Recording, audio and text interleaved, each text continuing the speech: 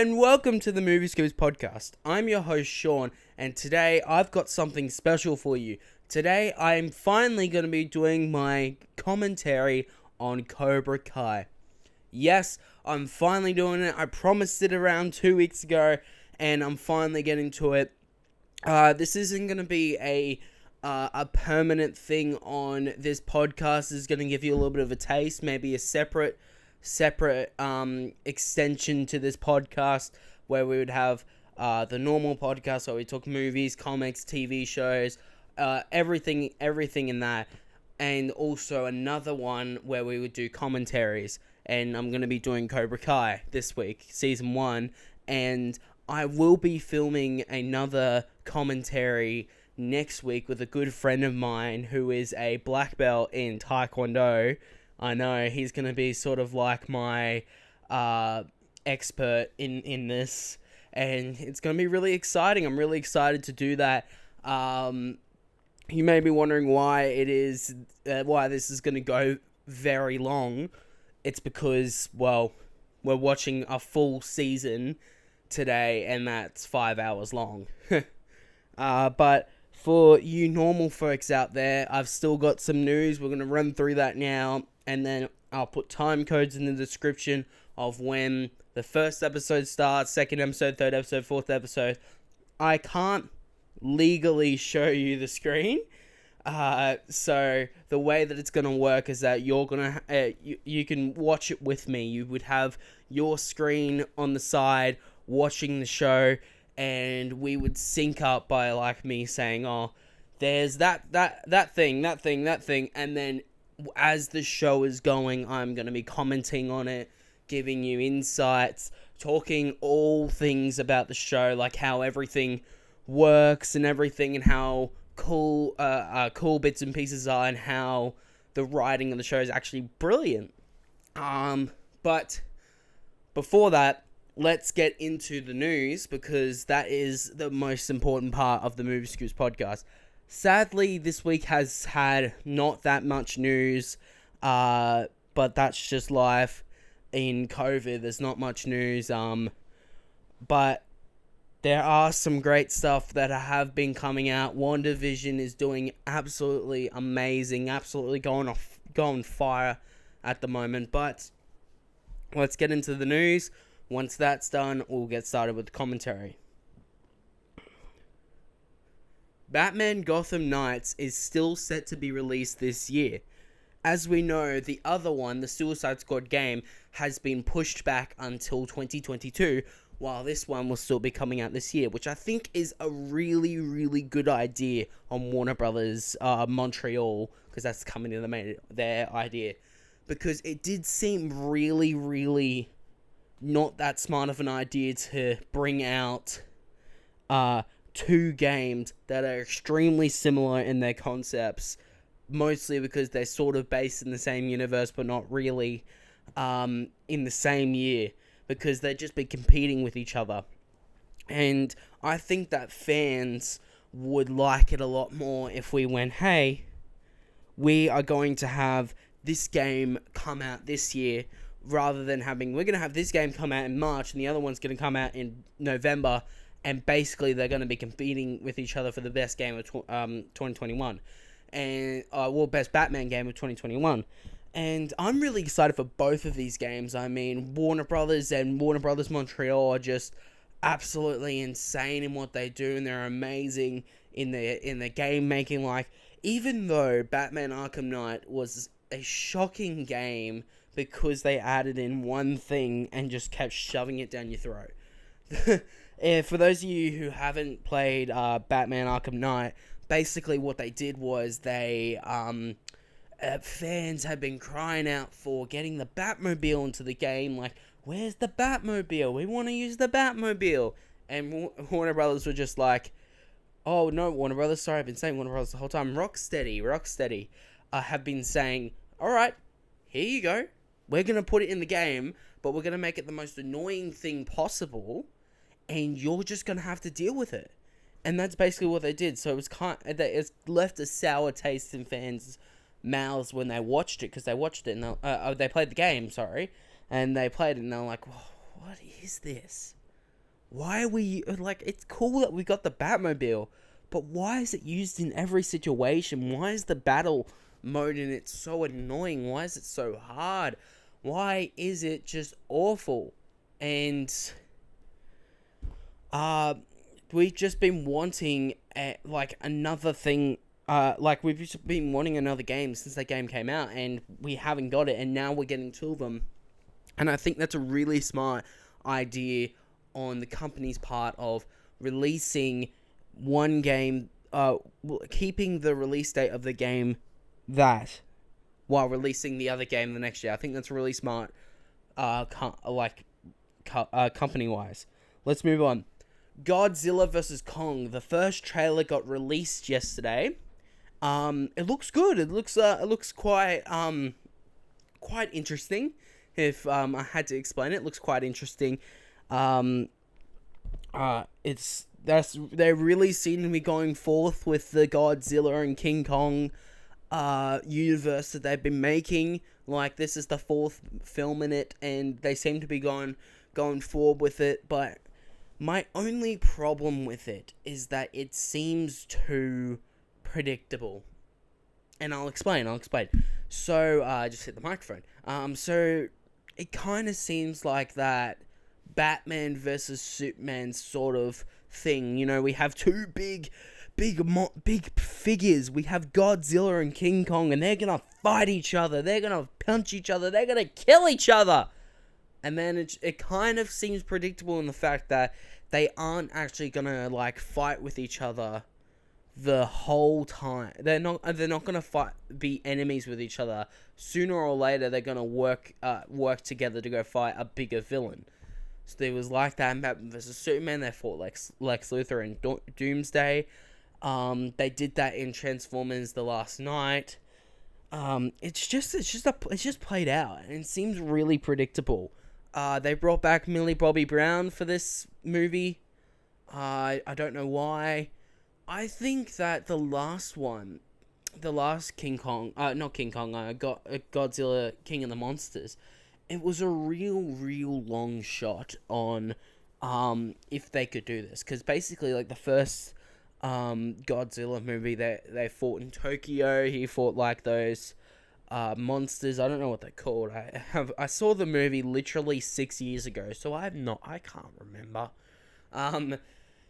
And King Kong fought all those T-Rexes on Skull Island, and then they jumped. They literally went from, like, because King Kong, the first King Kong and the first Godzilla were pretty much at evens. They were basically the same in their execution, and then King Kong, Godzilla, King of the Monsters, kind of like ramped it up 1,000 revs. They were just like, we're gonna add in King Ghidorah, we're gonna add in this guy, we're gonna add in Mothra, we're gonna add in all of these people from the Godzilla universe, and they're all gonna be in the one movie, and they're all gonna fight. It's gonna be amazing. It's gonna be amazing. I think that movie had brilliant CGI. I feel like it did really well with the CGI, but storytelling wise, I feel like it really lacked in that department. And well, I mean, that's just life. That's just how things work. But yeah, I'm keen to see this movie. I'm definitely gonna go see it. But it will be interesting to see how it turns out. If it does turn out the way that I think it will, I will do an episode of the podcast and I'll title it "I Told You So."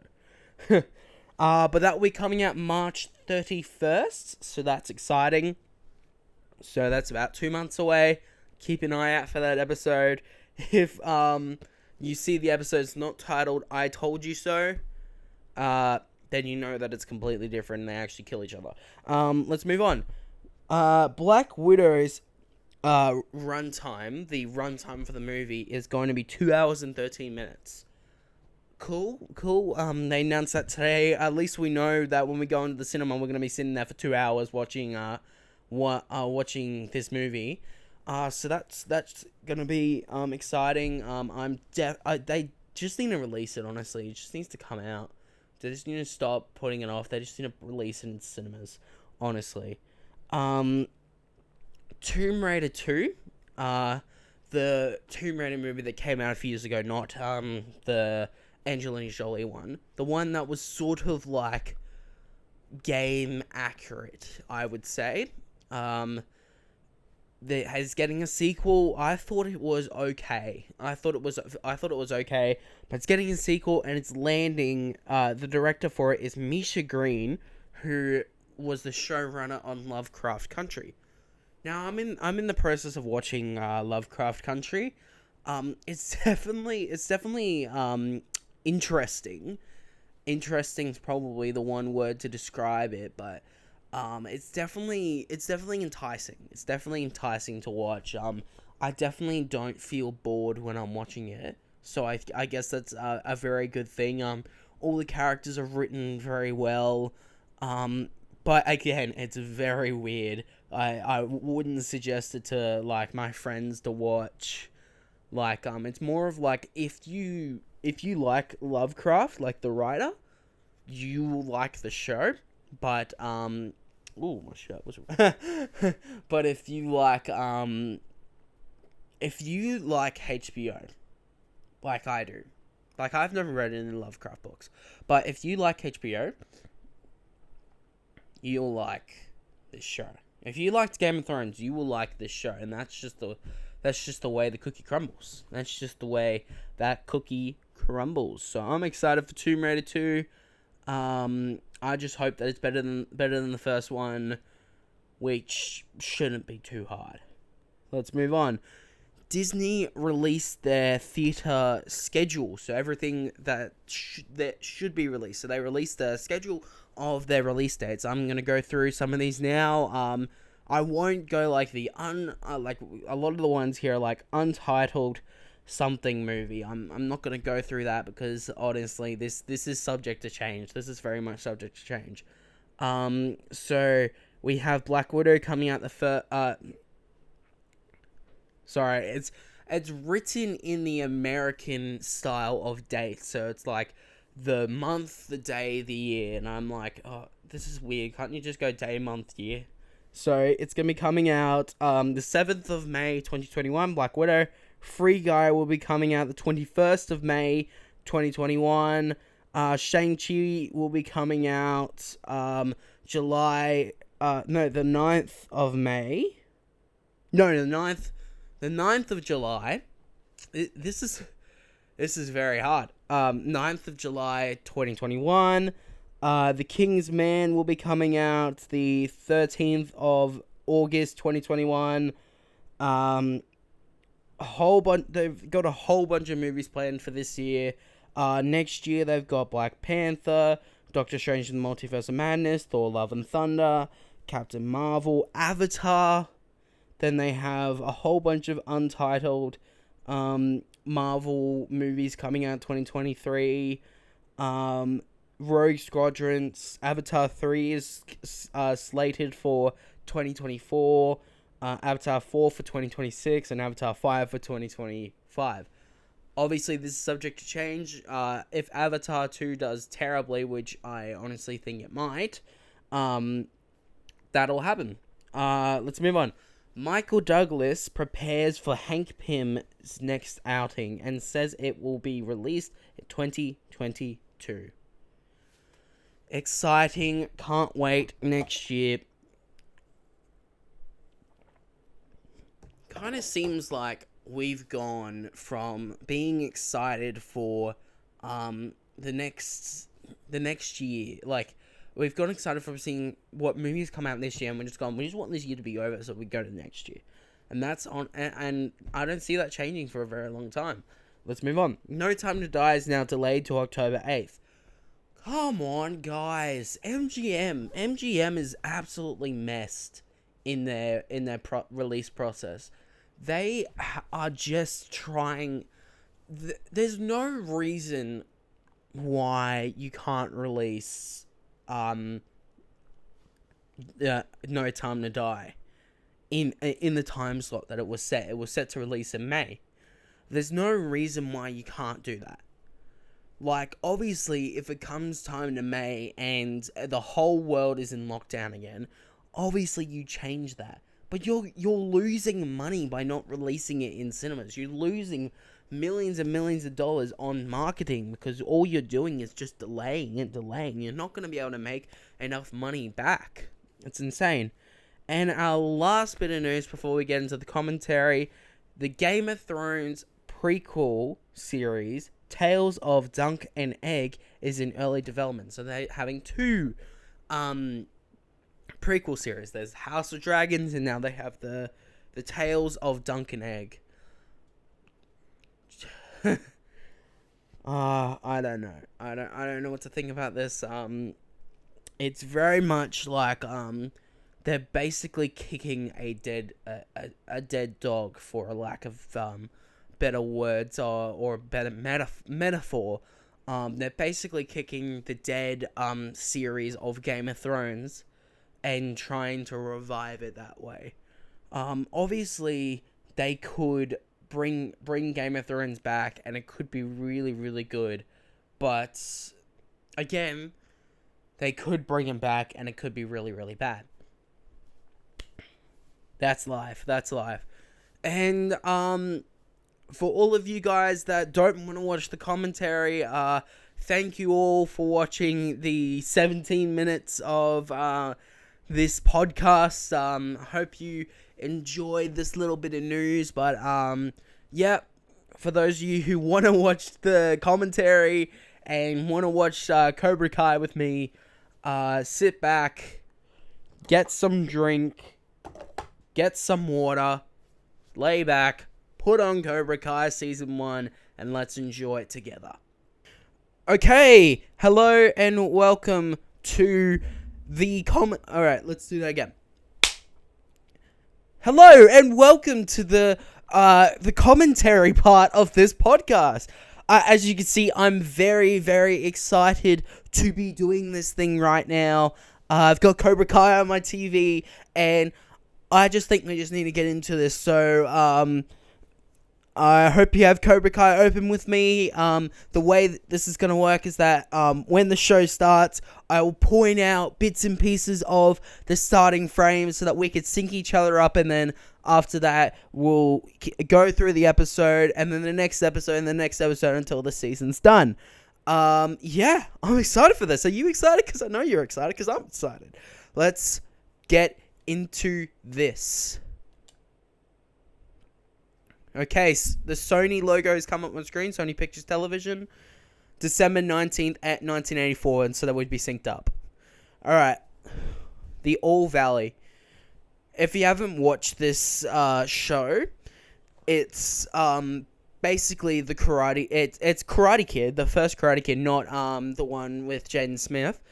And it's the sequel that should have come, and it's 30 years later. So now we're watching through the end of the first Karate Kid with Danny LaRusso and Johnny Lawrence fighting, and Daniel is up one point. Like, I really loved how they used the old footage of this, because it really, really helps to bring in, rather than recasting all these people. Such a pivotal moment to sweep the leg, you know, in this whole series, really showing how dirty the Cobra Kais were, and really, and you could see on Johnny's face here, he doesn't want to do it, but it's his sensei, and he has to do it, and he did it. He did it just there. He had to do it. He had to do what he needed to do to win, and obviously you could see that it wasn't right, and he doesn't want to do it, but he has to. Now he's doing the crane kick. Look at him, and right there with the sweat going all over the place, he falls to the ground and he's out. Absolutely insane, absolutely wonderful in the execution of this, and it's just insane. I love it to bits. It's an amazing scene, and the zoom up of that Cobra Kai logo. Amazing.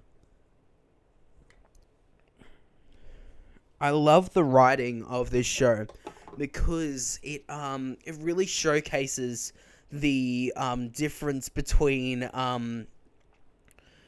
the black and white version of when I say black and white, it wasn't black and white, it was in color, but like the black and white, figuratively speaking, of the characters in the first Karate Kid. Like, you see Johnny Lawrence was the black, he was the villain, he's the bad guy, while Johnny Lawrence was completely good, he was good and clean. But you see this at the start here, he's 30 years later, he's hit rock bottom, he's waking up in the morning drinking beer because he is just at rock bottom, basically. But he still has not, I wouldn't say the will, like anything, like he still has the will to live, but he still has that that feeling of unfulfillment after that tournament. You could tell that by his constant need to be still in the 80s. He's watching a 80s movie on a tiny screen because he's still stuck in that era. It really shows that. Well, now he's going to work. Miguel, such a brilliant character. Very much a not a copy of Danny LaRusso, but a sort of like same situation. Moved to the new town, doesn't know karate, and then gets a sensei who teaches him karate. And I think that is really brilliantly told in the other perspective of the Cobra Kais. And it's really good. I love Sholo Marizenwa. As we know from the Shawnees, he was nominated, same with William Zabka, for the best actor in a TV series. They're both brilliant. This was filmed years ago. So, Cobra Kai Season 3 was filmed in 2020. Cobra Kai Season 2 was filmed in 2018. And then Cobra Kai Season 1 was filmed in 2016. So this is years ago. This is years ago. And, yeah. It's awesome. It's awesome. But you can really see the difference between Sholo Mali Denwa Season 1 to Season 2. Like, in Season 1, he has braces. He's very young. He was 15 when they filmed this season. So it's really, really interesting. And this part right here, especially where William Zabka, Johnny Lawrence, is sitting there and he still thinks that he can so that he can catch women. And it's really, really interesting the way that they did this, because he's still stuck in an era where he thinks that he's desirable when really he's a washed up drunk. And I don't like saying that, but it's true. It's really brilliantly portrayed like this. And the fact that he's an electrician and he has no electrician training or a degree in it is quite hilarious. Same with this part here, where he's putting in this TV on the wall, and it's in the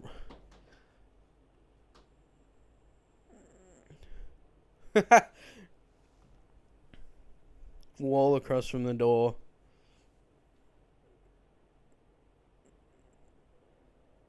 There's two doors in the room, and she said the wall across from the door. I find that to be a really, really good technique that the filmmakers, not filmmakers, the TV show makers have clearly chosen to use in the show. That, it was a bit of miscommunication, but really showing how he can deal with this miscommunication in this moment, such as how, he, would go and take a poo in the person's toilet, and then call this woman call her like terrible names just because he couldn't do what he was asked to do, even though what he was asked to do was really confusing. I really like that, because it really makes us feel sorry for him, and that's exactly what we want. We don't want to sit here and watch this guy be the same character that he was in the first Karate Kid, because he's just a bully. He's rude. He's mean. We want to feel compassion towards him. We want to feel sorry for him.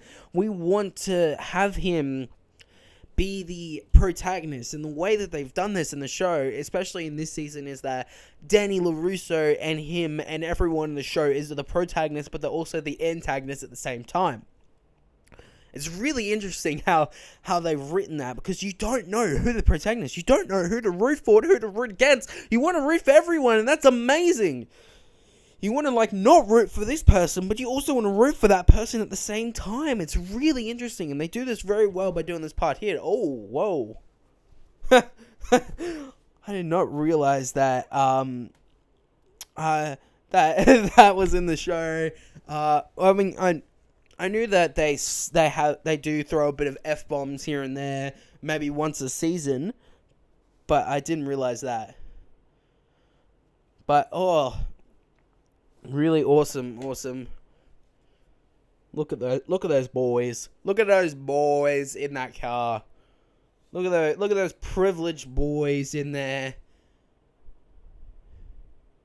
And they're in their big old Jeep. In their Jeep, because they are privileged. I don't know where I'm going with that, but it really, really shows in these movies. We see it all the time in comedies, like teenage comedies. You always see the popular guys are in this car that's insane. They're in these very expensive cars, and they roll up to places, and they are just so arrogant. And as you can see here, it really shows. And they're throwing around this kid. He doesn't know what he's doing. He doesn't know how to fight. Look at him. Rhea.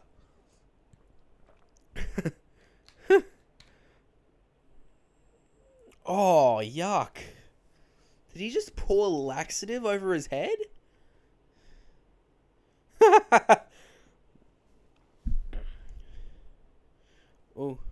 Oh! Punch straight to the gut. That's insane. I mean, it's not insane. Oh, right onto the car.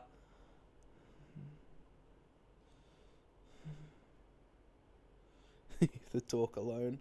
He can't help but insult him, which I love about his character. He can't help but insult people.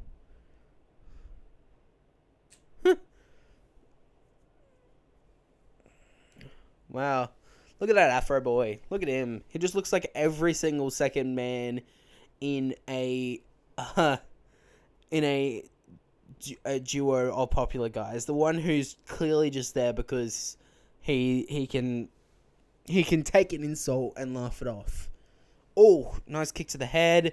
Body front kick. Or knee. Try to go for a takedown. Pushing against the pole. Elbow to the back. Oh, they're all down. Look at him. Still 30 years later can do that. Oh, that's dirty.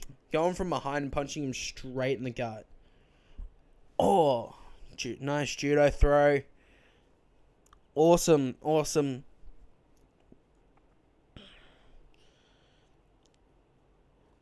See, as you can see by the start of the show, just like the first 5 minutes, they've shown him at his worst. They've shown him being not the word in my head is desirable for some reason, but it's not desirable. Like he's not in his best, and he's not in the right place, and you can see that by everything he's doing here. But he still has that skill. He still has that karate skill that we know him for. He isn't a person who he isn't the same person from the first Karate Kid, but they still will make him the same character. Like, he's changed a lot since the first Karate Kid, but he still will insult people when he sees them. He'll still, he still would stand up for himself. But yeah, it's awesome. Oh. This is basically... Johnny Lawrence is basically Mr. Miyagi, and Mr. Miyagi kept dissing Johnny Lawrence and kept calling him a dork and calling him names. If Mr. Miyagi would do that, that'd be so funny. Daniel-san, you are a dork. Go and do something else. Go, Daniel-san, go.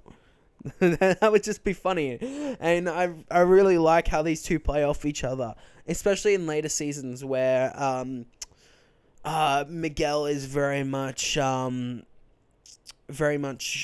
a lot more persistent in the way that he talks to Johnny Lawrence, and now he's very shy. He doesn't know what to do, so he just takes the insults, and I love that. So Sid is Johnny Lawrence's stepfather. His mother passed away, and yeah, I love the actor who they got for this. He's very much a grouchy guy, and like everything that they do in this show is very meticulous in their execution. They're very much like they put those situations in front of Johnny Lawrence in front of us so that we can feel a different feeling upon him. They've done this in the first episode so that we get to know Johnny Lawrence not as that bully from the first Karate Kid, but as a human who has human issues. He has a terrible stepfather who hates him. He has a crappy job in which he's not good at. He has he's a drunk. He's lost his family. And it's a really good redemption. Like, in later episodes of the show, there is another redemption. I won't spoil it, but, like, arguably, I think this is a better redemption than the other one. Like, it's a complete change. Ooh.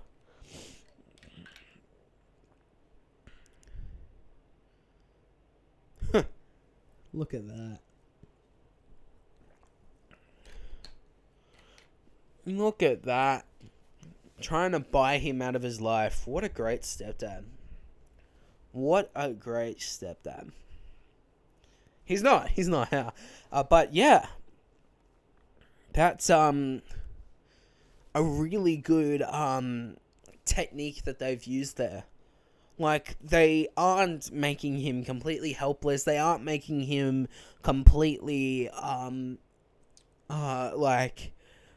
you don't feel like terrible for him. You don't feel like he's at his he is at his worst here, but you don't feel like you don't feel I'm trying to think.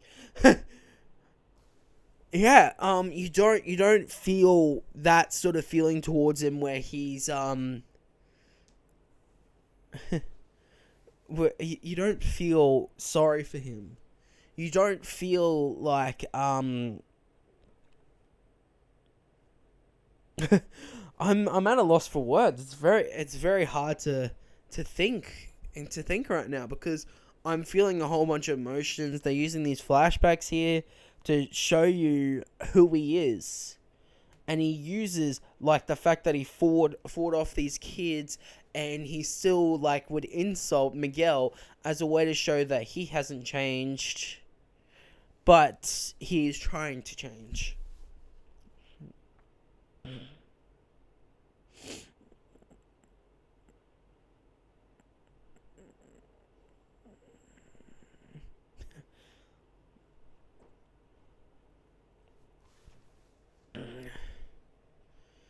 Now, see, this is really good how they've done this here, because they've kind of done Daniel LaRusso in a way where he's a lot more arrogant now, and it shows it here in this ad as Johnny Lawrence is, like, at his worst, but Daniel LaRusso is at his best and he's cocky and he's like, we're chopping prices. I've got the best deals.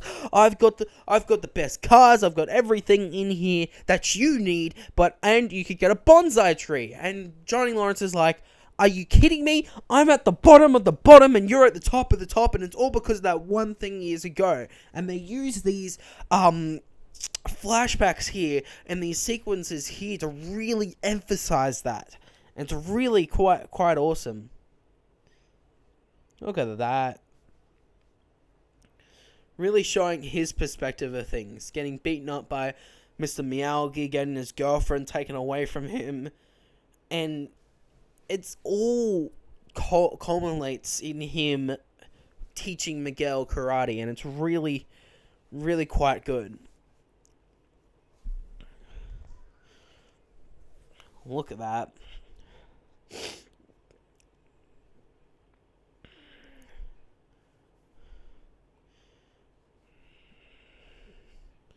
Drink driving, and he's plagued by that kick, that crane kick that he got kicked in the head with. He's plagued by it, and you can see that here. He's angry. He's angry. He's drink driving, and he's constantly thinking about that kick, because if that kick never happened, if he had won that tournament, he would be living his best life. That's the thing.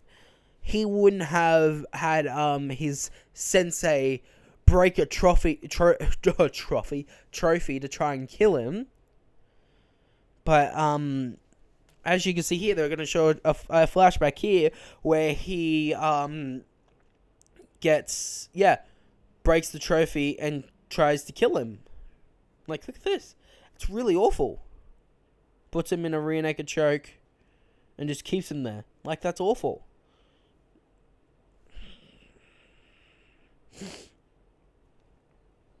And if he won that tournament, this would have never happened. Oh.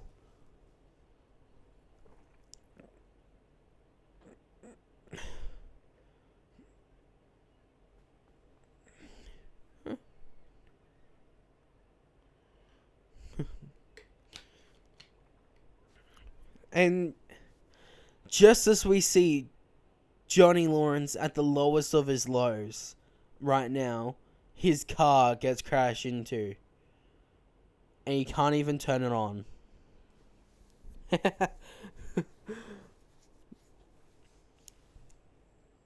He's constantly throwing things back at him in this show. They're constantly throwing him getting fired, him going to jail for the night, and everything he does in this show right now is just culminating in his comeback. And it really, really shows here, and they really write it very well in this part.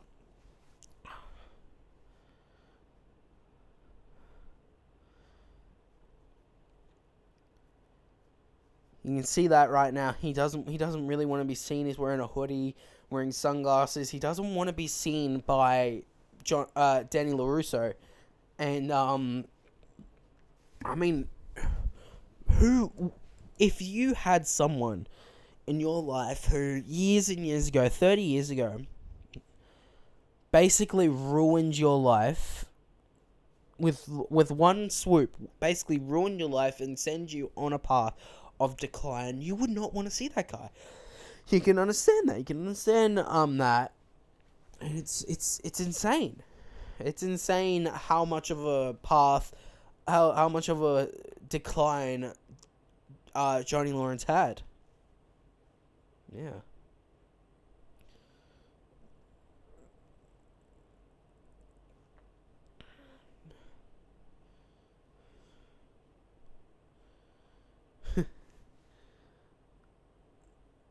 Oh my gosh. Chop the prices, kick the competition. Really showing that Daniel LaRusso is just using his fame in karate for his gain, which is adding salt to to the wound of Johnny Lawrence's life. It's adding salt to his wound. And there it is.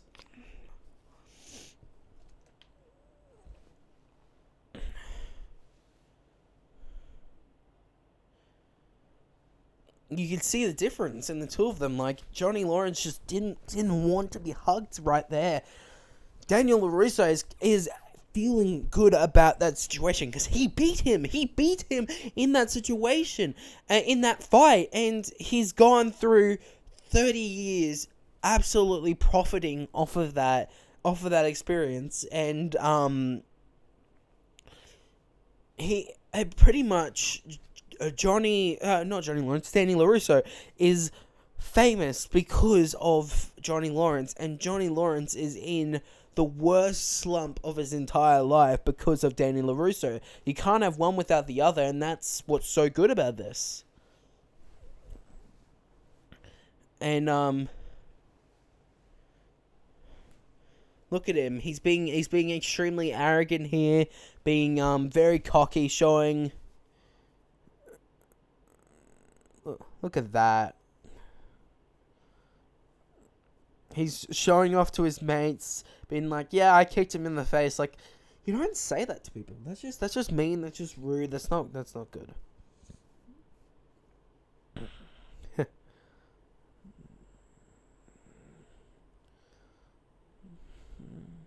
Yeah.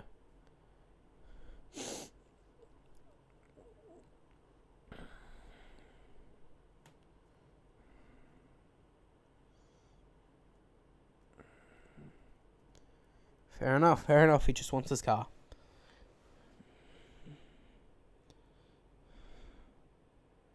Friends and family.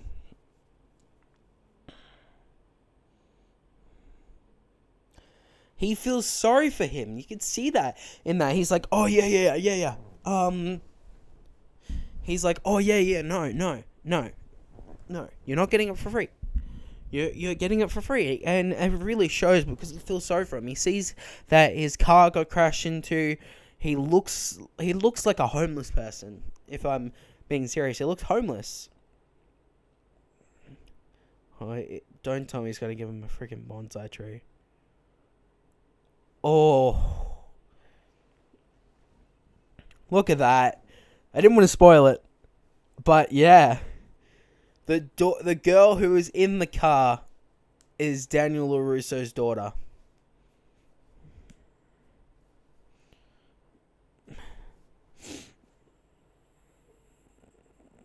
A bonsai tree.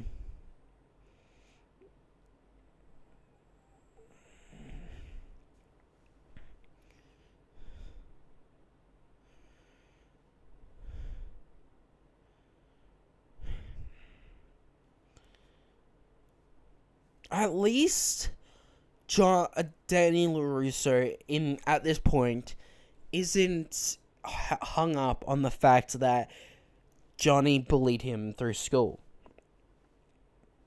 Because he beat him. He's not hung up on that. He's not on the thought of what if. He's at the point now where he's like, oh, what a good song. He's at the point now where he's like, oh, I beat this guy. I am the winner. I have beaten him in every aspect of my life. And I see him now, and I've achieved everything I wanted. Oh, look at that. Gonna be a sensei.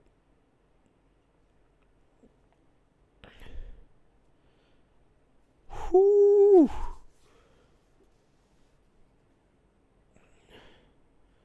They recast him, that guy? Even though he was only in it for like 10 seconds, they did recast him later on in the show.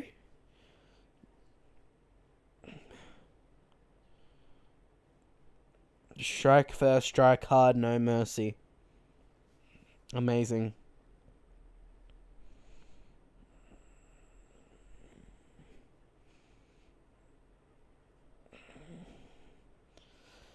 Soon as he ties the knot, he's ready for business. He's shaved his face. He knows this is going to be a change for him. Cobra Kai, and that's the first episode!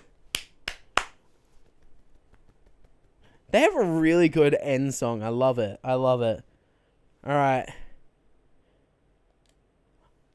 I'm going to take a little small 2-minute break.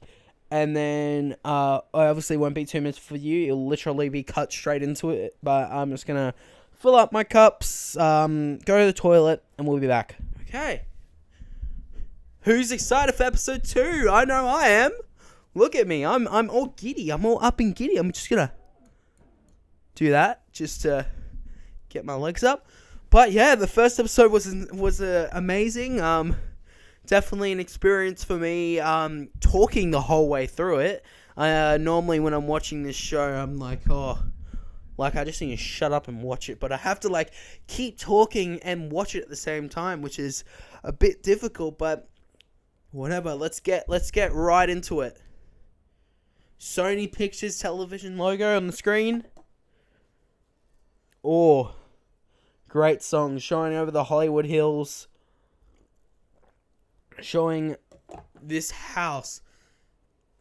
Now, this is like the complete opposite of the first episode. Showing that Daniel LaRusso's living his best life. He has a gorgeous wife, 2 gorgeous children, in an amazing house, cooking them breakfast every single morning. Has a coffee machine. I'm pretty sure I have that exact same coffee machine in my house. Yeah. And driving to work in an Audi, really, really showing the difference between him and Johnny. We started off with Johnny in the last episode, waking up, immediately drinking, going to work, and getting fired, while we see him having fun at work, having fun with his family, showing him with having this amazing car, and just as he pulls up here, he sees that. Cobra Kai Karate. Oh. Getting flashbacks. Right there. Showing his pain and misery that he went through 30 years ago. And it's all flooding back into him. And you can see that he's in utter shock. Fades to red with Cobra Kai. I love that font. And I actually I got that font for all of the promoting I've been doing for this. I got that font for episode 12, which was Cobra Fang Do, or something, I don't know, I need sleep, the episode. Oh, quiet. He uses quite a lot, but I use that font for a lot of things, and I love it. It's great.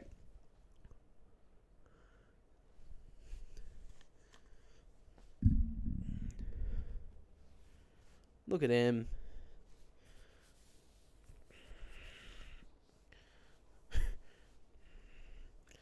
Immediately showing his superiority and how he's better than him.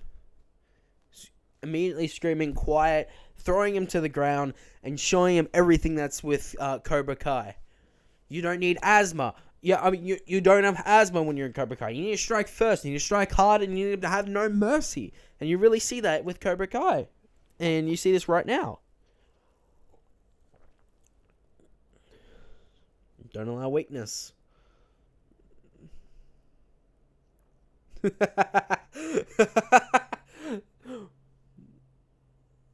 Those are real medical problems. Those are real medical problems that I deal with, you know? You can't just stop me from being this. You just can't do that.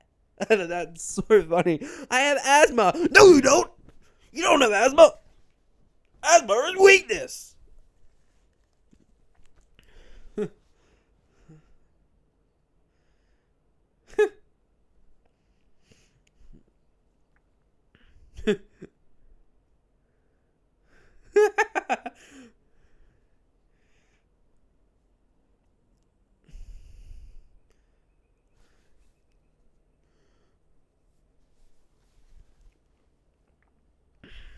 You see, he's still stuck in the 80s, so he's using those words, words that I won't say on this podcast.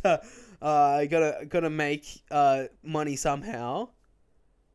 Yeah, he he uses those words because he's still stuck in that time, because that's how he was trained. People would talk to him like that, and people would talk like that, and he continually yells quiet because he's better than him.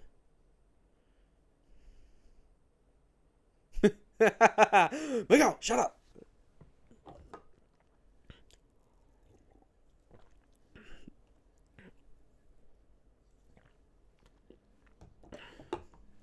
And kind of with the American flag behind it reminds me of from Napoleon Dynamite, Rex Kwon Do, Rex Kwon Do, hooyah, hooyah. It kind of reminds me of that. That's a funny movie. I might do a commentary on that. You never know. Later on. Not today. I'm already spending 5 hours watching Cobra Kai for you guys. But yeah.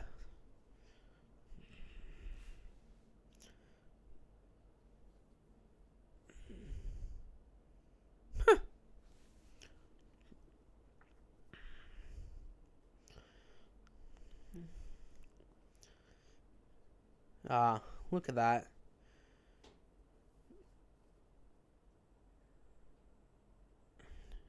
How do you not know that's a cobra? Cobra K. To be fair, when I first watched the show, I thought it was Cobra K. Another thing that they've done here is that they've shown that Danny LaRusso is at a country club, and they've shown it through his son here. That his son literally doesn't care that he's in a country club, that he can bring out his iPad and play a game. Like, he literally doesn't care that he's at this country club because he's been there 100 times. You could tell that all by that.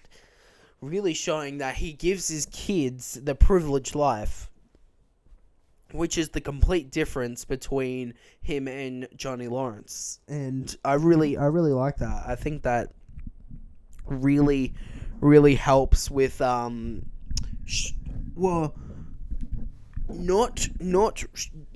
don't want to say showing the difference between Johnny and Danny, but also painting LaRusso in a picture where he isn't the white figure, like the good guy, like the person who could do no wrong that he was in the Karate Kid movies. He's privileged now. He worked for his thing. He worked for his glory, and he has a lot of money, and he uses that with his family, and really shows the difference of, because it's sort of like the opposite between what he was in Karate Kid versus what he is in Cobra Kai.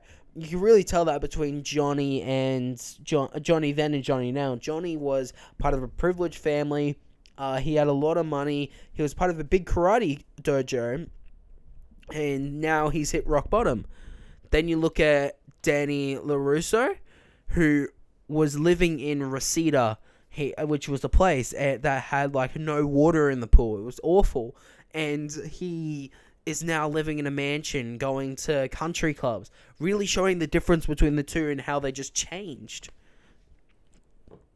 That would have been funny. And you could see Miguel is definitely motivated to be like to learn how to fight like Johnny LaRusso. Like he literally came to this town. He has no friends, and he's friends with this 40-year-old man who saved him one time from karate. That's quite funny. At least you're not a sensei for sumo wrestlers, because I have to. I'm sorry. I was talking and I just heard that in my ear, and I was like, "Oh my goodness gracious me!"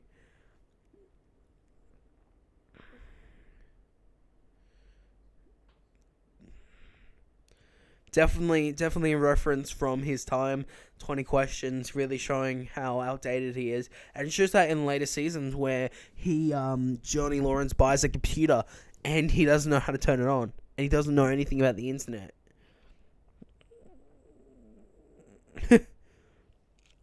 It's that's like that whole thing where it's like, my mum's my best friend, and everything. It's sort of like showcasing him as a loser. For those of you out there whose mum is your best friend, you guys are the uncrowned heroes. You guys are the uncrowned heroes of the world. There's nothing wrong with your mum being, you and your mum being close. Like, there's 100% nothing wrong with it. But because they it's painted in that picture years ago that if you are extremely close with your mum, you are basically a nerd. Okay, what? he's been and he's got a black eye. Oh, look at him, he's enraged. I love this. She blocks the camera. I need this for my YouTube channel. And brings up her phone and she covers the camera with her fingers. Oh, no. Oh, no. I thought that was the flash. That's a weird looking camera.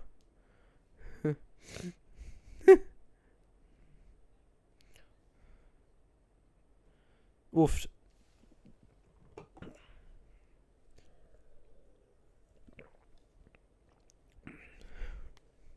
Bathing suits.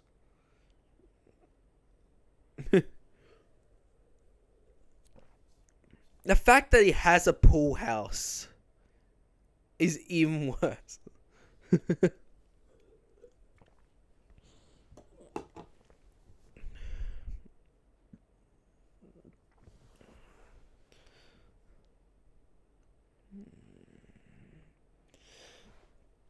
The only thing that's bad about that is that, like, this conversation here is that it's doing a big no-no in the whole of film and everything. They're telling and not showing. They're trying to bring the impression over that Sam is a smart girl. She has a future in the fact that she's smart by saying she could go to RoboCamp with Aisha. She go to RoboCamp.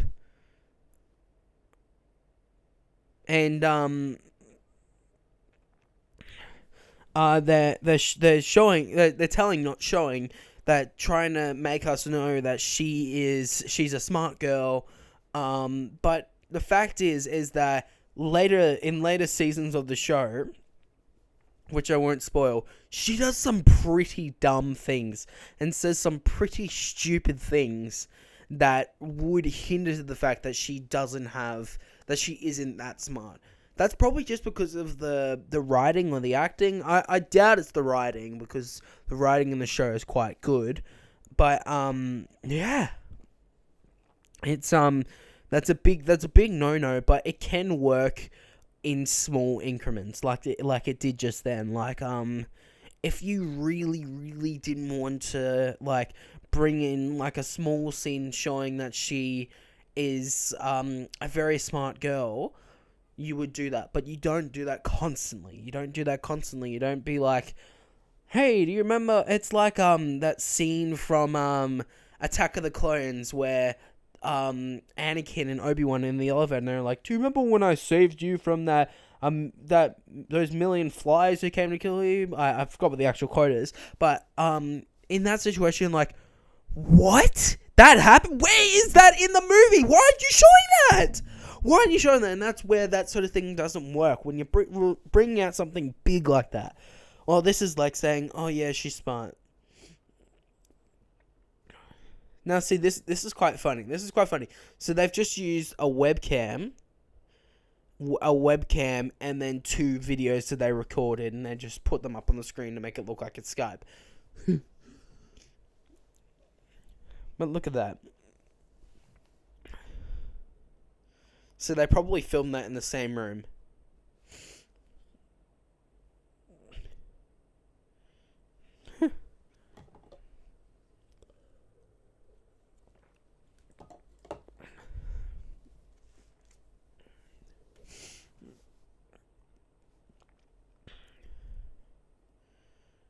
Now this is showing the relationship with his daughter, how like the difference between Johnny Lawrence and his son is that they don't talk to each other while they are talking to each other. They're joking, they're having a lot of fun. They're talking about boys. Look at her, she's talking about the boys.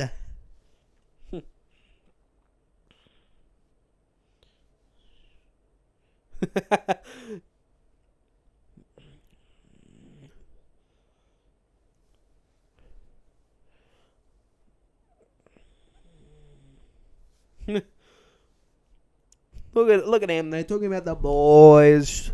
Those naughty boys.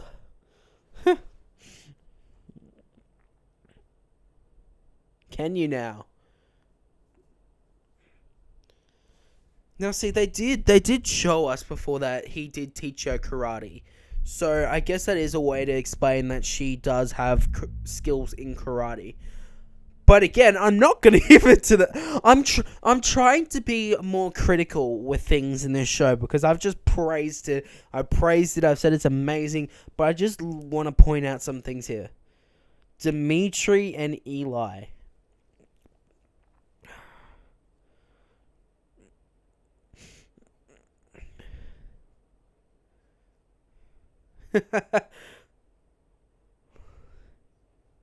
Look at him, the sarcastic boy.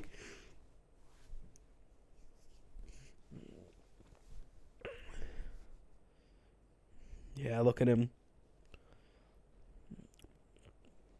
I saw a thing about Cobra Kai.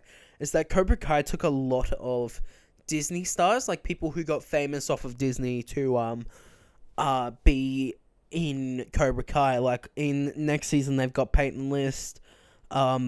Eli has been in many things with Disney. There's other people in the show, like Johnny Lawrence's son was in a few episodes of Girl Meets World. There's someone else who was in Disney who's in the show. Yeah. That's exactly the reason.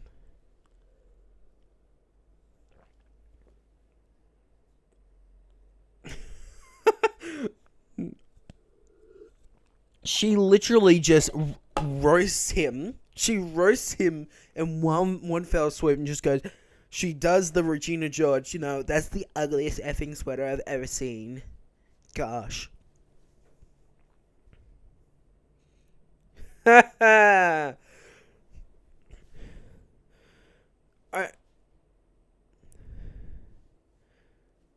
It's actually hilarious watching season 3 and seeing what happens with this and how it happens now. I won't spoil it, but yeah. It's great. That just made me laugh just then. If you've seen season 3, you know, but if you haven't seen season 3, it's sort of like yeah. Oh, music, and that happens.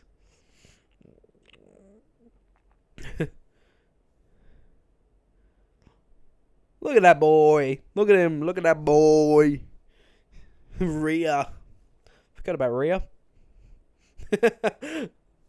Dimitri in season 1 is quite funny because he just uses sarcasm all the time.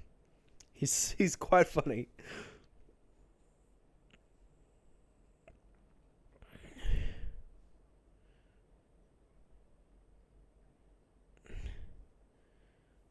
Fair enough. Hoo-yah!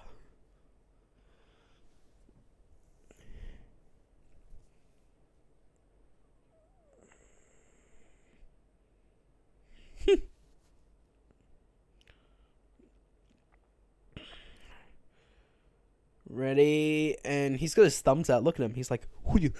Really showing that he doesn't know how to throw a punch is because he has his thumbs out. His thumbs out. He's throwing like this instead of like this.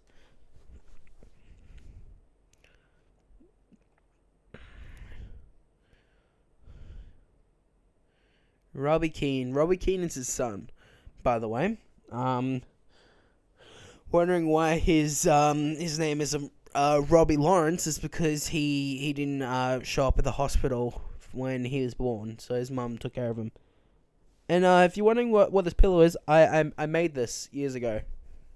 I just need a pillow for my neck that I just realized was there. Now, they use a lot of colors in the show to showcase emotion.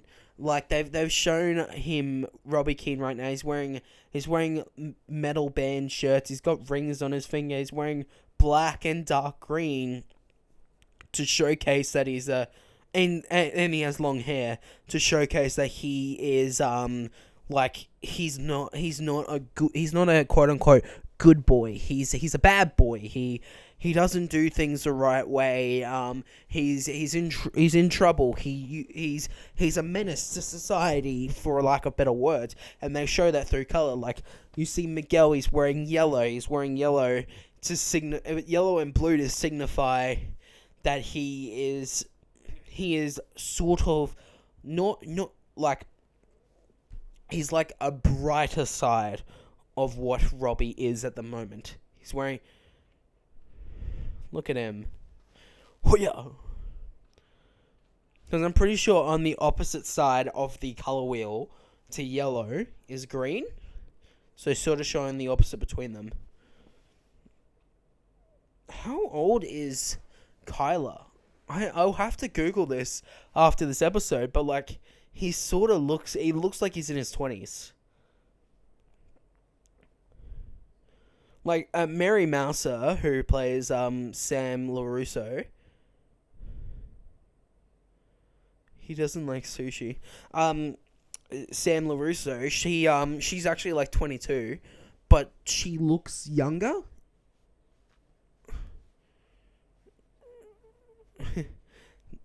Like she's young. She looks younger. Like she looks like she can be a teenager. While Kyla just looks like a 20-year-old. But I love this whole conversation. How do you like fish? Where are your parents from? Michigan? It's like that scene from Mean Girls where she's like, we got a new person from Africa. Oh, hello. I'm from Michigan. Oh.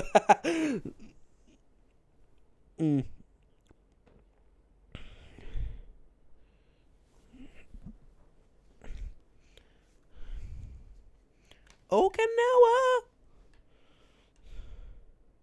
Fine. There it is. It's funny.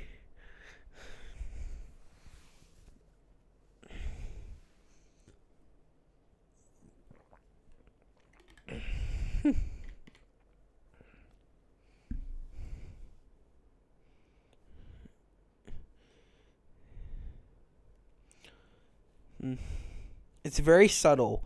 Very subtle, the makeup that they used in this episode. It's very subtle, but it's also very effective.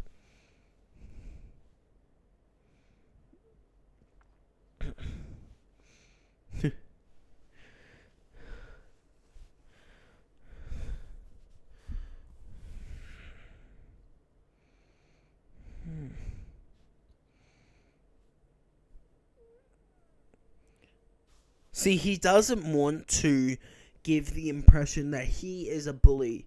So he's telling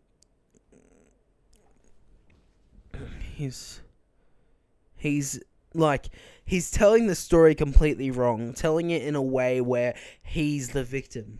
He's not going to come out and say, "Hey, I saw this Latina boy and I started beating him up." And yeah, that's what happened. He literally went like, "No, me and my friends were just walking along and he came over and punched us." Like that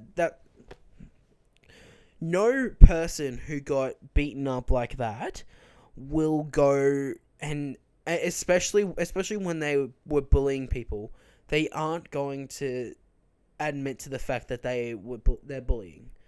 They're not going to do that. They might do that to their friends, but they're not going to admit to bullying like that because that's admitting to a crime, basically. Look at that ominous music that they used with a gong showcasing that he's back into a place that he doesn't want to be in.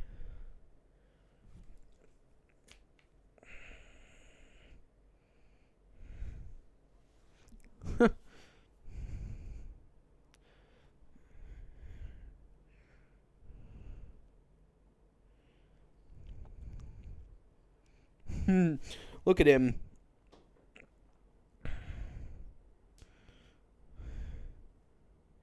Yeah, he's see, we see this a lot in the show that if they just sat down and had a conversation, they would have worked out all their problems.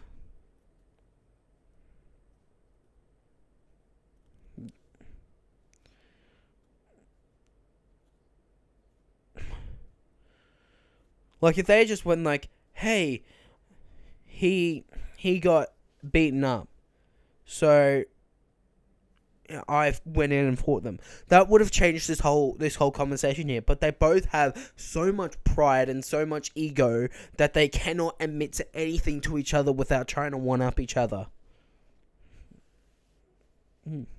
I love that framing. Have one on one side, one on the other side. It's just brilliant.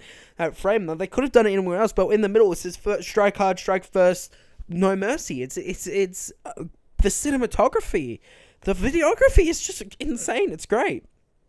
It's great.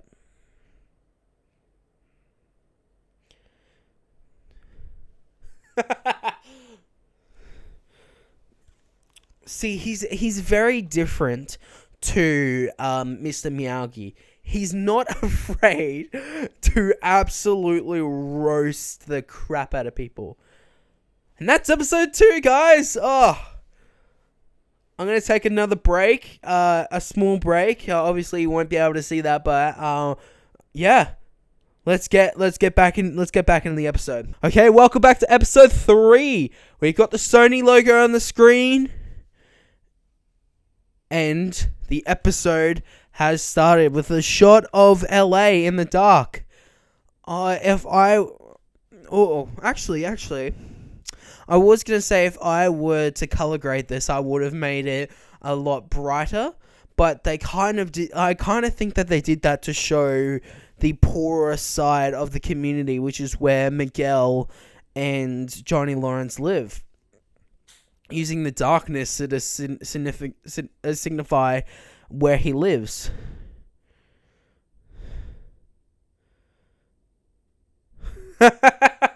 Oh. Another great thing is that Miguel's grandmother is hilarious. She absolutely roasts people, and she doesn't speak English. She just roasts them, and it's hilarious.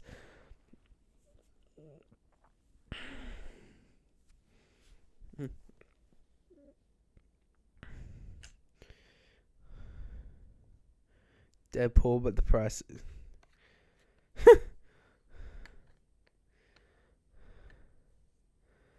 This is a sweatshop. She is one of the highlights of this show, and she doesn't get highlighted very often. She's very funny. She just roasts people. Like, it's just, they're just like, why are you so sweaty? You don't want to know. That's funny.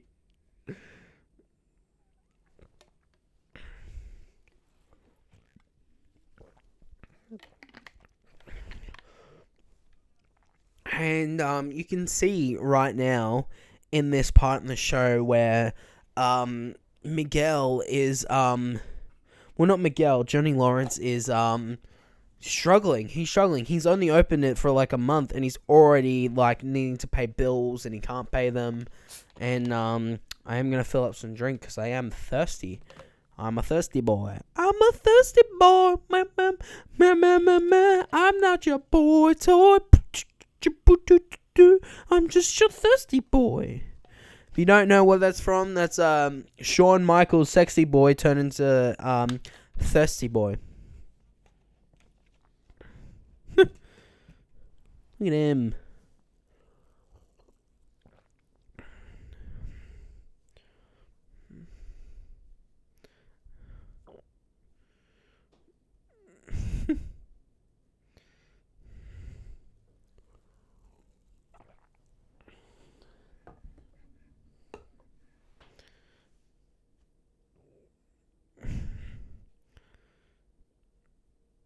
That is fair enough.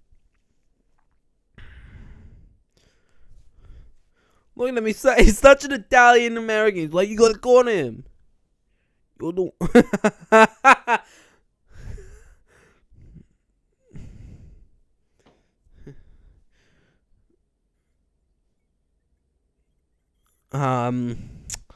What? Yeah, Blade. I forgot his name. Wesley Snipes. That's his name. Wesley Snipes. Funny guy. Both of these guys are really good inclusions in the show because they're both completely different to Danny LaRusso at all.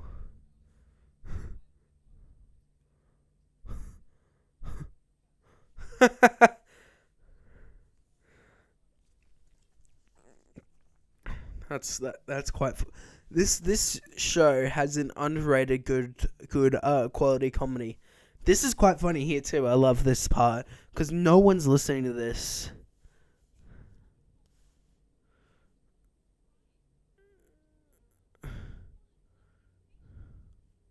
Wow, I wonder who it is. The one kid in the entire room who has a facial deformity.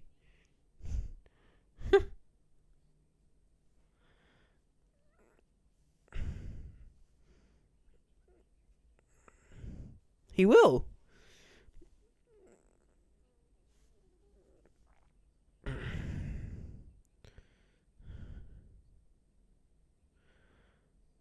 Crucible control. I don't even know what that is, but that sounds boring. You look beautiful. Look at this boy. He's trying too hard. He's a simp. He's a simp. Kyler the simp. Aisha.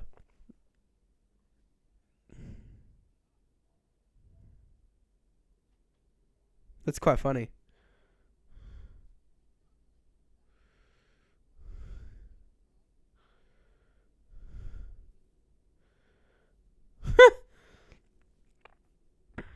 Laker girls. Just.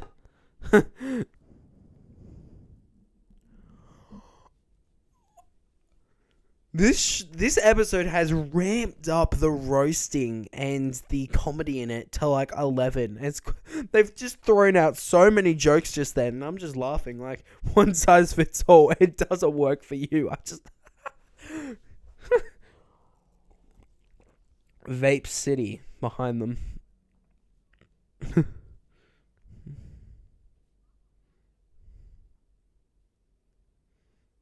Did she just say I want meth and a burrito? That's like the stereotypical homeless lady. What do you want? I want meth and a burrito. I want meth and a Happy Meal. I want some cocaine and some lobster. I want to spend my money on some heroin and a good nap.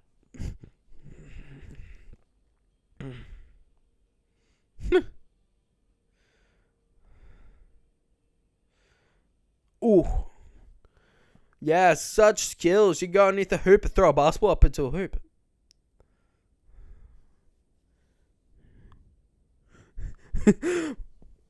Kicks get chicks. Man. Maybe we're gonna go get some babes, boys. We're gonna get some babes. Yeah. Fair enough. Really, I really love to showcase how he's on rock bottom. Or if he's just gonna, don't look at the laptop. Don't look at it. He's looking at the laptop. What are the files on there? I can't see it. I'm gonna have to like go back and like look at them. Wait, homework, my files, family photos.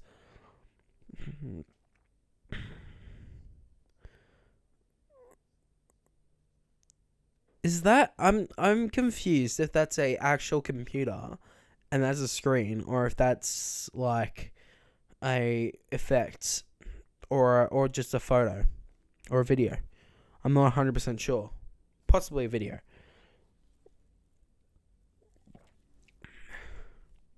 She's already in the shade. Why does she need a cover?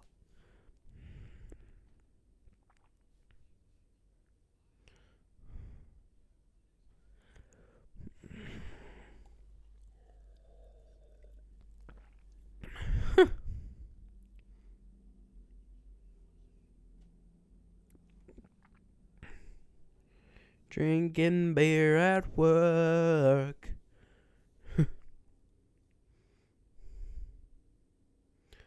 Oh.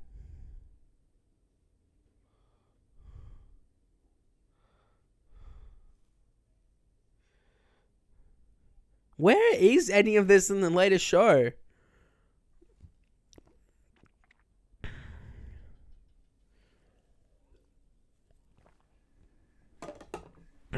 Yeah.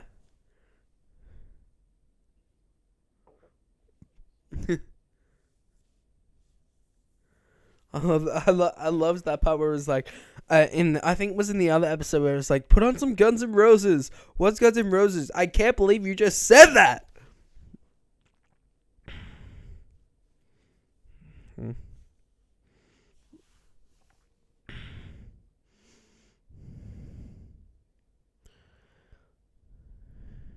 That's fair enough. I don't understand American school needs for dancers. Like, when I was in high school, we would have a formal in grade 12, and then we would have a semi-formal in grade 11, which I didn't go to. I went to my formal, I didn't go to my semi-formal. But, like, I literally, as soon as my formal finished, as soon as they were like, it's done, I left. I did not want to stay. Like, I don't understand. Like, they're like, we need to have a dance. There's a sophomore prom. Then there's prom. I'm like, what? What is the constant need for this? And why is there a Halloween dance?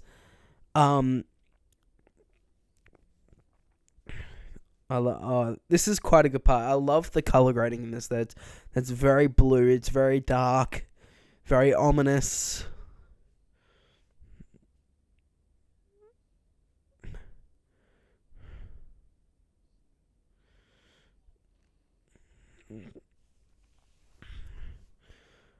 Oh, I'm actually just realizing that this has a very good connection to Season 3. I'm not going to spoil it, but it does have a very good connection. Pulling his hair. Use your legs, Miguel. Use your legs.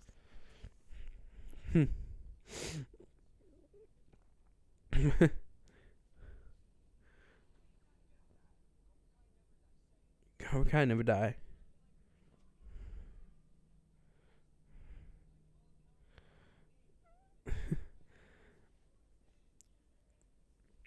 The reason why I'm being really quiet in this part is because it's a very intense moment, and like when you're watching this and you're going through this part, you're scared for Miguel because you don't know if he's gonna go up there. And look, he's doing it now. Look at him.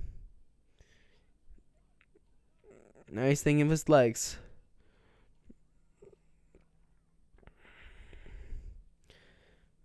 He's swimming. Swim in the swimming pool. Look at him with those front kicks. He's not breaking any boards, but look at him with the front kicks. Oh, kneecaps. Stomach. Face. Wait, the face is like here. Is he like fighting like a person who's like 4 foot?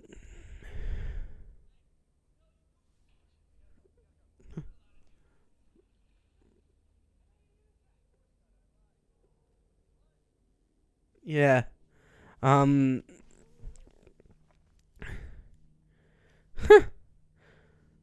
Kick those boards past you. Look at this. Oh, wow. Got a nice little angle on there to showcase the wait. I'm sorry. I got to talk about this. This is funny.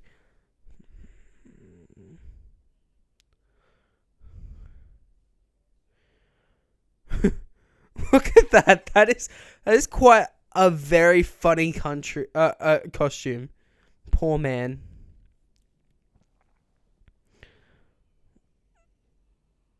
Look at that. This is gonna be Deadpool, now Spider-Man, now I'm just poor man. That's just hilarious. It's a very over-sexualized costume for Laker girls, I might add. Great callback to... But did Johnny Lawrence just have that in his closet? Was he like, here you go, take it? Look at Eli. Eli is just he's way ahead of his time with masks, which is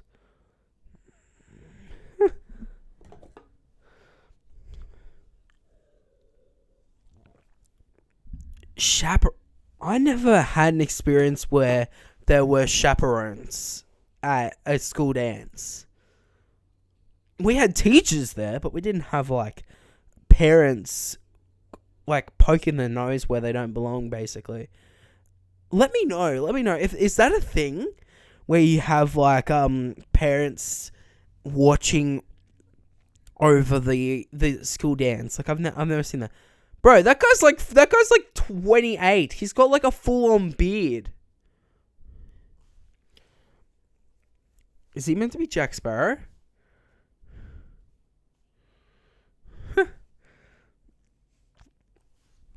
Very, like, as I said before, it's a very over-sexualized costume for a Laker girl. But I guess that's sort of like a message to, like, young girls everywhere in the world that like, this is what, the stereotypical popular girl would wear. And you just need to sort of, like, stay away from that, basically. Like, it's very stereotypical. Like, we saw that in, like, I love to reference Mean Girls, because Mean Girls is possibly the best adaptation of a high school experience, showcasing the popular girls and the other cliques, and how cliquey the entire thing of high school is. And you could see that by their costumes. Like, in Mean Girls, they were all just basically wearing, like, as a Halloween costume, lingerie. That was basically all that they wore. Okay, sorry for that. My camera overheated. It had been recording basically for like an hour and 30 minutes and of this podcast, and like, that's just what happens to the camera. It just overheated. Just need to give it like 5 minutes to cool down. So yeah. So let's get back to this. Then another confrontation with Danny LaRusso and Johnny Lawrence. Oof. No lessons worked, exactly.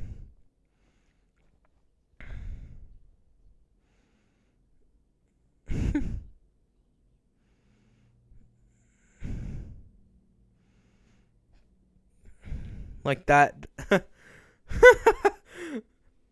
What? That's so weird.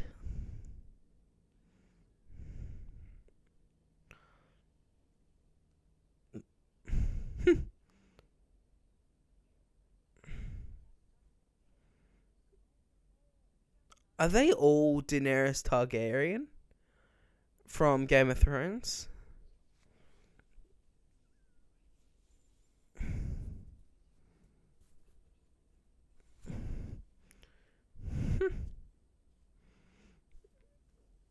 At least the costume's accurate.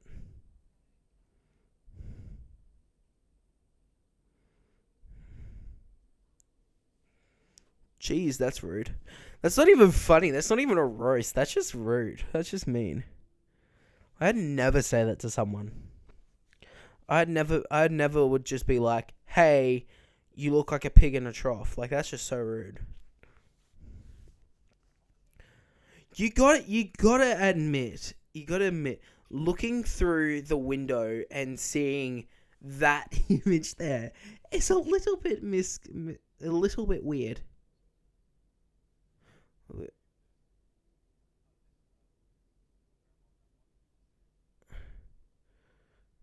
Oofed. Oofed. Oofed. That is an oofed.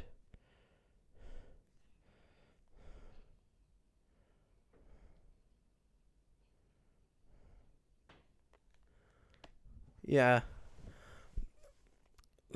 Yeah, jeez. Oh no. That's awful. New video alert. The buffet table is under attack. Actually, that's I'm sorry. That it's mean, but it's so low budget and so low quality that it's actually baffling to me that that they would bother trying to make that and it'd be funny. Like it's not funny in the slightest. Like it's not comedic. There's no like punchline to it. It's funny just because it's so terrible. It's such a terrible roast that it's not that's what makes it funny.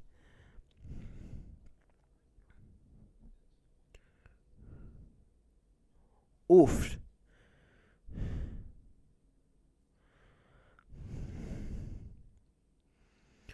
Are they just the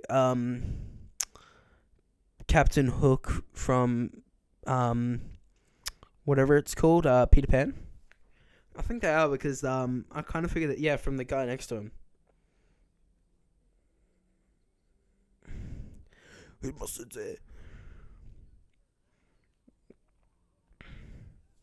I like this part in the show because they really, it sort of was like the culmination of the first Karate Kid when Danny LaRusso was able to defend himself after learning karate and trying to showcase Miguel defending himself, but he's literally being beaten up by four guys who are all sporty and a part of a wrestling team. Like, you can't expect him to win. Oh, I love that they didn't focus in on that. Really shows the really shows the disbelief of him being beaten up. Like, it's really, really good. I really like that. In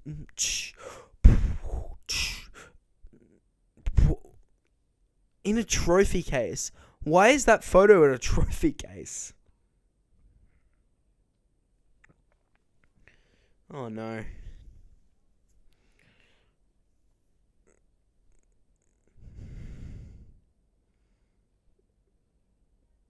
Oh.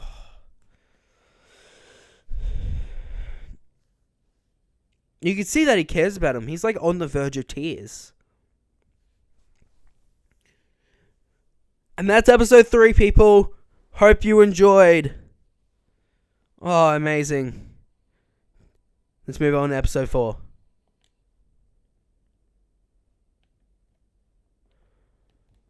Okay. Tech Town, we're on here right now. Robbie Keane here. Look at him. He opens up the computer.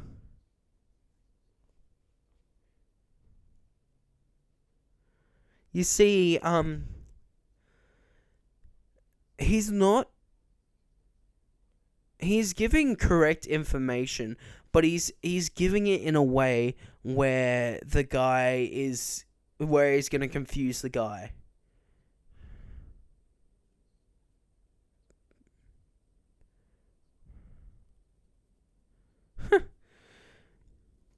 Relatable, making him trustworthy for this situation.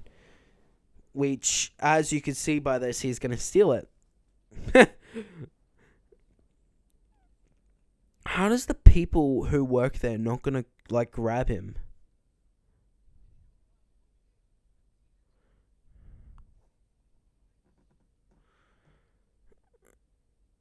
Like... Wait, I don't understand that. They're literally selling this computer for $400, meaning going 4 ways they'll get $100 each. That's not gonna. That's not good.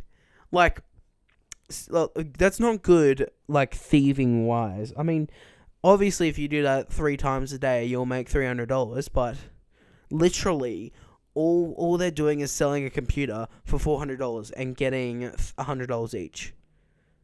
Like, it's not really that impressive to me. Obviously, they're stealing a computer, which is terrible. Ooh! And there's the F-bomb.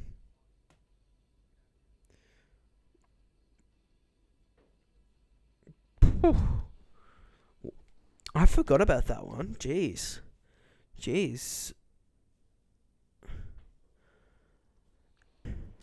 Yeah, sorry, I just had a bit of technical difficulties again. The camera overheated. Yeah. So let's get back into this. Look at that. Really shows how quickly he can go from being somewhere near the top and go straight back to rock bottom. Like he's shrunk again. As soon as he starts getting his left and right foots correct, he's gone back to being like going back to being a washed up drunk, basically. And look at him now.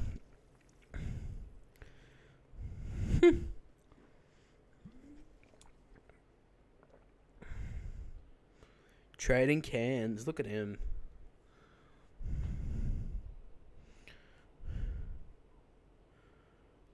Bananarama chocolate chip pancakes. What is that? What do you got? I got a Bananarama chocolate chip pancakes.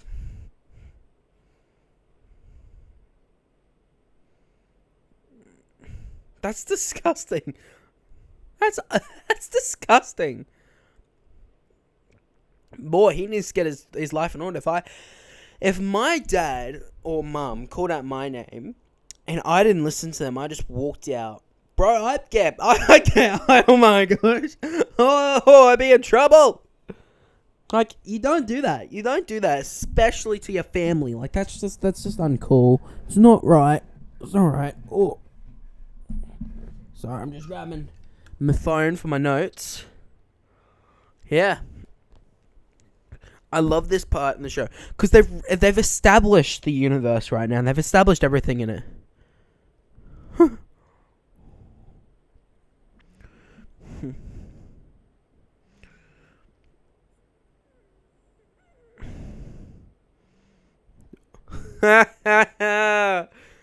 That's quite funny.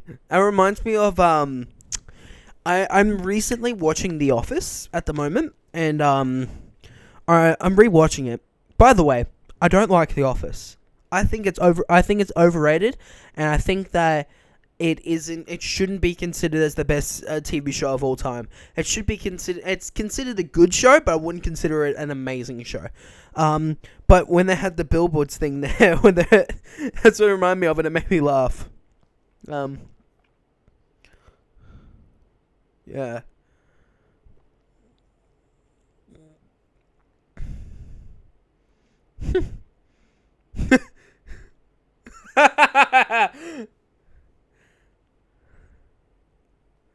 It is. It's freaking hilarious. It's hilarious. Yeah. Boy, he got the crap beat out of him.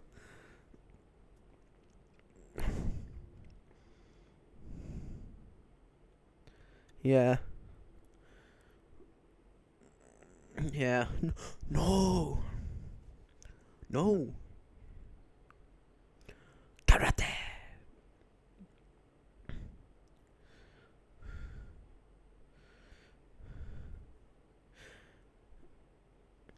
The grandma is amazing. I love her. She is amazing. She's funny, she's caring, and she's supportive, and I love it.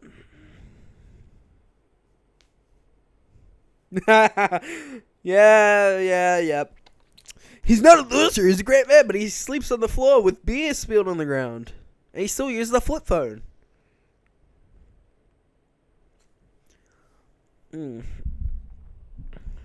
Oh, no. Oh, no.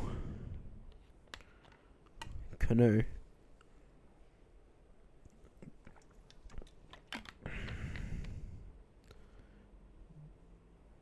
Yeah. Oh, wow.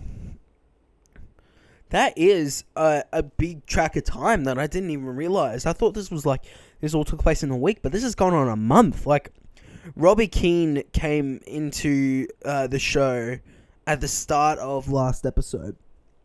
And since then and now, it's been between this episode is a month.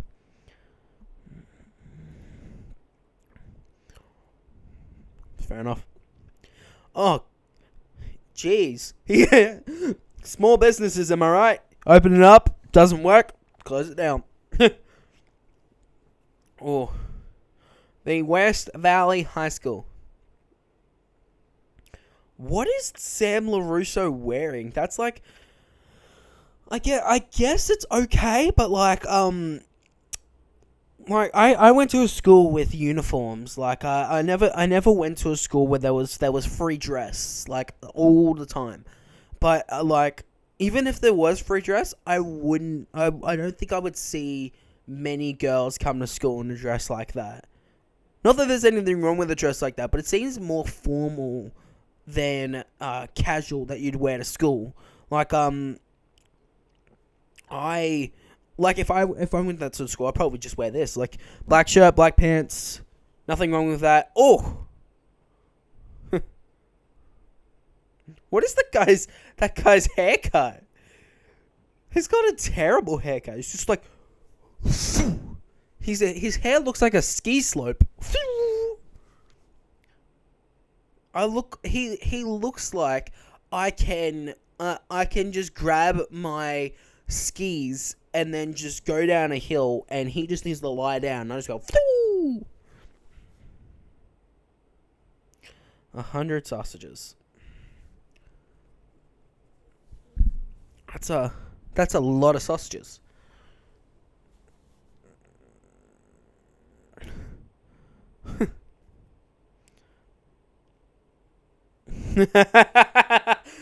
Oh man. That's a nice little rivalry that they have in this show that they don't really have a lot. I have a lot in the show, I might add. But yeah.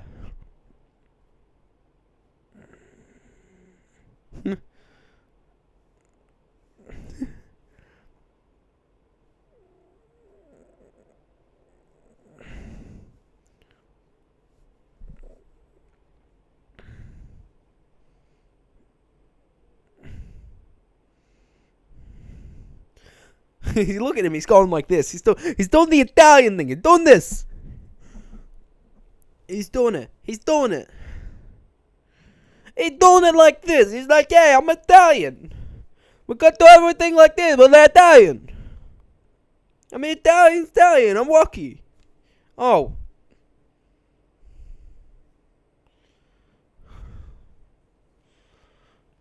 But Okay, alright. Oh.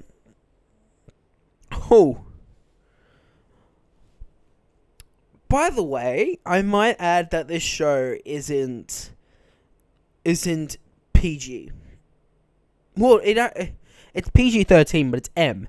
Like, it's not for kids. I should have added that beforehand.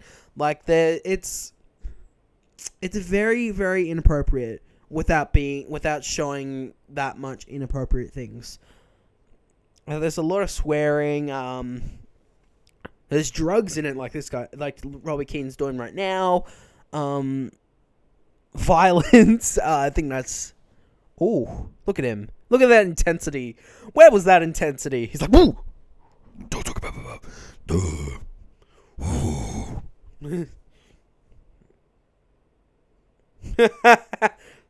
Look at him trying to roast his dad. Bro, your dad owns a strip mall karate store. Nothing can beat him. He's already at rock bottom. Your words don't matter. What about you? You look like you got a mop on your head. You look like a bowl. 16 years. Look at him. That intensity. He's got the Karen haircut. He's a Karen. I love the music, by the way, that they use in the show. It's very, very good for the scenarios that they use. They don't just overuse the same song. They use different songs.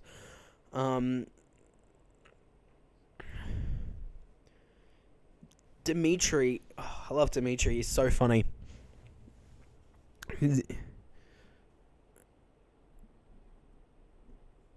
That's fair enough.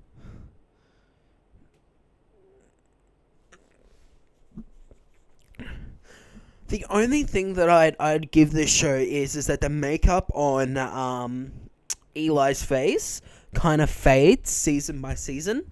Like it's not really the same. It kind of reminds me of in the X-Men movies, the later X-Men movies with Jennifer Lawrence, how she hated being in the makeup chair for that long, that she would just like try everything to like make the process be a lot shorter, to the point where basically in the last movie she looked completely different.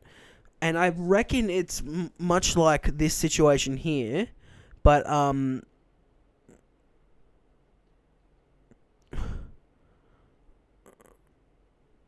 why would you throw a perfectly good backpack in the bin? Are you that much of a douche? Like, come on, bro.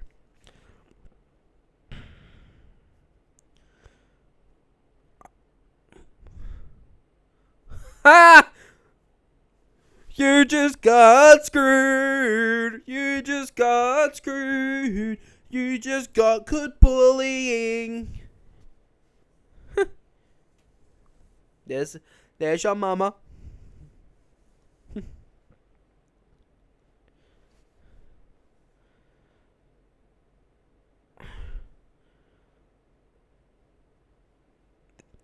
This will it'd probably be Spider-Man: Homecoming, if anything, or what movie it is.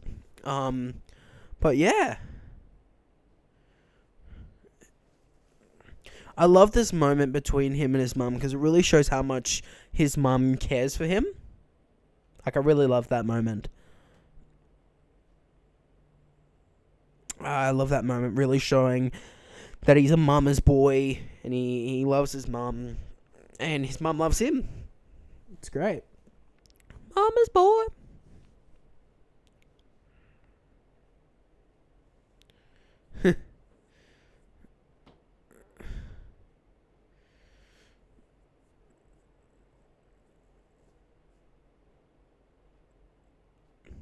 Yeah, that's fair.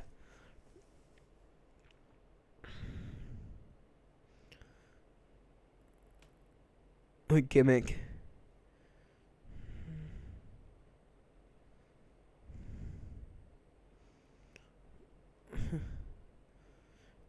Doodle-dee.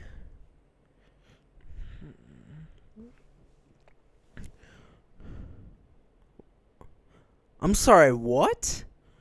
What is he doing?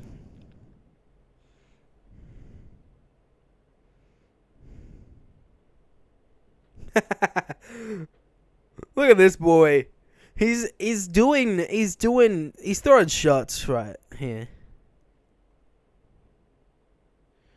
Look at him. He's absolutely trying to roast him.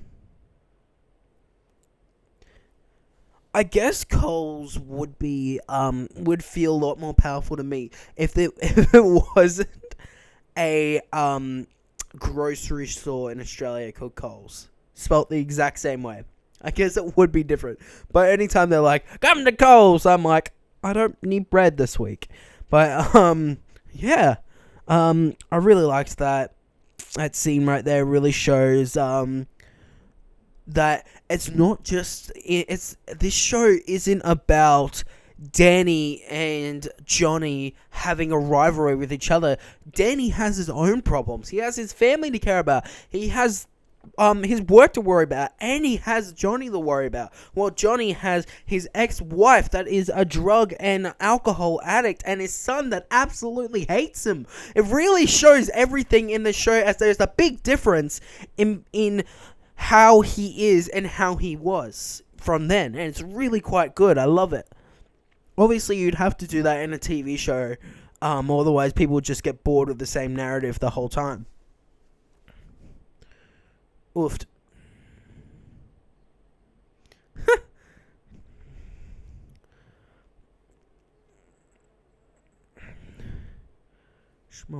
Smoking dope. Smoking dope. Just gonna fix my microphone. There we go.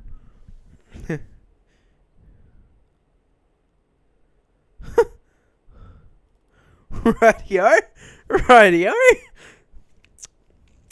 That's life, I guess.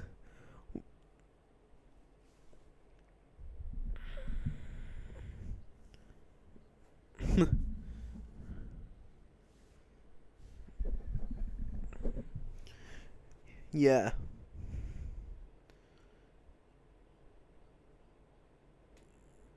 Look at this.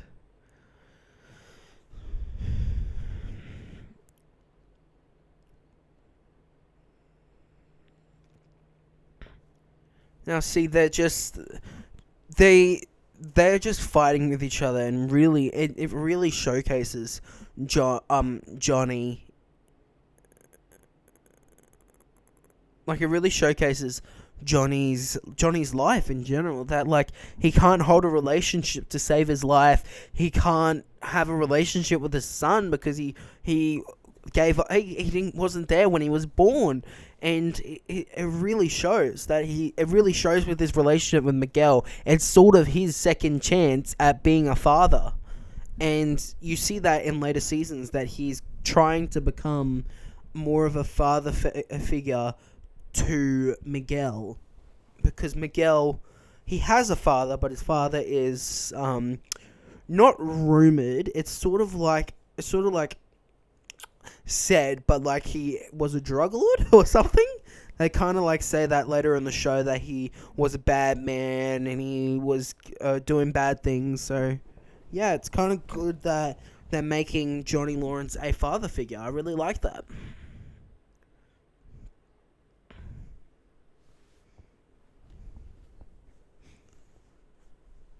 Yeah, he was.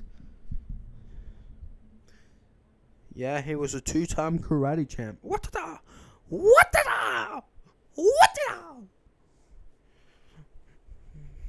Yeah, you're just joshing.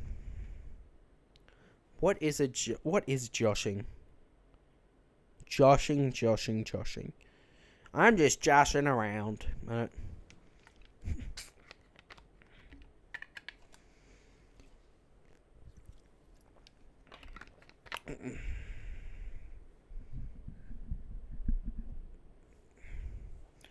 That's fair enough. Is it boba bubble tea? Because it looks like bubble tea. Danny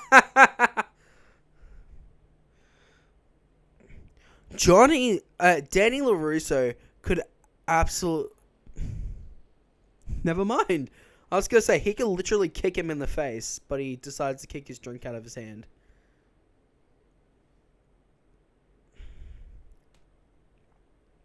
Why is she still... She literally watched him bully a kid. Why is she in the movies with him? Just to break up with him. Spoiler alert. I'm so sorry, but it was kind of obvious. Look at him. She's angry. Does she care about that movie so much that she would still go to the movie with him? Like, what? That's weird. That is weird.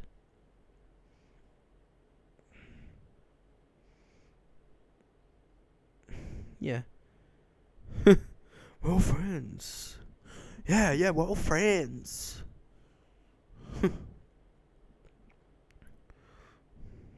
Jeez.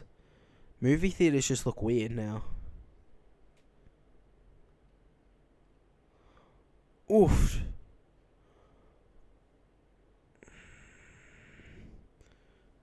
Look at him. He's not a simp anymore.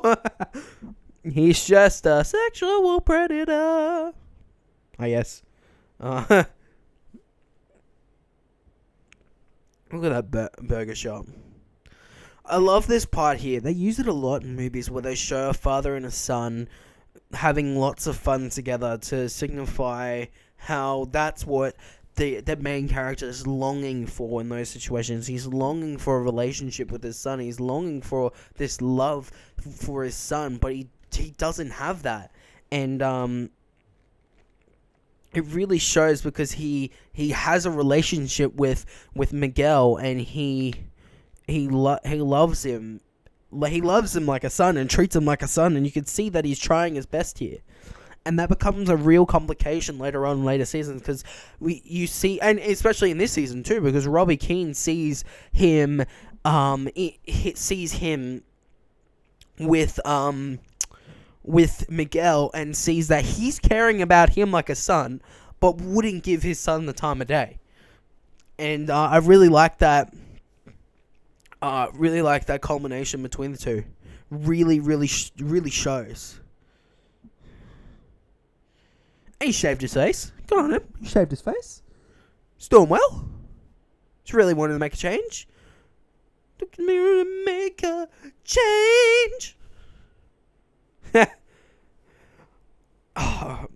It's just like when you rewatch this show, you notice the characters that you wouldn't really notice when you first watched. Like, I didn't notice the grandma, and she's amazing. I love her. She's great.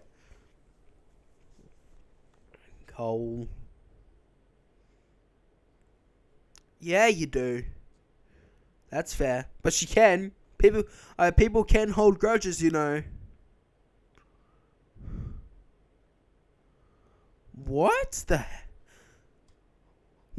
of son would say? What kind of not even a son. What kind of person would say that? Oh my gosh, English muffins. What are we in, Afghanistan? Like, you get what you get, and you don't get upset. Don't be so rude. Eat your muffins.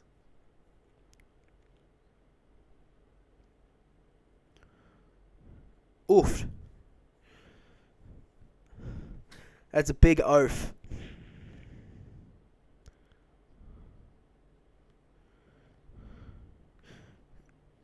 No one's excited, but we're all excited. We're all happy.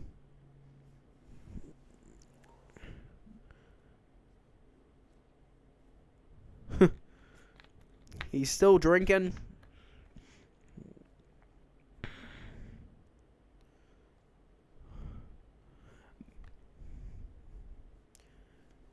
Yeah, boy.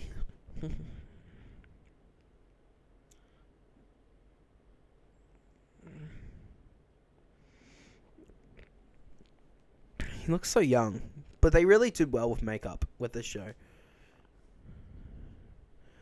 Which is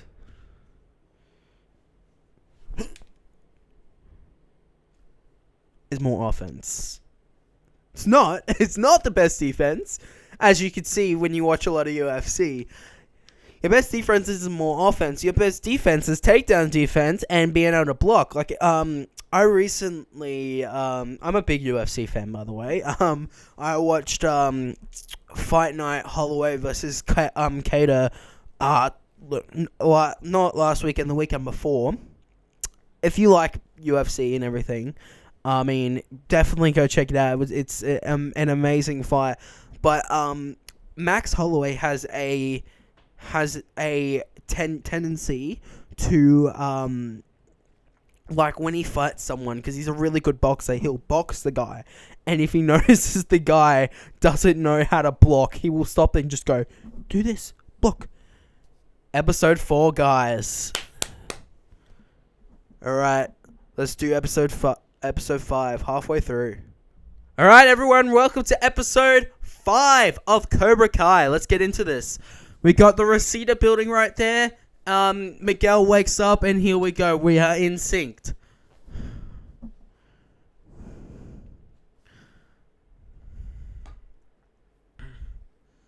Ooh. He's got more initiative than me to get up in the morning and do push-ups. Look at him. Ready? Knuckle push-ups. 1, 2, 3, 4, 5, 6, Oh, nice block. Oh. He's got him in a rear naked choke. It's not in deep, but at least he's knowing how to defend, and he's going on runs. Nice question mark kick right there. Oh, back elbow. Ew. That looked like it hurt. He's definitely showing initiative in this. Like he's definitely wanting to get better. He's doing push-ups in the living room for some reason. Doing push-ups on his run. Oh. Got him in a rear naked choke. Elbow him. That really isn't the... I am being technical here, but that isn't the defense from rear naked choke. Maybe when you're back straight, but immediately, as soon as someone does that, all he needs to do is lean back and bring you to the ground, and then lock his legs together, and you're done. You're messed up. Oh. Ugh.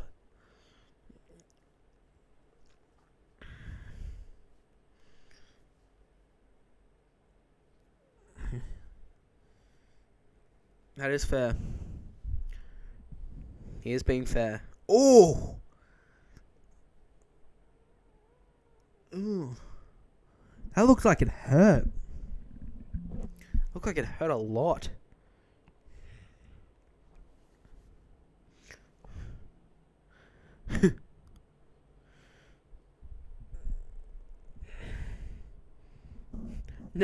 Namaste.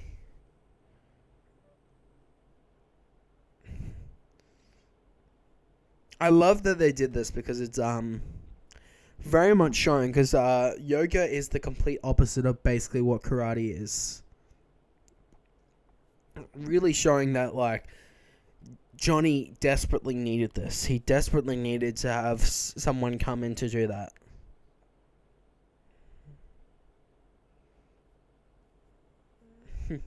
Melted butter.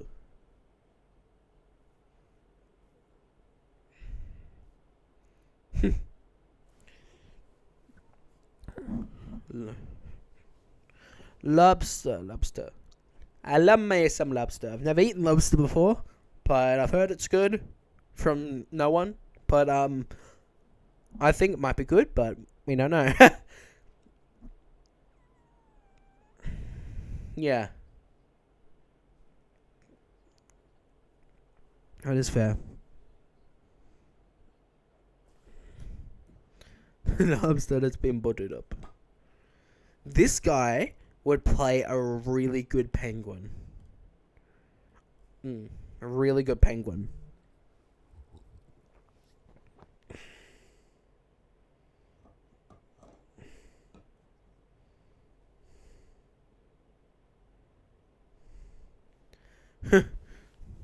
Oh. Ugh. That's no good. No. No wonder. I'm sorry, but no wonder why that kid's fat. I don't like saying the kid's fat.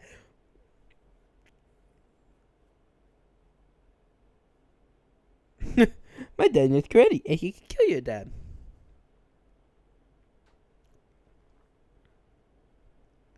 Yeah.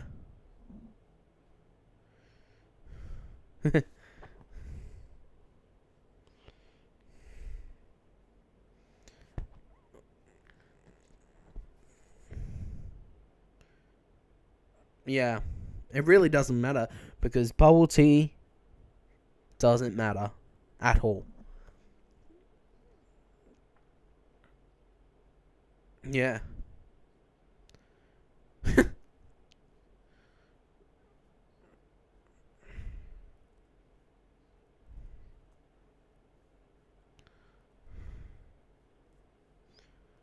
Karate Tocho. Look at him. He's got a separate motive. Look at him.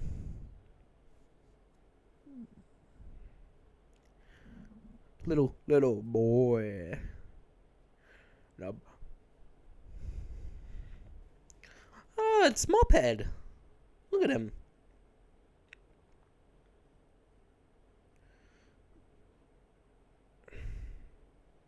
Oofed. He is a mama's boy as well.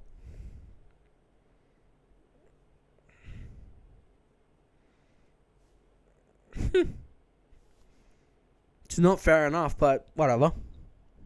And it is what it is. Oh. They really do a good job with colors in the show. Like look at I forgot his name. Robbie, that's his name, Robbie. He's wearing lots of dark brown and black. Like showcasing like what I said before, that he's a troubled child. And yeah.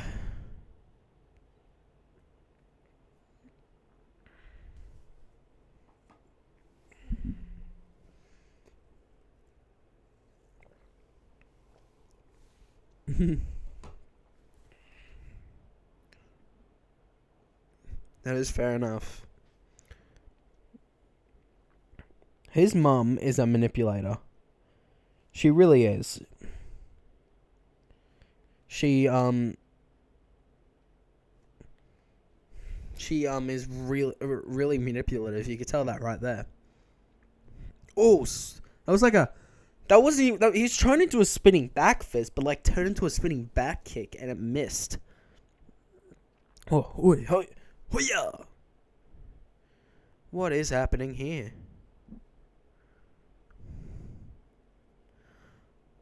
Aisha's a great addition to this cast. I really liked her character throughout this series. She's very funny, very good actress in this. It's a shame that she's not in the show in season 3 and won't be in the show onwards. But yeah, she's great. She's great at it. Yeah.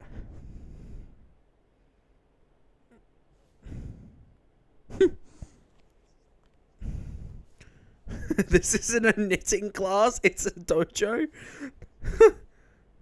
That's quite funny. Oh, wow.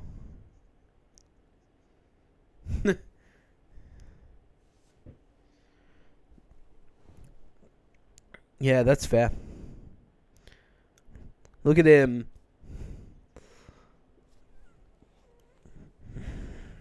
At least they're being respectful about the dojo, taking off your shoes, bowing before you go into the dojo.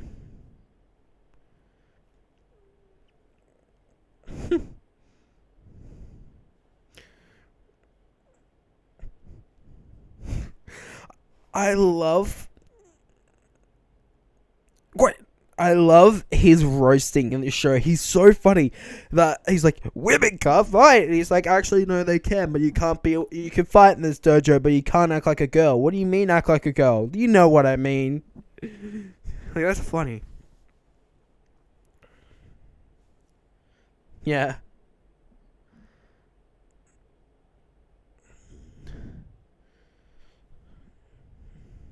Oh, that's awful. Oh wow, that's terrible. Yeah, what? Yeah, 100%. Like, exactly.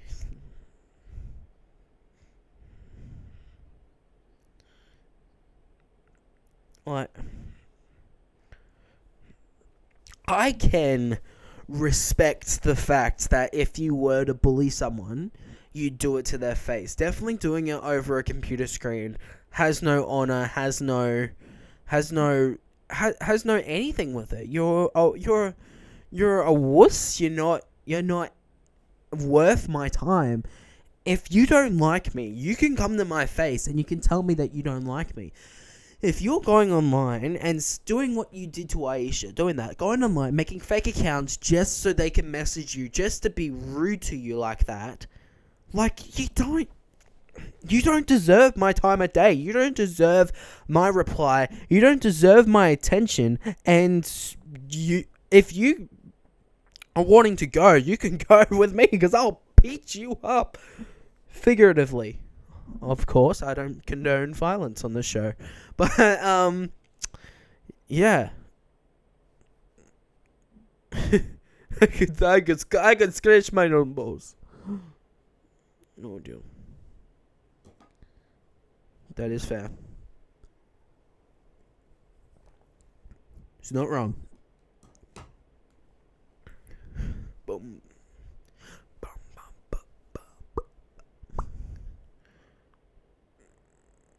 I don't condone this as well.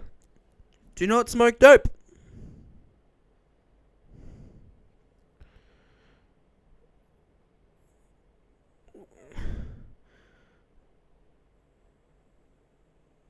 I think that well, I have my own opinions on drugs and alcohol in general. I won't go into it very much, but like I don't think that if you have seen the long-term effects of alcohol and drugs on people, it should be reason enough not to do it at all.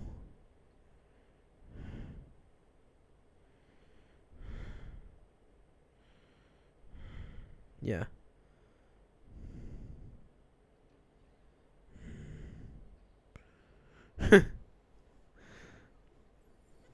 A poor person. What?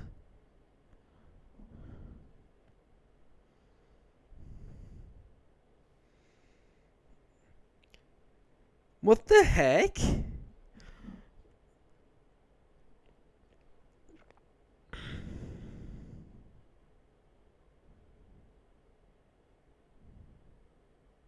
That is yucky. What? Who? What? What? Why would you? What? What? Seriously, if some, I hate rumors and everything because no one, and I mean no one, can ever remember a situation 100% the exact same. Every single time will be changed. That's why one story given to one person, that's like the Chinese whispers thing. When it starts with one person, it will be completely changed by the end because it's throughout the line it will change somewhere, and there's no way to change that. But yeah. Like, rumors can be taken out of control. You could start off in one place, and then by the end of it, it's taken completely out of control. It's insane. Like, you're not gonna be able to do anything with it. And I just think that, well, I can understand. I can understand why rumors have been are things that are in society, because it's much like a drug feeling. Like you feel exhilarated. You feel the adrenaline of that situation there. Oh! Sidekick.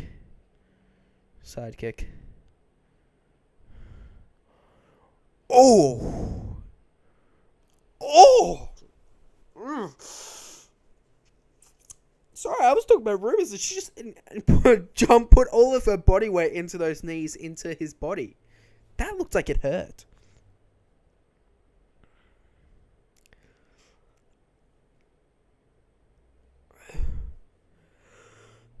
That looked like it hurt.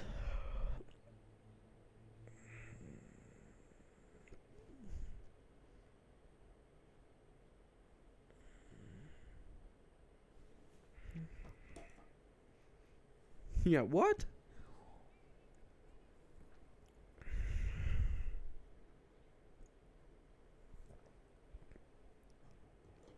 In more ways than one. He's our big boy. Look at him. Look at Robbie Keaton using Chrome. Wait, how is he listening to music? He has Chrome open in one tab. He has Chrome, unless he's listening it off of his phone, which I don't see why. He's looking at his laptop. There's nothing else open but Chrome, and it only has one tab.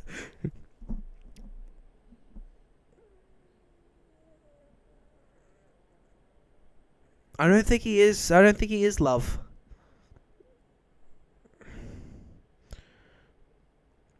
Yeah, put those headphones on. Ugh. I don't like this music. I don't like it.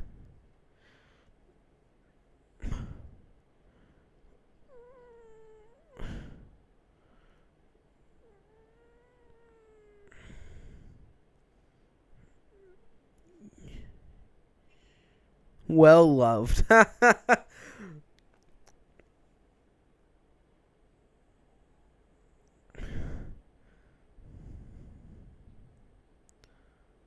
Yeah.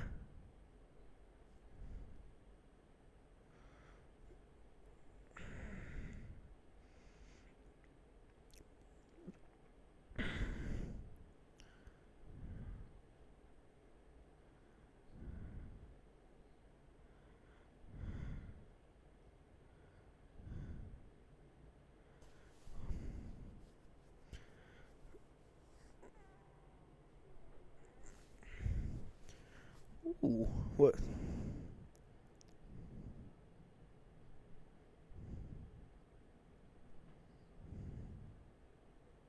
It is gold plated.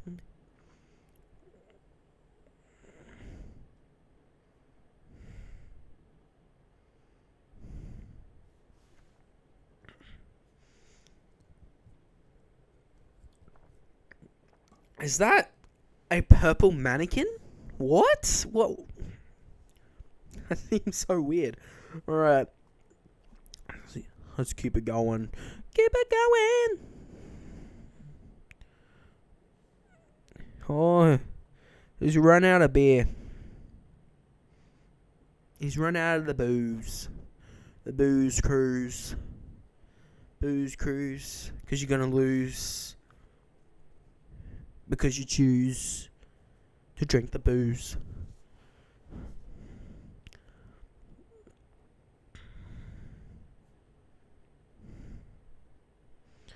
Robin. Sponsored by Modelo.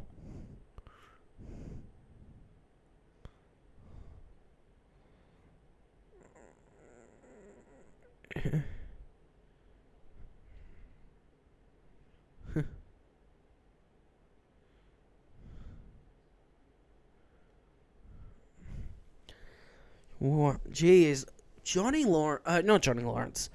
Danny LaRusso is really has a big old grudge against him.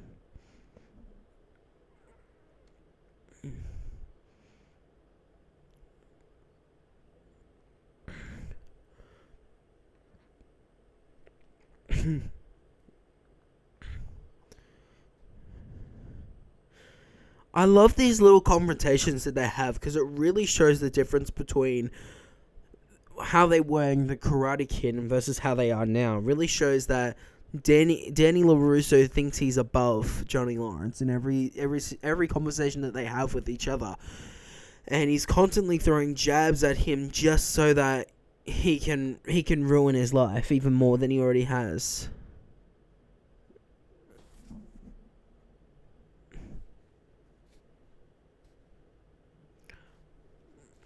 Yeah.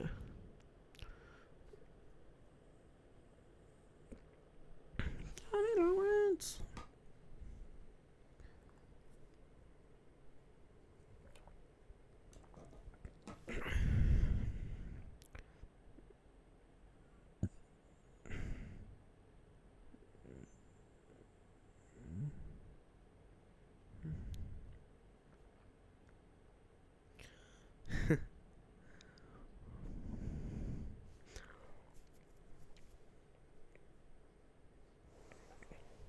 Wow.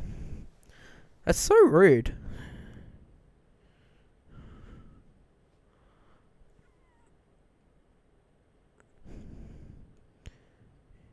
Yeah. This is a great scene because it really shows how selfish Danny LaRusso has become over the years. Like, he didn't care about anyone else in that strip mall, and he only cares about ruining Johnny Lawrence's life, and you can see that right there. Just so that he can get back at Johnny Lawrence.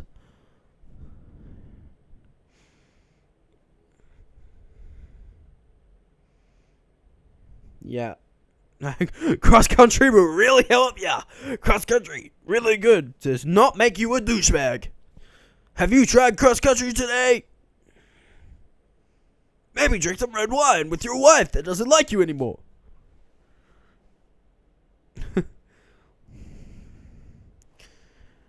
Sam LaRusso.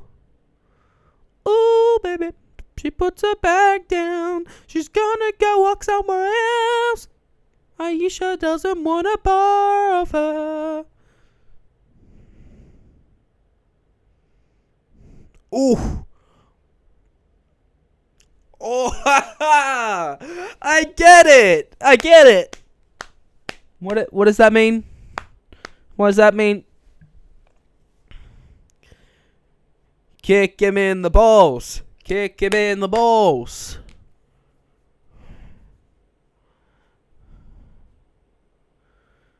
Kick him in the balls. Kick him in the balls. Oh. She threw it on the ground. She did nothing.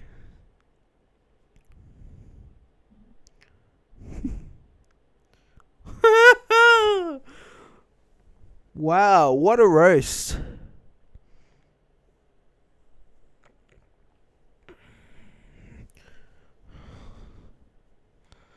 Oof, oof, oof. Oh, I love this fight scene. This fight scene's really great. Ready? Oh, block. Arm break, punch in the face. Love this. Takes on 4 guys. Double leg takedown. Immediately. Why didn't you try and full guard him, mate? That's the technique of submissions in this show for some people. Like, obviously, in those situations, you wouldn't do realistic jiu-jitsu. Like, you wouldn't, like, I'm going to show you on the pillow. What you would do is you wouldn't immediately go for the choke and put your arm back like this.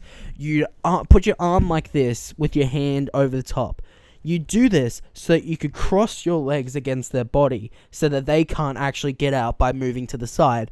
And then you would put your arm behind your back. You don't immediately do that because you can't lock it in properly. They could easily move out the side and you can't choke them out. And I've completely missed the fight scene. But congratulations to Miguel. He beat the crap out of bullies. He's earned Sam's respect. And now he's getting suspended. I would assume so. He just beat up four students. I know if I did that, I would get suspended, but it is what it is. Ooh.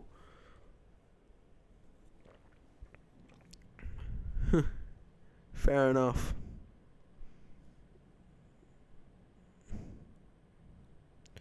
That's fair enough. Oh.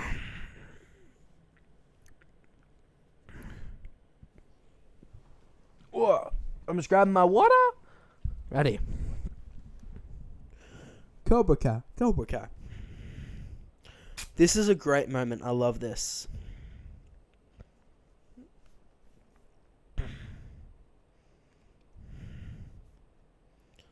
This is a lovely moment.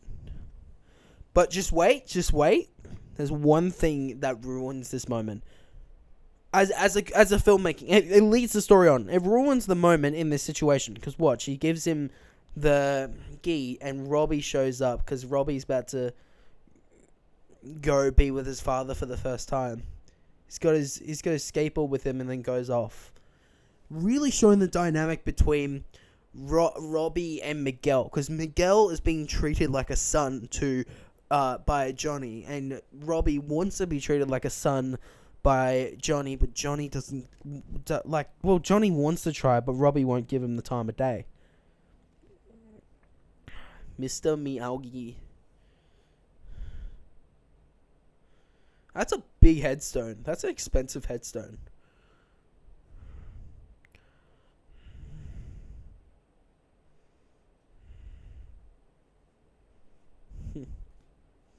Fair enough. Wait, what? Mr. Mia, he had children? I guess he was a father figure to Danny, but I didn't realize he had children.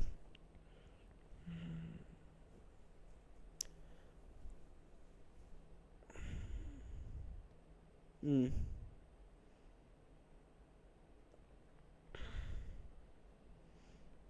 Oh my gosh, you're clueless. Oh my gosh, Mom, jeez. Sorry, I'm just making clueless references. I love this moment. I feel like if the actor who played Mr. Miyagi was still alive, they would have brought him into the show. But I feel like that would have ruined the dynamic between Danny and Johnny, because because when Danny is being told off by Mr. Miyagi, he really learns a lesson from it. And when as you can see, when Danny is on his own, he can't rely on Mr. Miyagi. He can't rely on his wisdom, and you can see that by how he's been acting towards Johnny. Like, he's acting like an actual douche. Like, for lack of better words, he's acting like a big old douche. But that's just how it is. But look at this. The seatbelt comes out. What? I rewatched the series the other week, and I saw that, and I was like, what? I love this.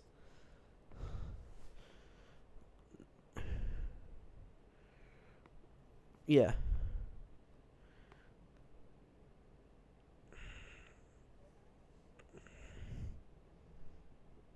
I love this. Love this little scene here. Really, really showcases Danny realizing in himself that what he needs to do.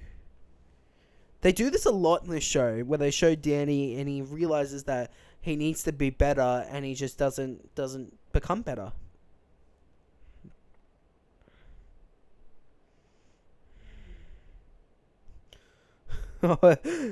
This is one of my absolute favorite scenes in this whole show. Or it might happen next episode, but it's one of my favorite scenes of this entire show because it's just hilarious. Because he absolutely roasts the crap out of these kids. Also, they didn't really think much about the name Karate versus Bullying. Whoever filmed that.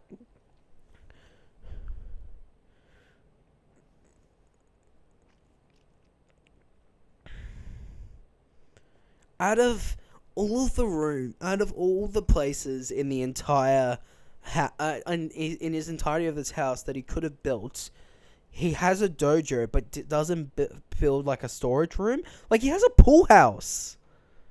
Like, why doesn't he just like store stuff in the pool house, or have another place built onto his property?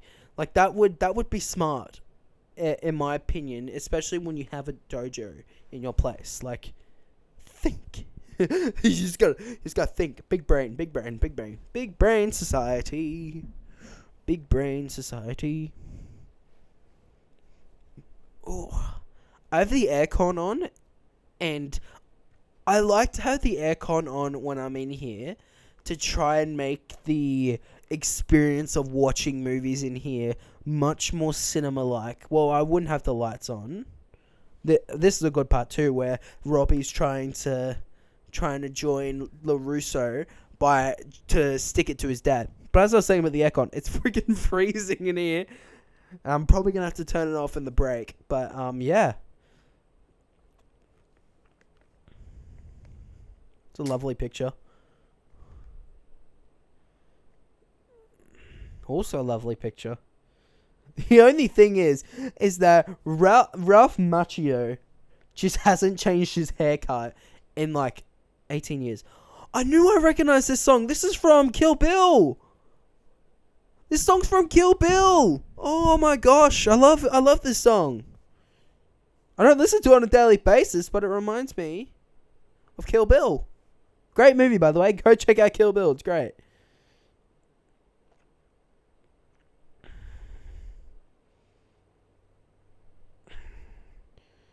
Much like Johnny has his headband, so does Danny LaRusso. Has the same music from the first Karate Kid.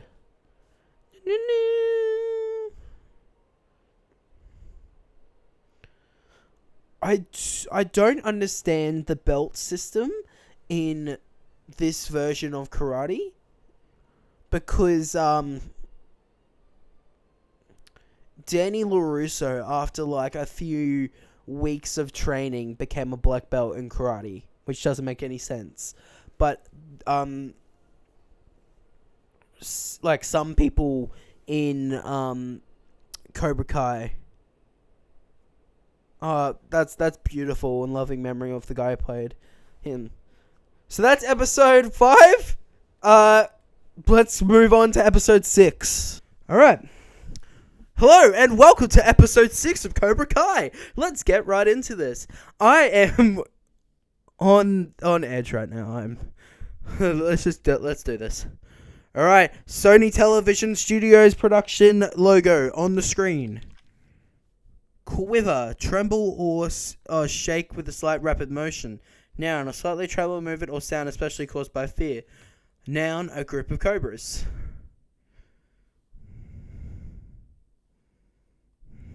Walkman. Clearly showcasing that this is a flashback to 1979. Jeez.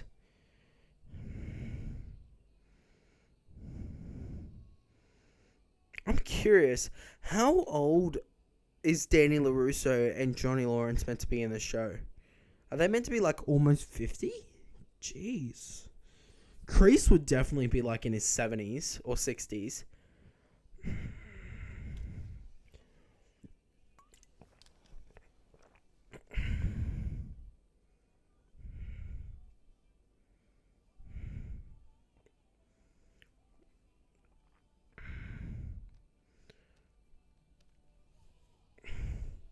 Just a small flashback to really showcase what enticed Johnny to join Cobra Kai in the first place.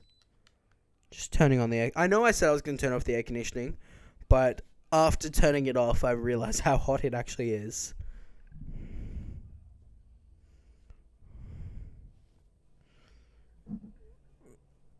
The music's great in this. What a logo. What a logo. Strike like a Cobra Kai. Strike like a Cobra Kai karate. Not sure about that. Look at Johnny. He looks really nervous, which is great. Really showing that he feels like he's in over his head when he's not.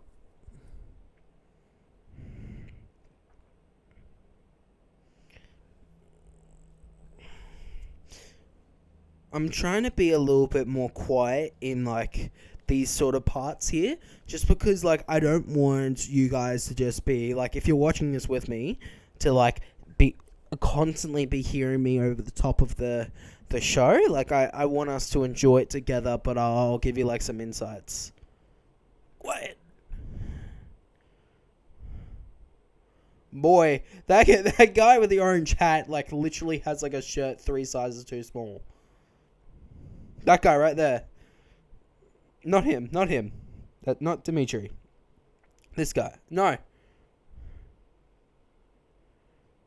That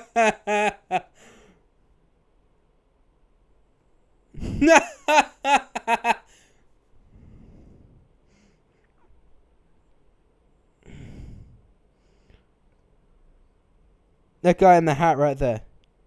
Yeah, him. He's wearing his shirt like 3 sizes too small.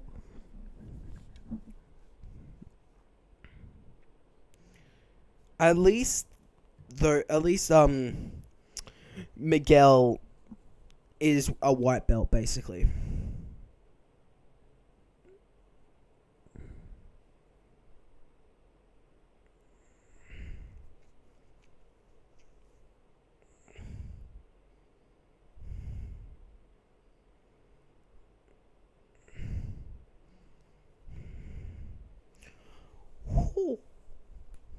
I'm doing karate as well. I totally am not saluting our soldiers.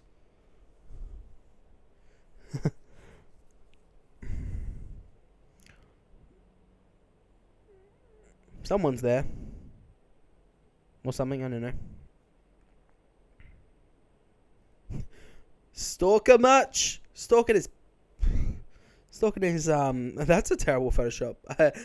They clearly did it quickly. They probably didn't have the rights to use Instagram.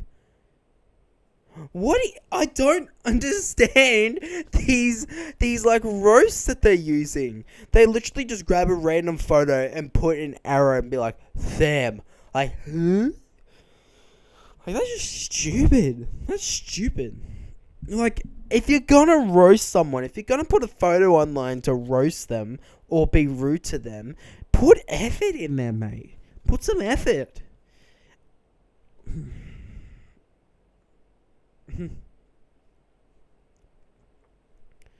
Bro, she's like stalking him online, stalking Miguel online, which is quite funny. But it's quite funny because normally the roles are reversed in these sort of stuff.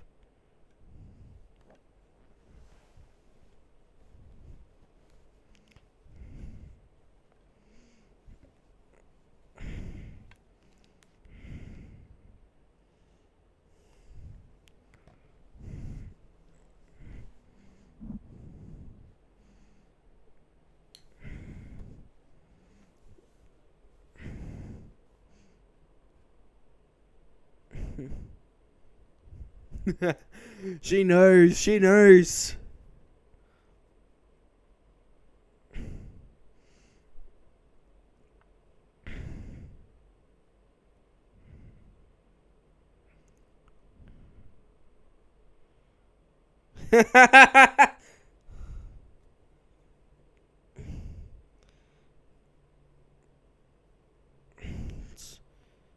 Antonio.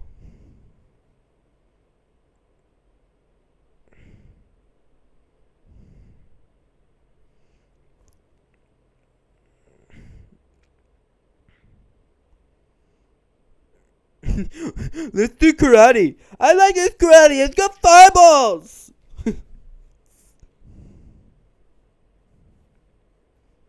You know, this TV show was filmed few years ago because they're using PS Vitas. I don't think I've seen a PS Vita in literally 5 or 6 years. That's quite funny.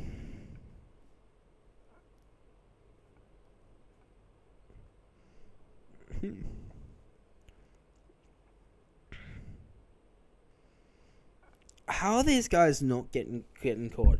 If they're stealing from Amazon trucks, like, mate, you're not going to get into those without being caught.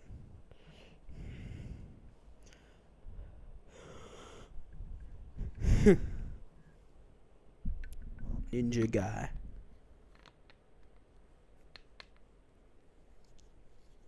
Ooh.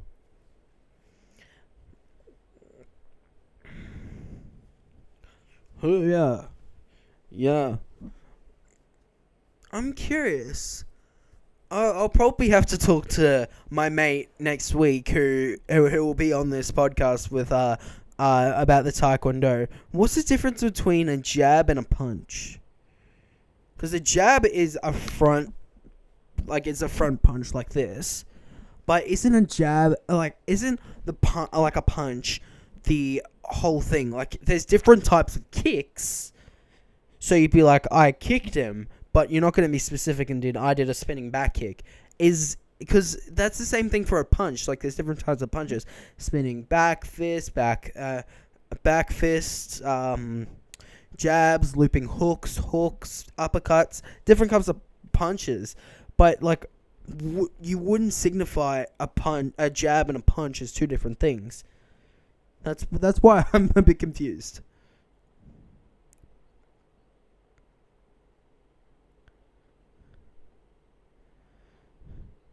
Did he just use the Nazis as an example of use the Nazis as an example of karate?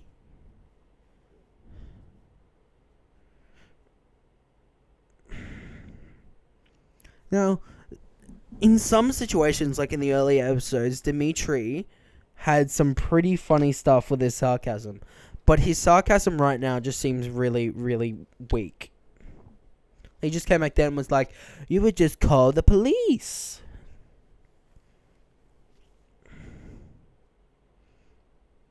Oh. Flipped him.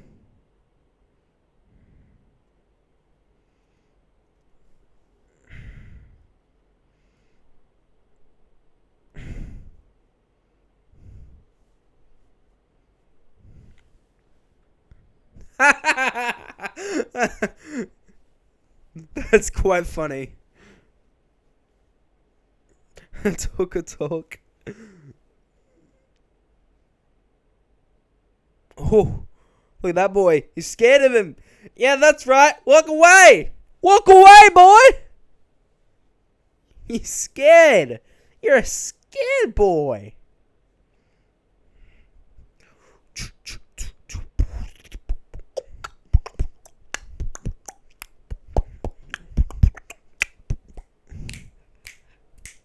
I'm just vibing right now. This is great. I don't know this song, but it's just a cheeky good song.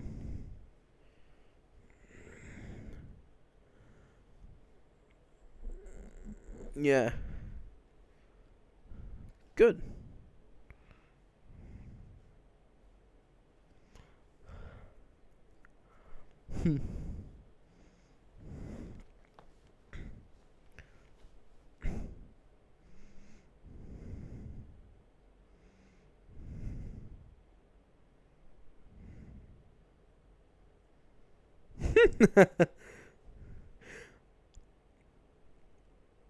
This is really, really good, because it really shows that Danny LaRusso is trying everything to try and find a person to do karate with. I guess that's really self-explanatory, but I'm not sure what else to say. And it really shows that he was his last Robbie was his last choice.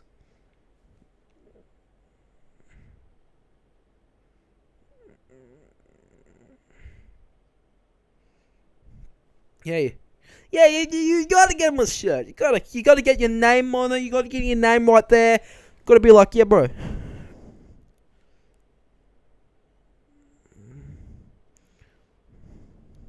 They're breaking the balls. They're breaking balls.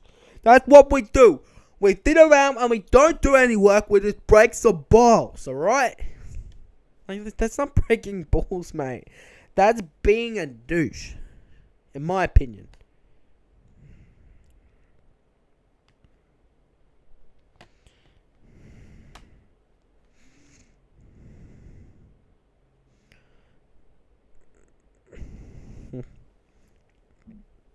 Oh no, what is he gonna do? Why? How is that funny? They just put a lollipop on a jumper.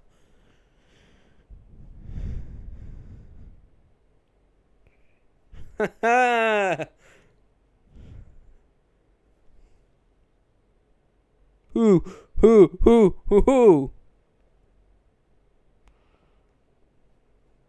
Yeah, get your groups, boys.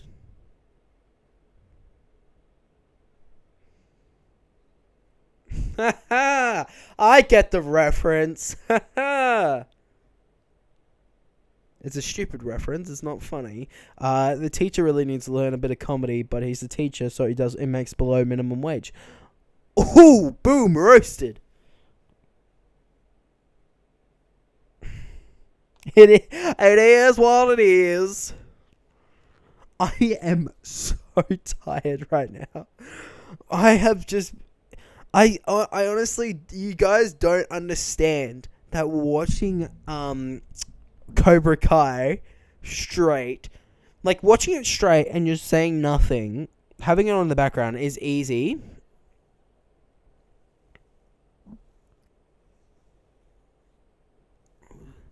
Yeah. I'm just and talking the whole time is very, very tiring. Wait, did he change his pants? He literally changed his pants.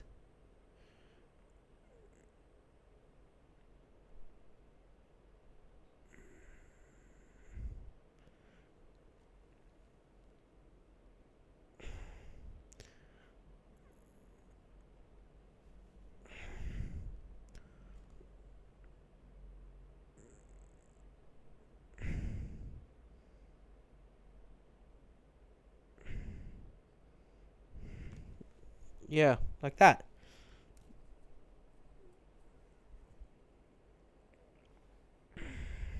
He's got power.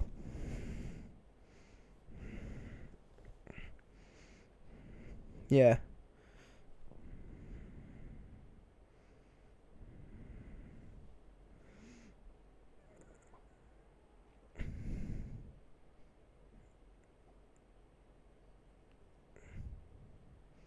I don't know where the North Hills is.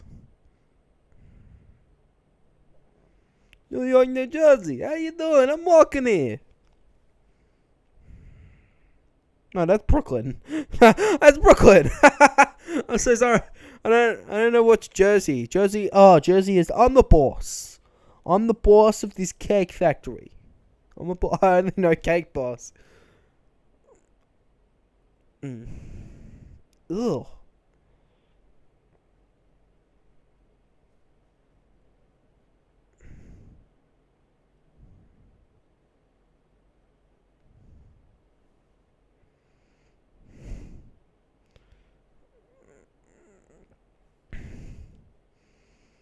You honestly, in that situation at all, if you're in a rumor, if that sort of context in that sort of rumor, you don't say that. Even if you had the good intentions with that, it immediately sends more questions than answers. I'm just being honest, but it was probably just so that they could start flirting, which they're doing right now. Roundhouse. Did he hit a roundhouse? I'm not sure.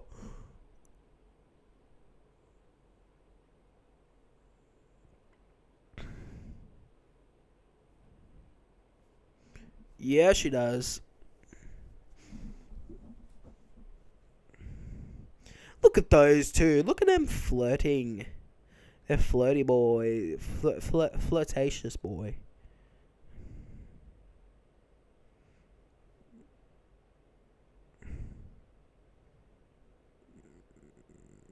Super stupid rumors. They are. They are. People are monsters. People are monsters. But not you guys. You guys, my audience. I love all of you guys. You guys are brilliant. You guys aren't the bad people. They're the bad people. I guess that's a good opportunity. Thank you. If you have made it this far into the video, thank you guys. You guys are amazing. You guys are brilliant. Yeah, awesome.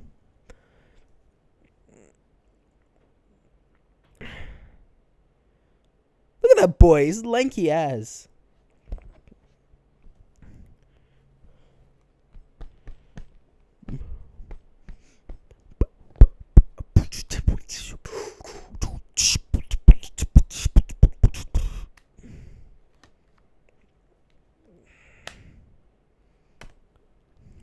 Eli.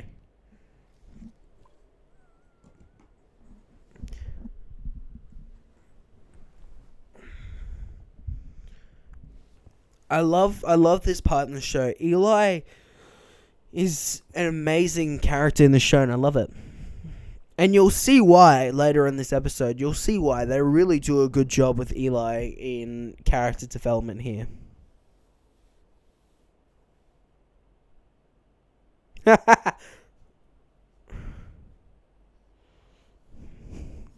He should sue.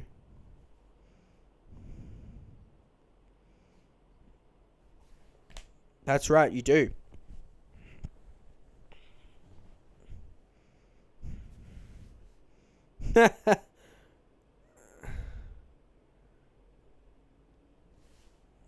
Wait, but he went out the back.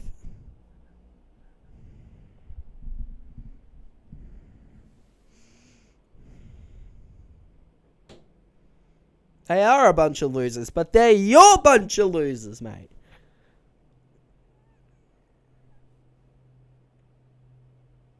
Yeah, yeah.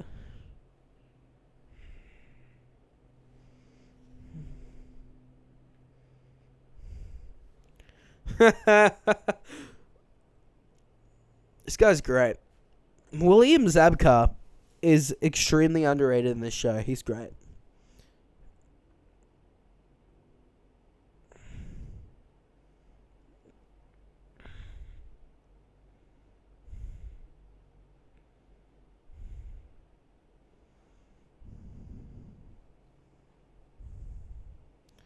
That's what you get. That's what you get for...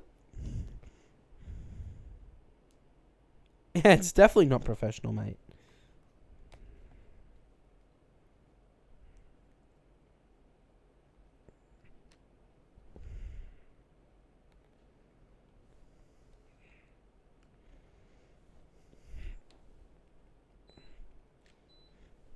Just make it a little bit warmer in here.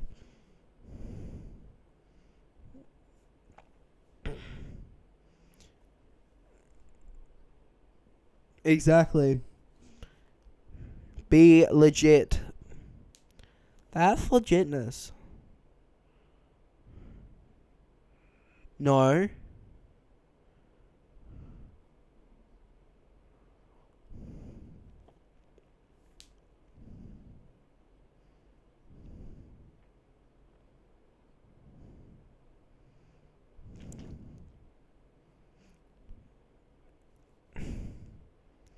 Boy, this guy.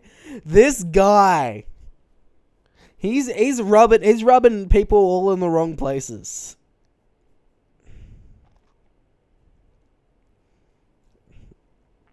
This guy. A little bit too dark for my liking. I think the brightness. I think they should have brought the exposure up for that. Even if it is nighttime, you still would give it nice light, and you want to give those sort of places a little bit more light. But I get it's a bit low budget.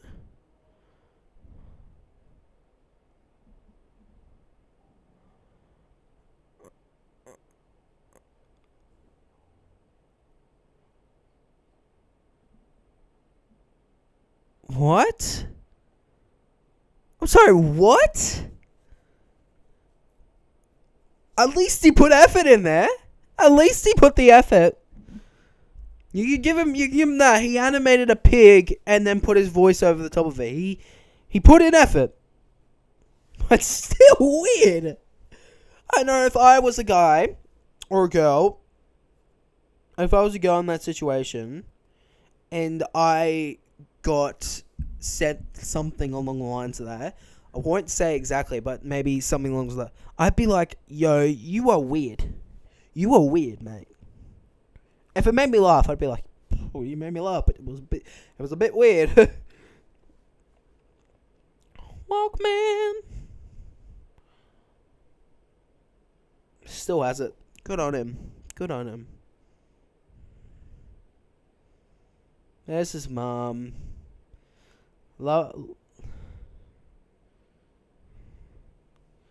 Lovely mom.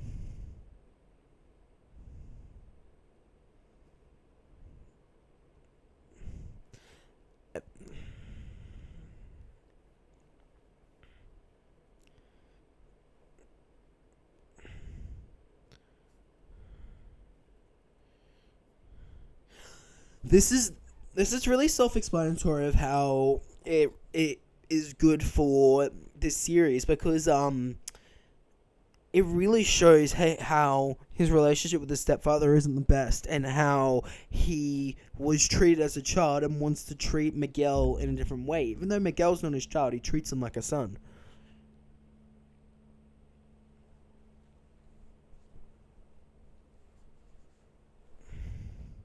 Yeah. Oofed. The fact that he has to put headphones on so he can't listen to his stepfather and mother fighting really, really showcases how tragic his childhood actually was and why he ended up the way he did. I don't know.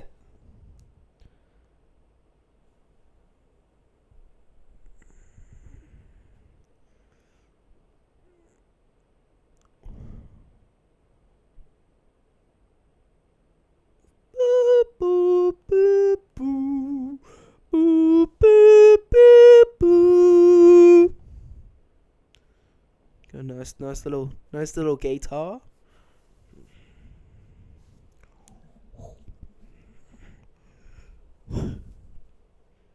For my audio listeners, if you don't know what I'm doing, I'm basically mocking exactly what Ralph Macchio is doing on screen, which is basically like some weird looking salutes.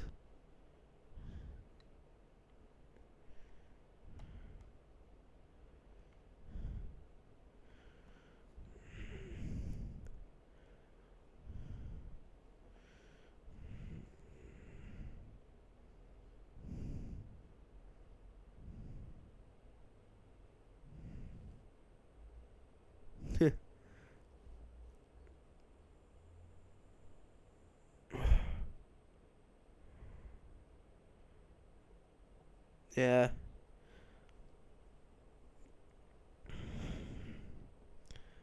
Well, he's fooled you twice right now.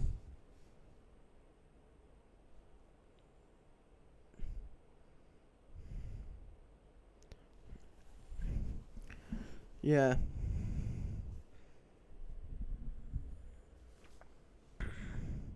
Yeah, fair enough. Fair enough. Kata! Katana na na na.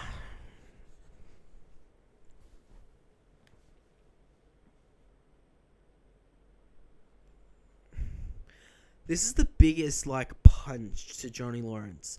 For his son to learn karate, not from him, but learn it from his biggest rival. Exactly!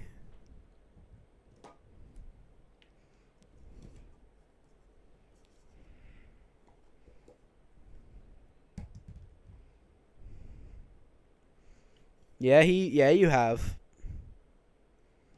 Yeah.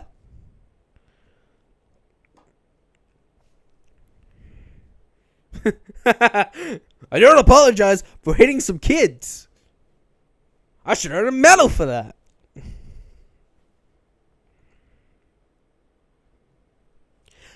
He has a fair point.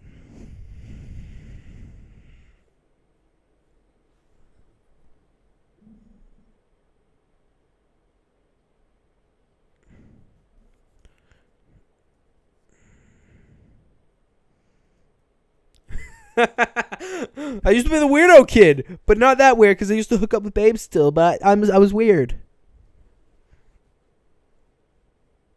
Exactly. Oh, this is it.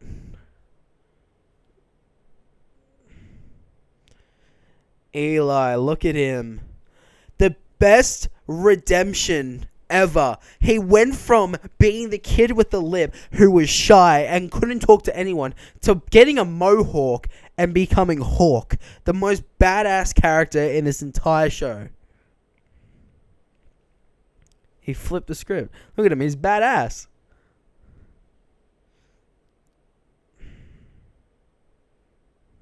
Look at him, he looks like a beast.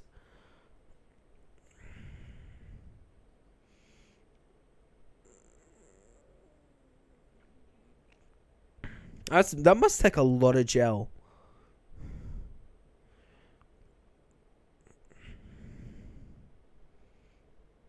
Looks like a beast. Yes, Sensei.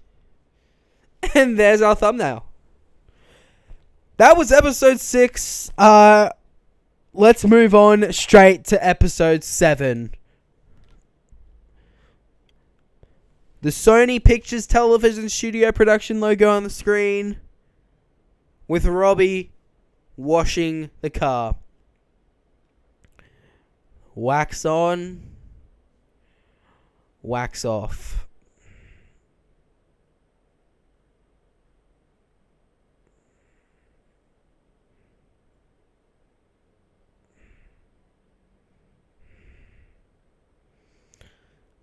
Look at this boy.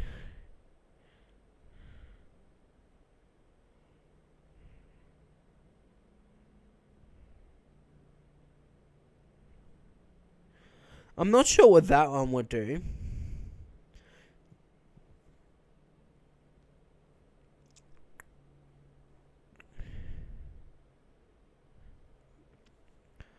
Look at that. Wax on, wax off. Wax on, wax off.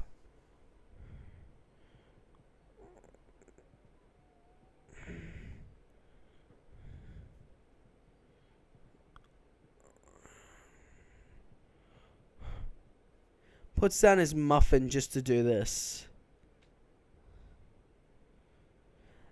He literally did the exact same thing. I don't understand. There's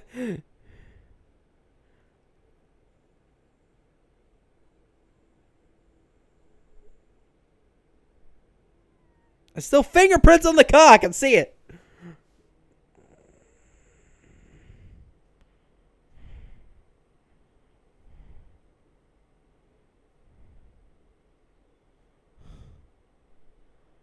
Ooh.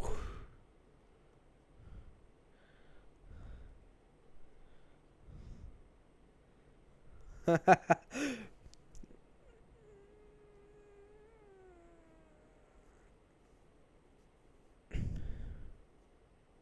course he does.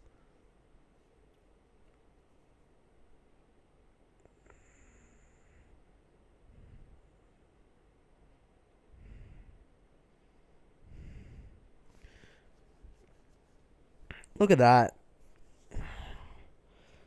Now he knows everything to do with karate. Little mophead over there. Little Karen. Good old Karen.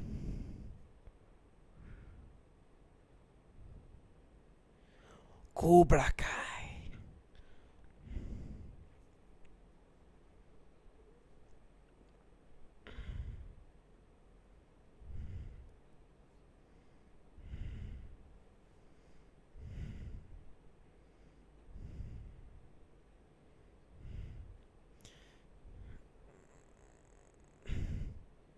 What is with this guy? He's got his hand up like this. He's doing a Floyd Mayweather. Did you just flinch? This guy's got his hands like this.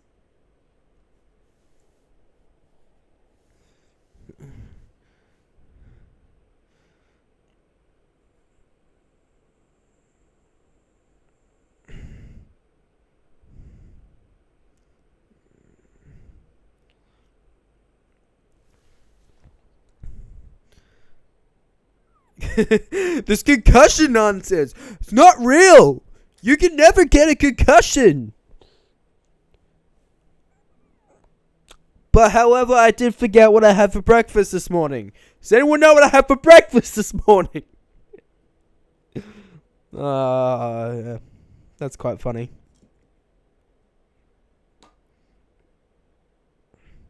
Wait, Hawk was before him. Why did you pass it? Oh. He's just taking it. He does not care. He's like, I have to take that punch to the face. Oh. We gotta.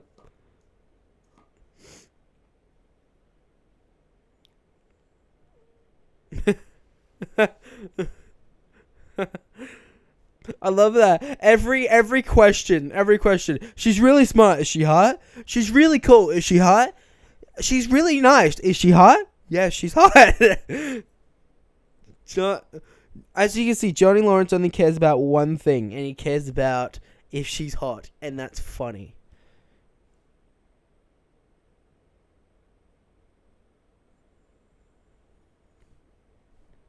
That's true. I would date a Cobra Kai. If Cobra Kai existed. That's fair.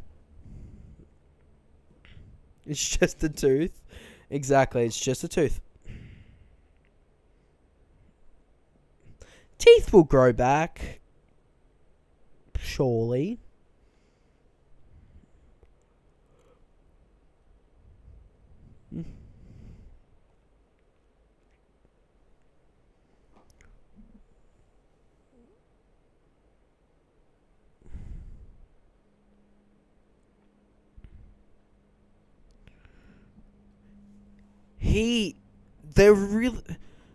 I'm not sure that Robbie has changed. I think that this thing would have been more out of the blue if it was later on in the show. Like, it's showing that Robbie has changed, because he kind of just went from starting out at LaRusso Auto last episode to doing karate, and now he's okay with not stealing. Like, he spent the whole first few episodes stealing computers and stealing all that sort of stuff, and I would think that this would be more of a crazy thing if he had actually changed a lot more, in my opinion.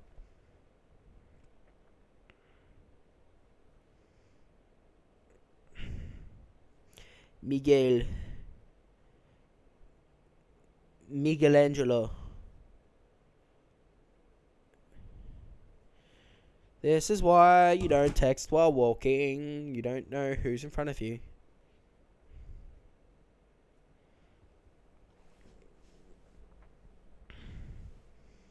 Oof. That's a bit weird.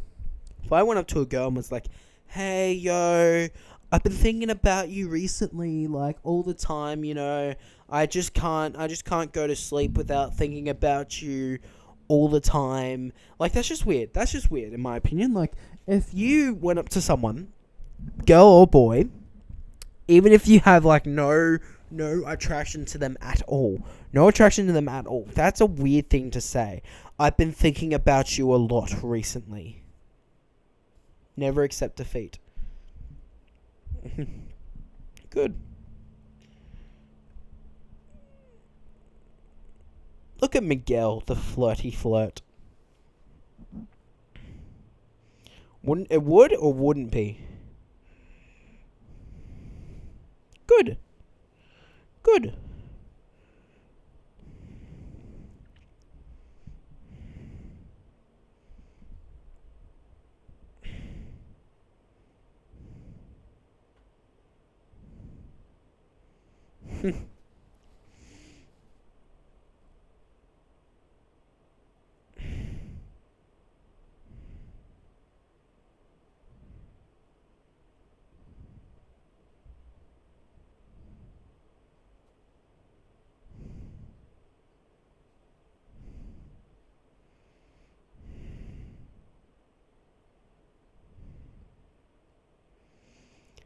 What a smart little boy.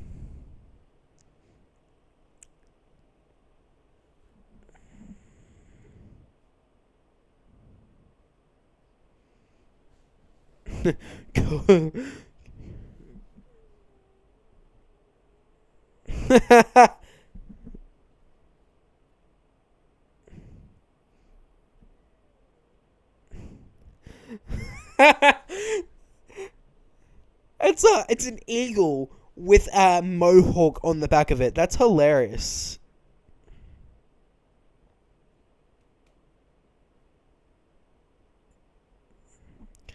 That's such a weird tattoo to get, but it's definitely badass.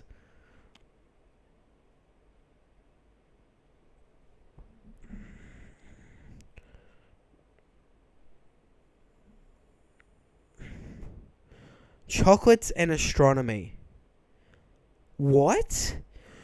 We used to be best friends, but the only things that I know about her is that she likes astronomy and chocolate. Are you serious?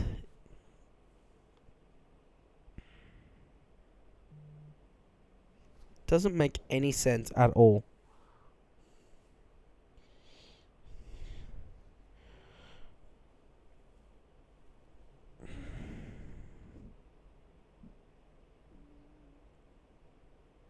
Yeah, you gotta fight this boy. You gotta fight him. You gotta kick him. You gotta kill him. Not really. Hopefully not. Don't take my advice. Don't.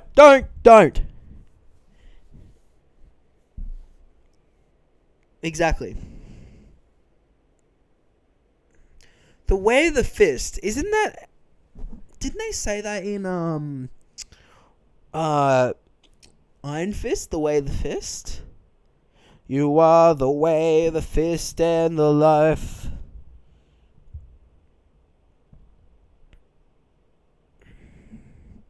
Ooh.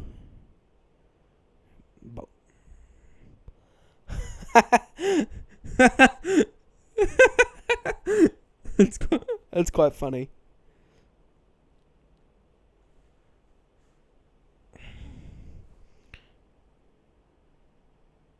Mr. Miyagi's little trees. I'm gonna call my business Mr. Miyagi's little trees.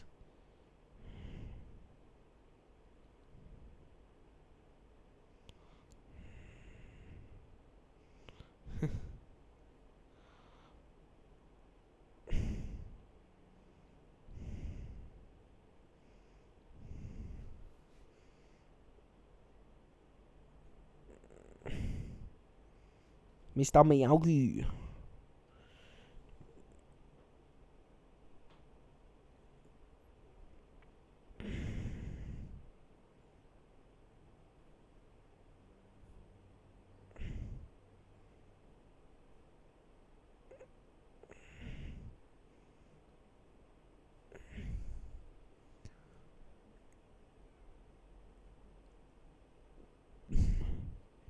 It's basically art school.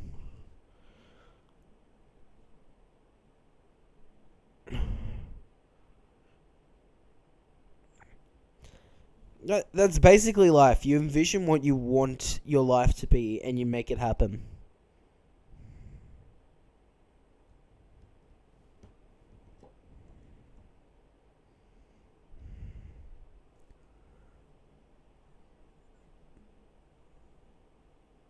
Exactly. I just made that thing.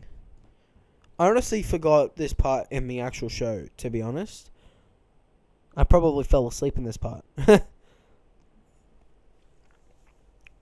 Let's keep it going. Keep it going! See you tonight. Don't let us down. Cash, cash, cash, evil cat.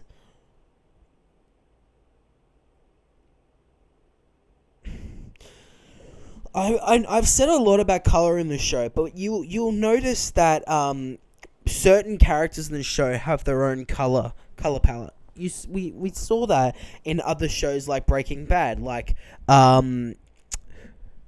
Walter White wore green every episode. Every episode he wore a different shade of green, and throughout the entire series, that's all he wore. His sister-in-law would wear like purple, and you see this in this show. Like Miguel wears red.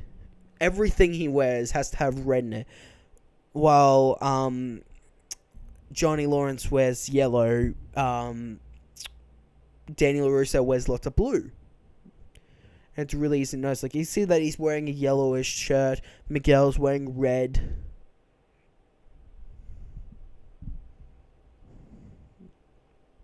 Yeah, boy.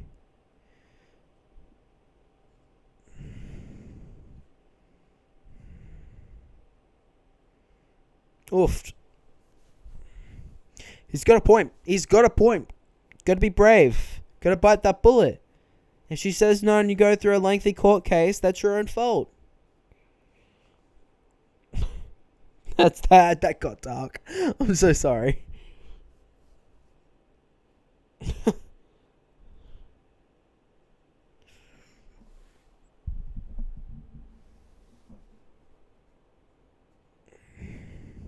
Golf and stuff. I'm curious, is that an actual place? Golf in stuff. Golf and stuff. Golf and stuff is a real place, everyone. Wow, free advertising.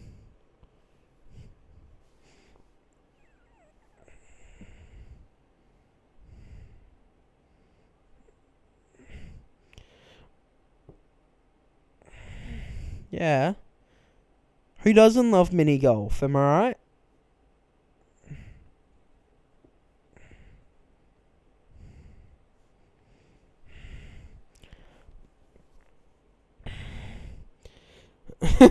Just tap it in. Just tap it in.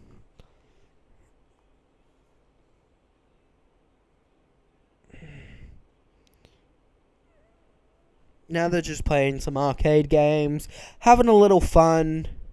Skee ball. Hopefully they do. They do the skee ball from what's it called? Deadpool.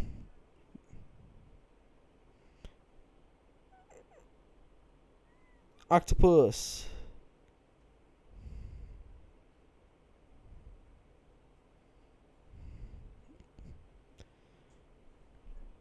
It was like a weird thing. It was like, is it fluffy? Is it fluffy? Why do they need a gavel? It's a karate tournament meeting. You don't need a gavel.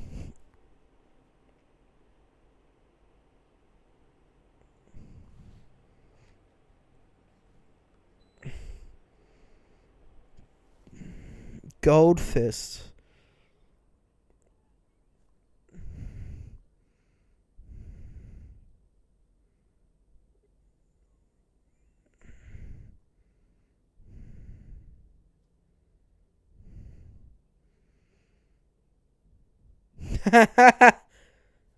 Whose corn dogs have turned? What?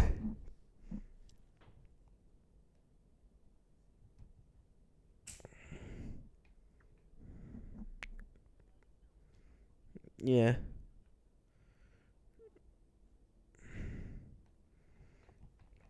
See how he wears blue? Blue suits.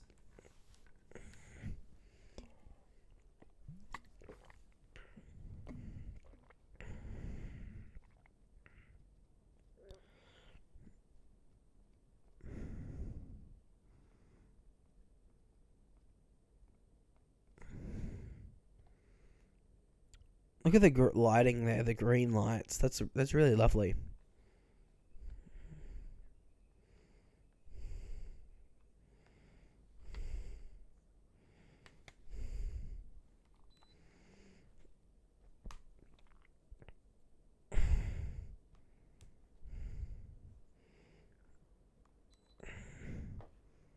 Oofed. Oofed.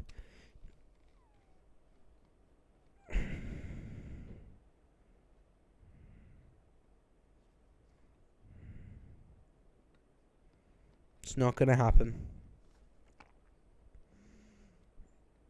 And he's going to turn around, punch. Oh, block.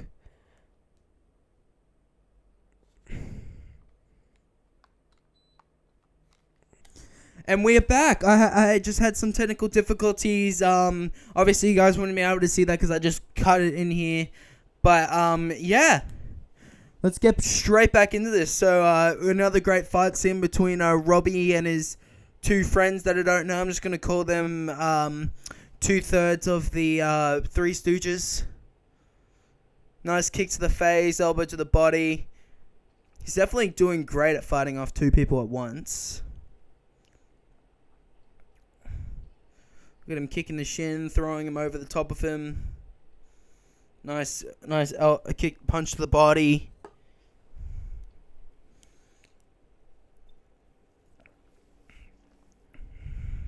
Oof, this is great.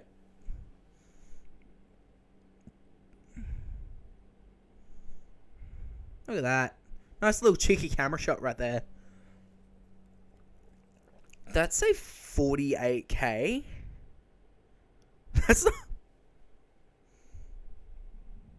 That's impossible, people. 48K. Woo.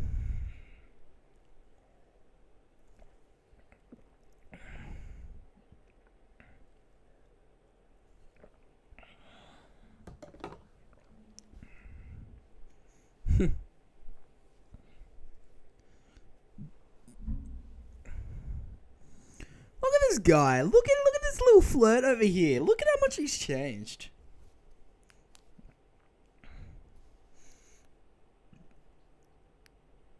Community outreach program.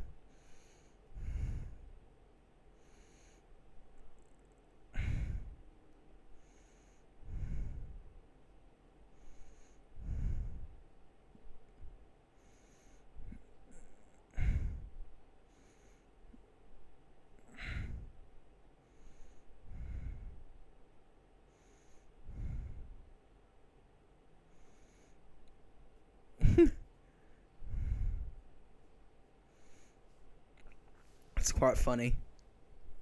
Oh, you can't go without one of these little couple picture moments.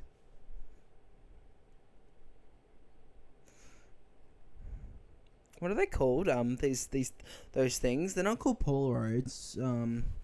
Photo booth photos. I don't know. Something.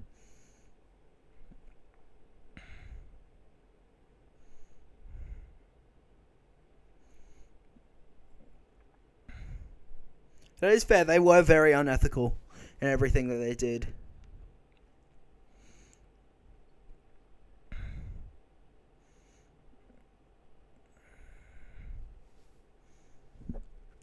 Yeah.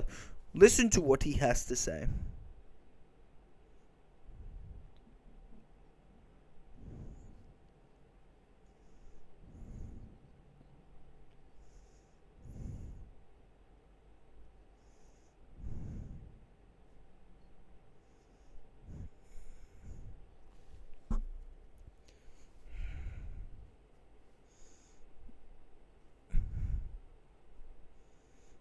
Oof. He's gonna punch someone. Look at him. He's got his fists. He's ready to go. He's got the fisticuffs. Oh yeah.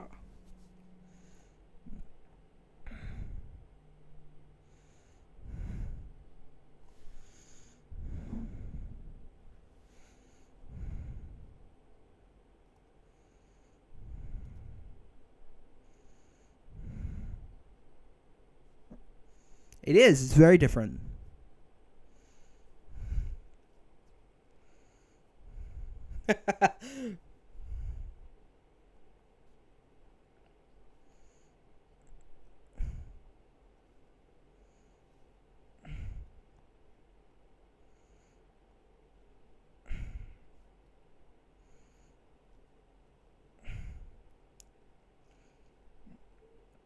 Yeah, you can really see that. I could see why the writers made it so it wasn't popular people, in in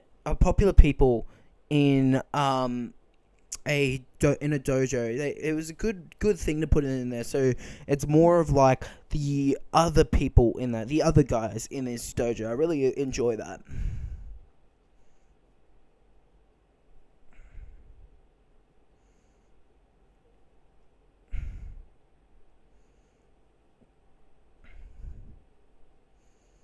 Don't say no.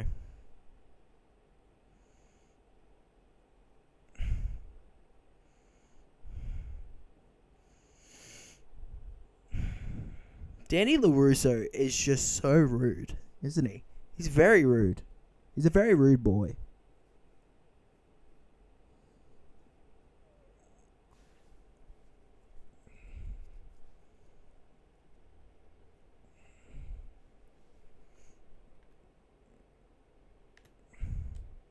Senor Octopus.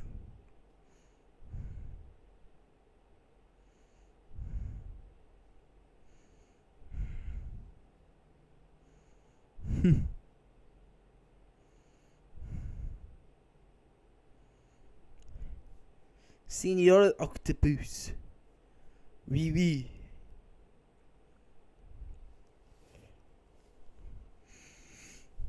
Stand up. You better stand up.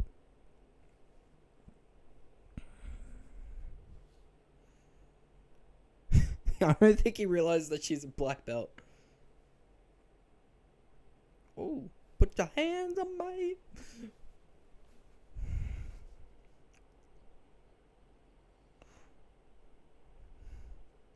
Neba.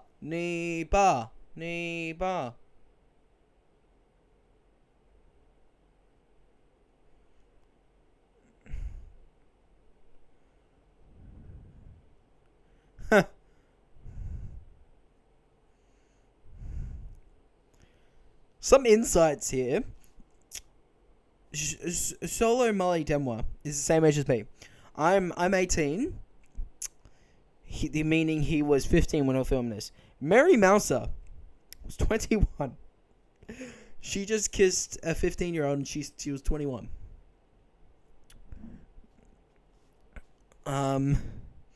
Yeah. It's a bit of a situation. It's fine, but it's a bit of a situation. He's got the bike right there. It's going in. Lock the bike off, yeah.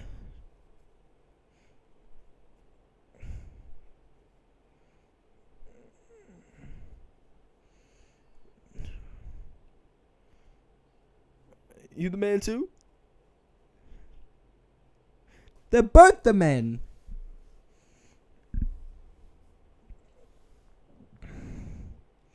Woo, good on them. Cobra Kai's back.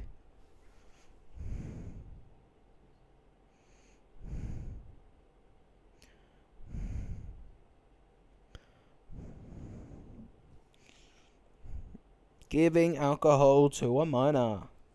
Which is another thing on this guy's track record.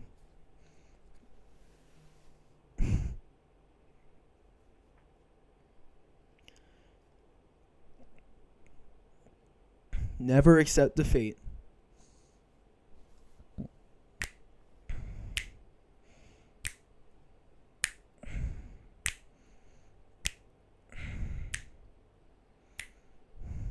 Woo! Finish that episode. Let's go straight into the next episode right away.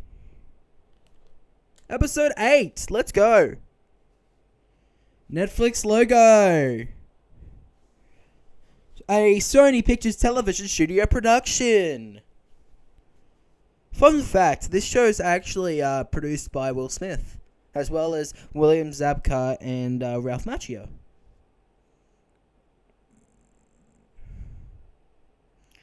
Look at the colours. Absolutely beautiful. Your best ain't all that.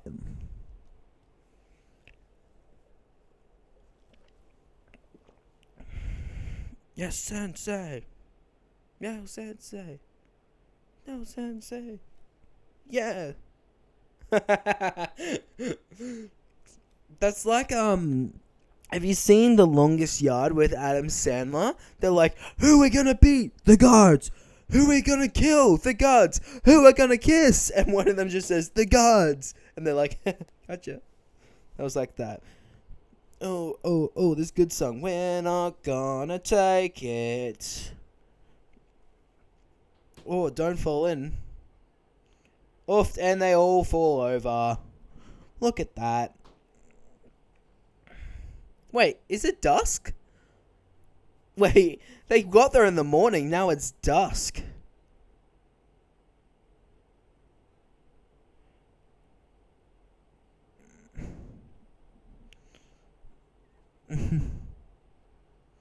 Oof. There goes those boys.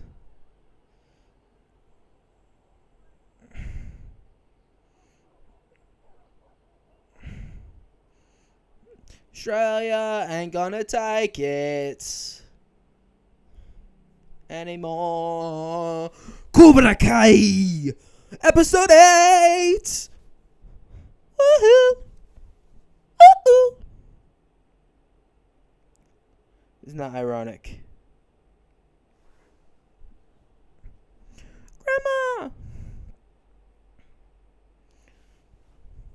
Oh, well, she aged well.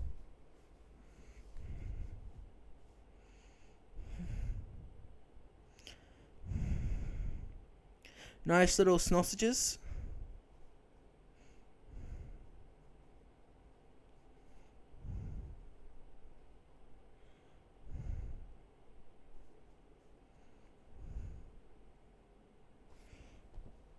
That's stereotyping people. You can't stereotype.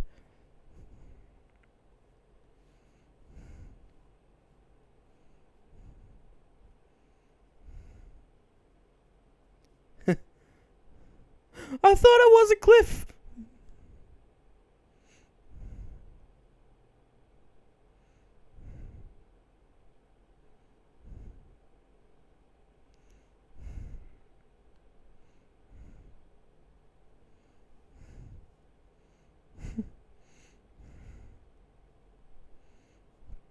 Ooh. Oof.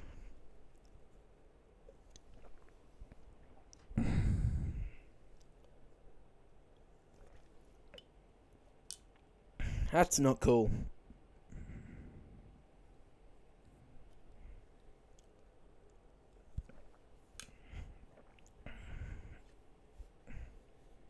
Jeez. Is this meant to be like a metaphor for racism? I just realized that. Is Cobra Kai a metaphor for racism?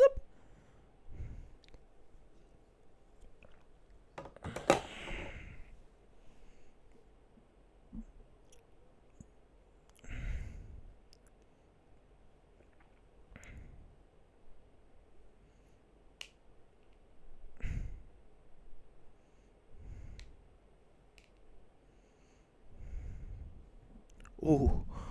Oof. Oof. He...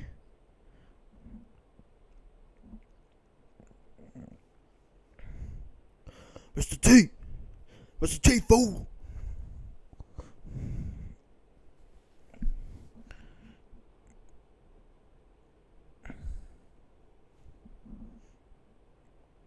Oofed. It's true.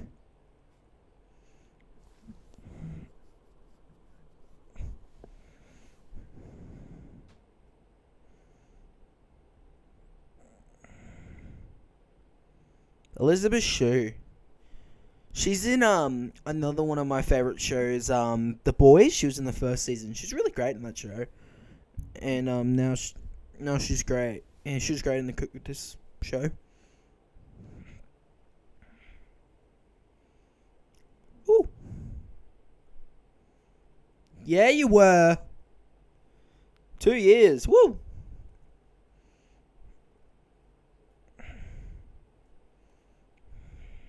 Don't tell me he still has it. Oh, good on her. She gave you a piece of cloth. You gave her a jelly ring. She gives you a piece of cloth.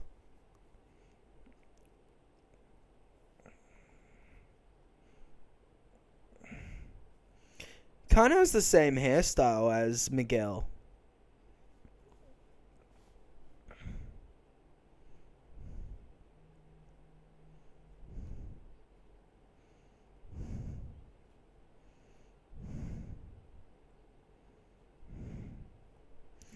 Yeah. So I kept butting in.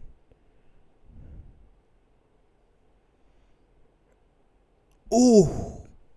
Nice punch to the face, but then doing this. Ooh. What old school fighting, jeez.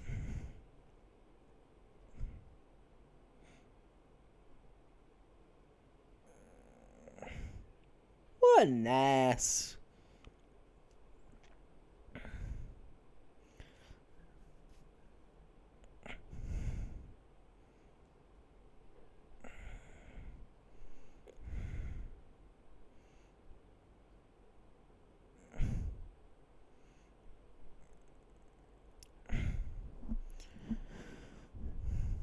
I've said this before, but I really love how they've used the old footage through this. It looks really great.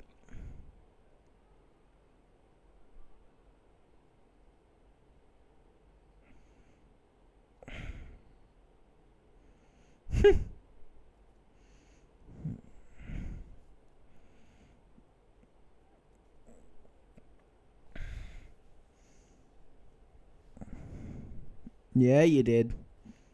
I shouldn't be saying yeah, you did, but yeah, you did. You gotta watch out for them. You gotta watch out for them.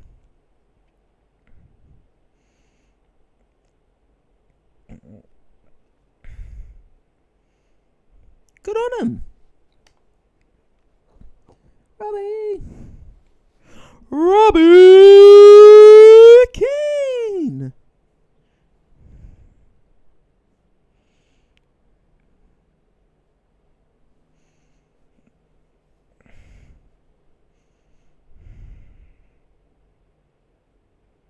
Oofed.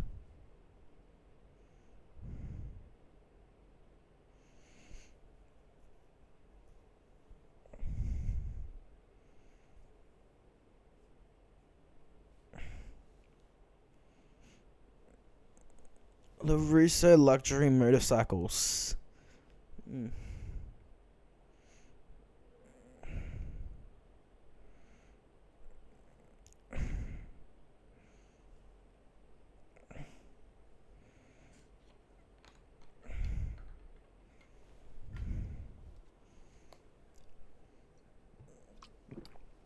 Oofed.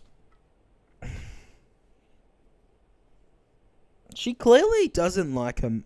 Doesn't like her at all. Hey, family.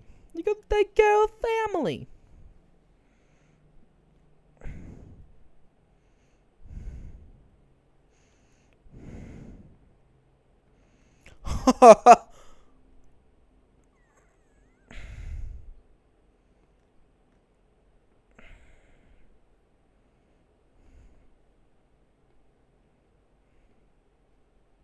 Oh my god, Anthony, you make everything worse. My gosh. Oh my gosh, Anthony, look at her butt. Oh.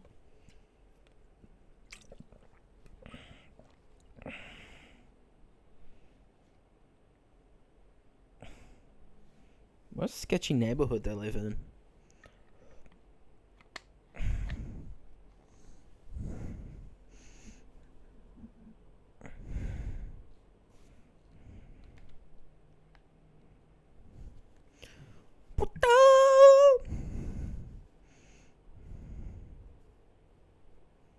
Oof.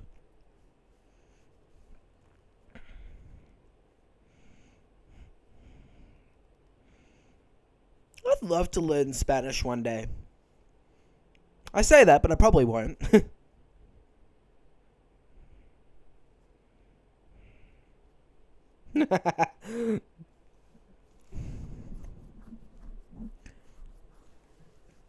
Yeah. The whole point of a fighting tournament. The whole point of a fighting tournament, you get hurt.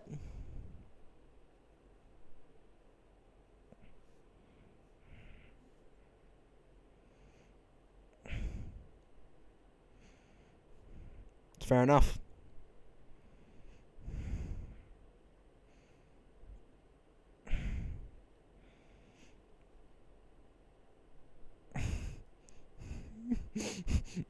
He wasn't making a joke, but that's what makes it funny.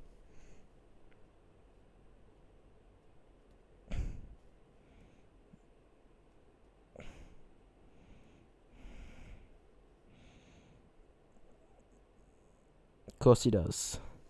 Good on him.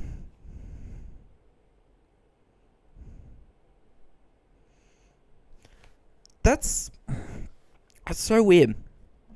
Because when you do FaceTime, you have your phone like this. You have your phone in front of you like this. Sam LaRusso has a phone like down here. And you know it's her phone and not her computer, because her computer would actually make it landscape. And she's using her computer! You see, Miguel has his like this. And you know it's that if it's like this. This has blown my mind. Because cameras for computers aren't made to be vertical. They're made to be landscape.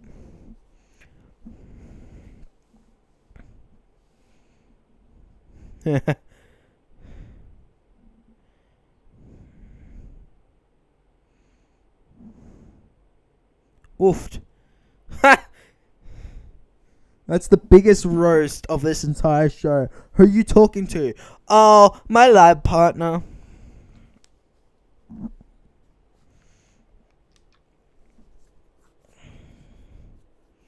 Ecuador.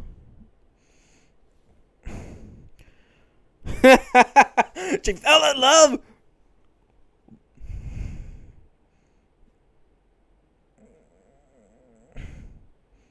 Yeah. I said this before. I think her husband was a mafia boss or a drug mule. Something crazy. Oath, mate. Absolute oath. Tequila. Da da da da da da. Clean your house, mate. You've got beer on the ground. You got shirts on the ground. Clean your house, boy. Oh my gosh, how many drinks are there? That's honestly disgusting. Oh, I feel sick after looking at that. Then there's Robbie with his skateboard.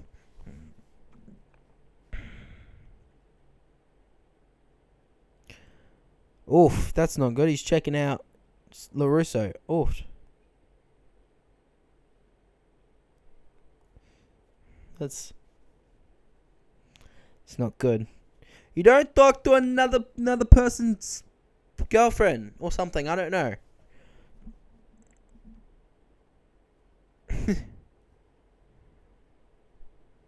Samantha.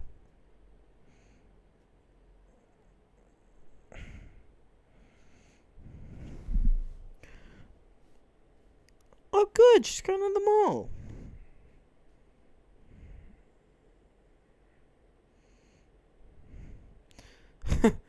He's so rich that he has an Audi and an SUV.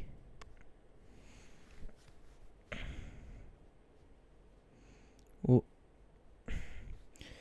in the future, like, I would love to have that much money, the fact that I'd be able to own an Audi and an SUV. But the fact is, I probably will never reach that high in my life. And,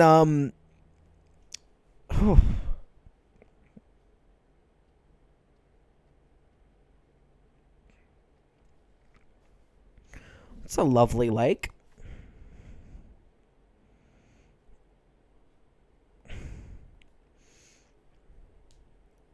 Cool.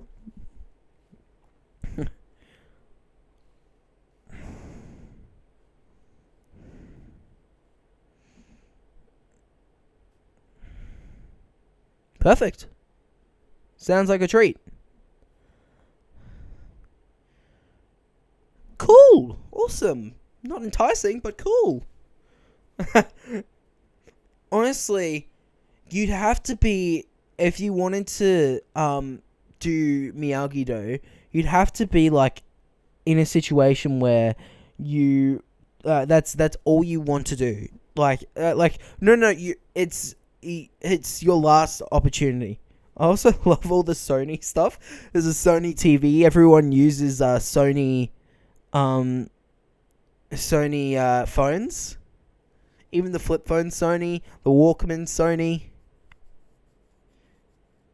It's probably one of the things in the show. They're like, we'll pay for your show, but you have to use Sony products in the product placement. That's probably why he's drinking Coors as well. Oh wow, that's a beautiful shot. Drone shot right there.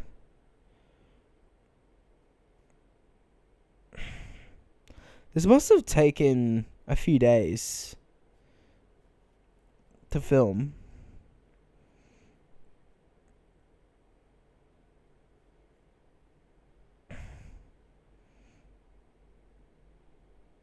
Hiya!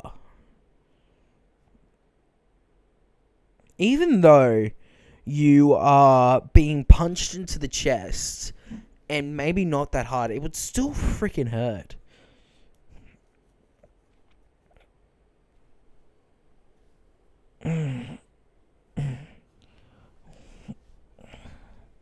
What?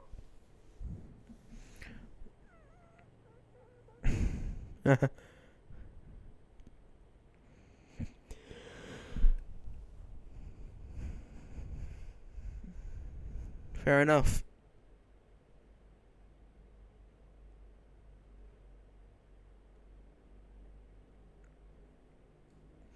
Wait, how is it not nighttime? They were just doing that at sunset. And it's light again? Did they spend the night? I'm so confused.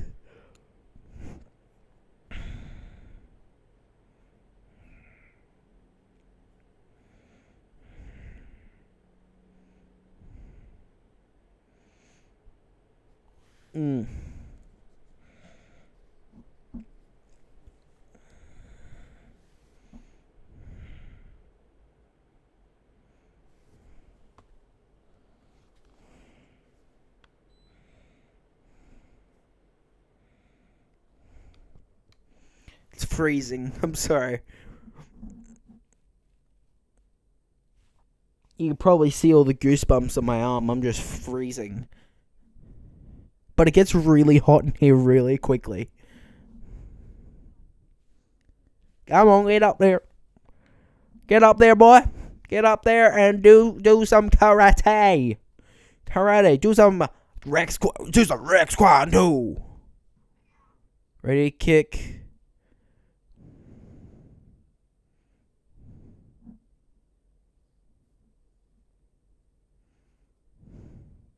He needs more flexibility. He's going for the body.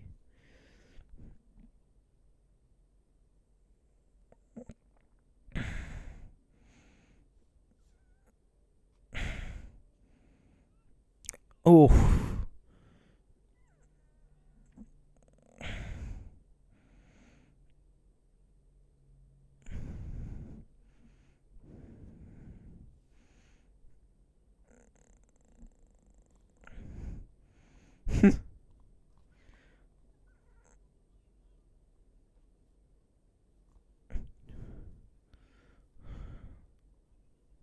That's right. Hockey doesn't count.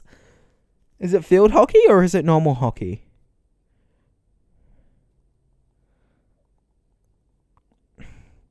Look at the difference in Hawk. He's literally throwing milk duds.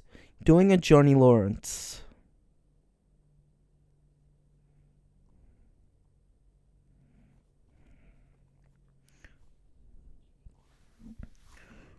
Yeah.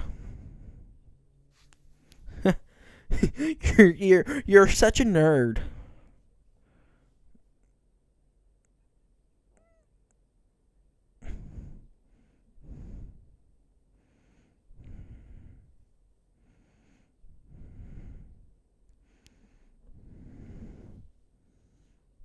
Alpha move, exactly. Cobra Kai never die.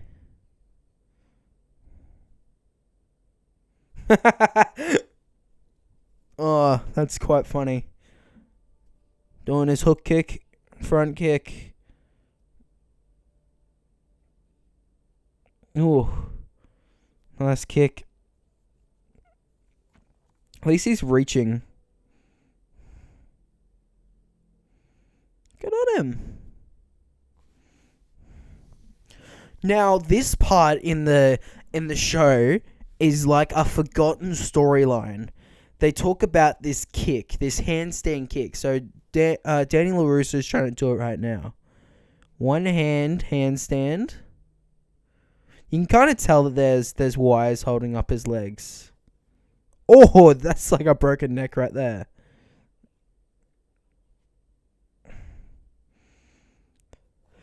But like this handstand kick, basically after this season, never gets mentioned again. It gets used once and then never gets mentioned again. Are you telling me, Mr. Miyagi, a 50-year-old man can do a handstand? Not just a handstand, a one-handed handstand, and can do a kick from it. You're lying to me right now. You're having a laugh. You are having the biggest joke ever. It's just not possible physically.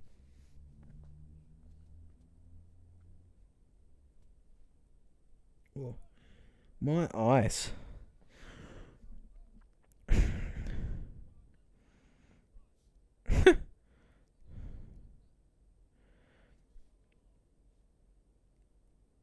Jeez.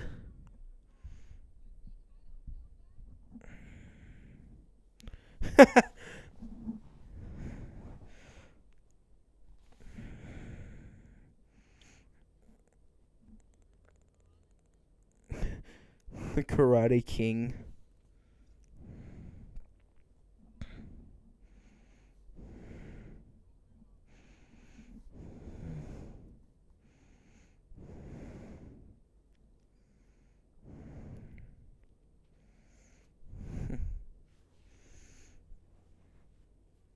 Jeez, how did he make so much money?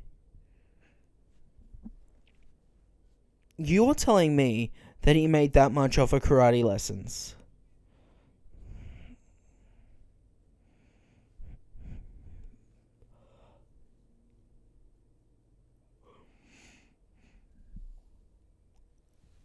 Whew. Sorry for yawning, but oof. It's a big fat rip.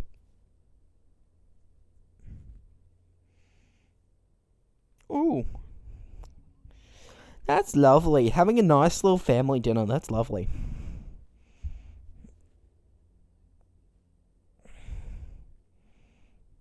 Chicken get your dory. That's lovely.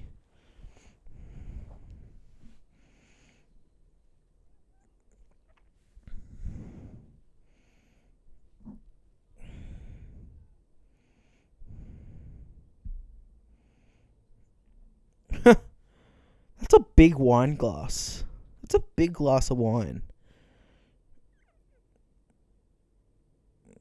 I'll give Miguel this. He's very upfront. He's very upfront.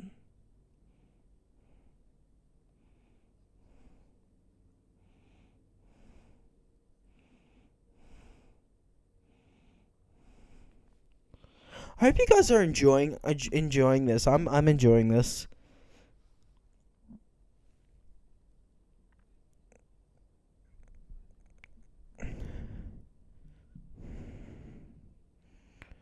You see, in this situation, it can be taken one or two ways.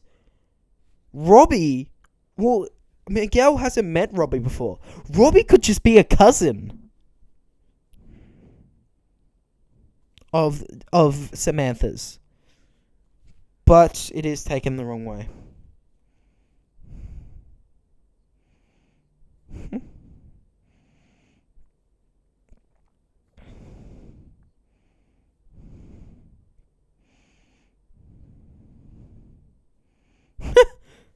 Is he seriously writing her a letter?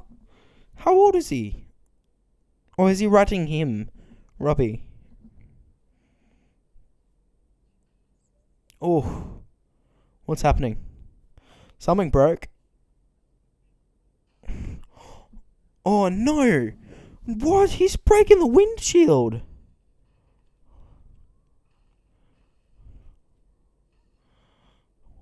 That's awful.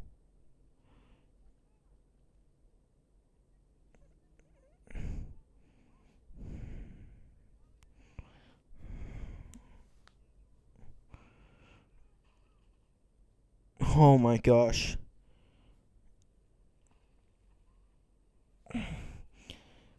This is why you don't fight a karate guy. He's just gonna kill you.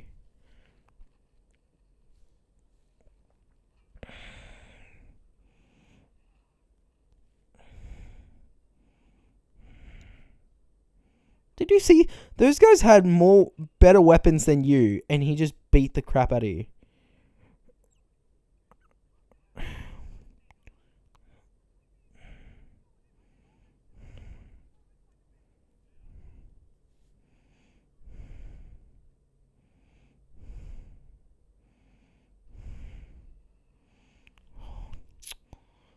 Just put his car on fire.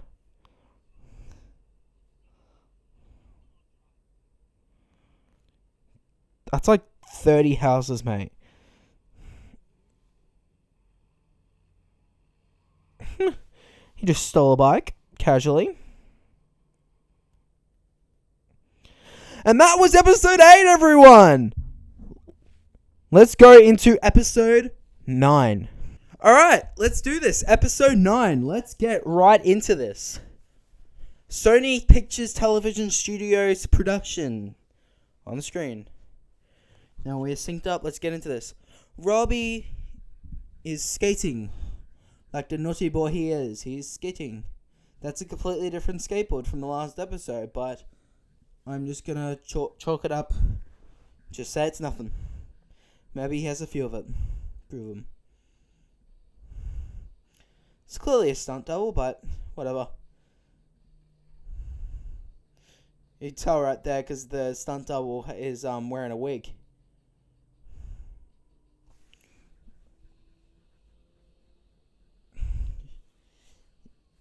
It's not as much of a Karen haircut as he has right there.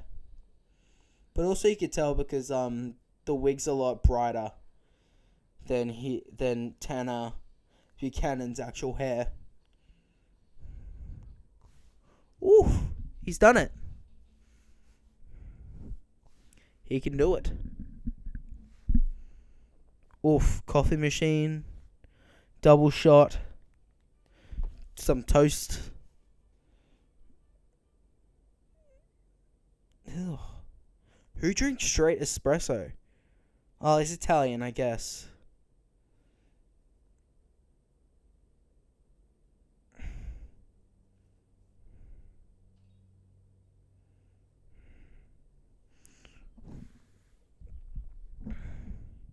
Yeah.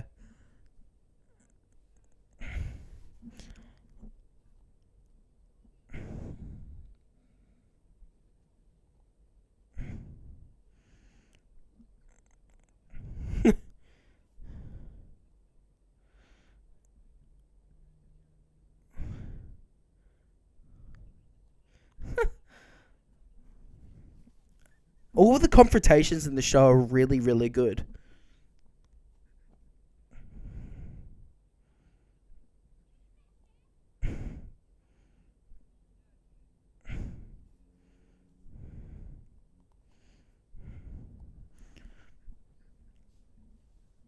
Yeah, this is the perfect situation because you see that both of them just assume each other. They both have massive egos, to the fact that they can't just say, "Hey, sorry, that was my cousin. I've had nothing to do with it.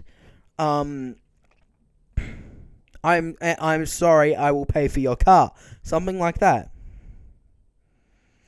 But they have such big egos that they'll just literally fight each other at any opportunity.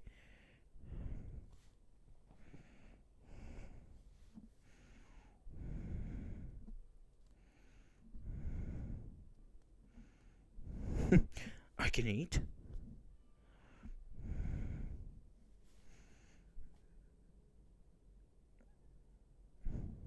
Nice cheeky exam. Cheeky exam.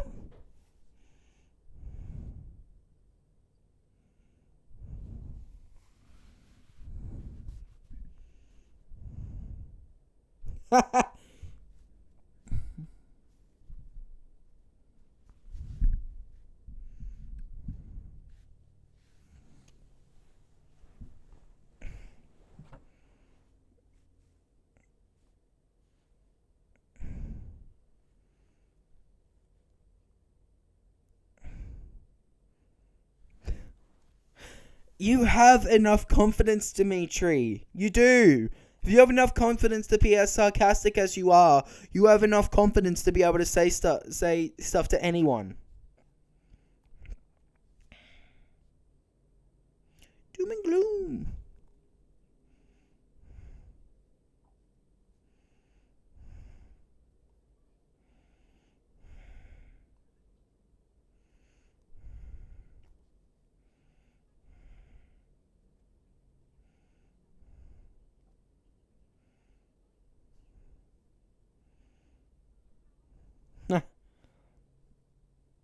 Oof.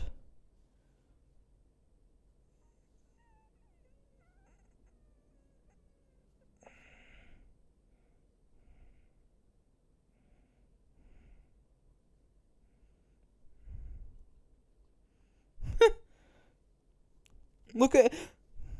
He is a great boyfriend. He's a great boyfriend. Oh, look at that saucy boy. Look at that saucy boy. Good on him. Good on him. Disciplined. Go and train.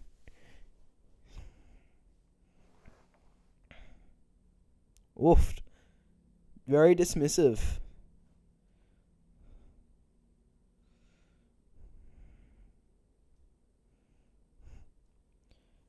Sitting across of each other with the wife as the mediator. Really, really quite good. Also, look at that. Look at that symmetry in the middle. She's wearing purple. Danny's wearing blue, and Johnny's wearing red, signifying that she is the middle between all of them, the middleman.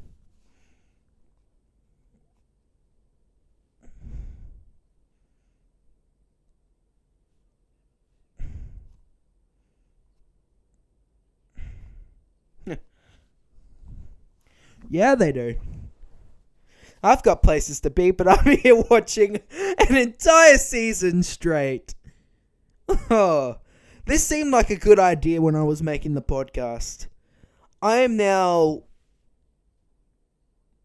nearly 6 hours into filming right now, and it's a real drag.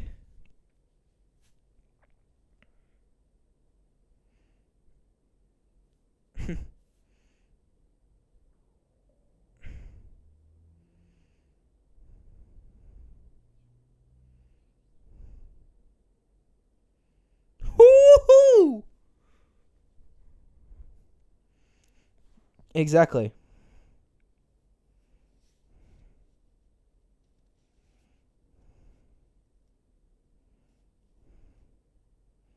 He's like breaking that salt shaker.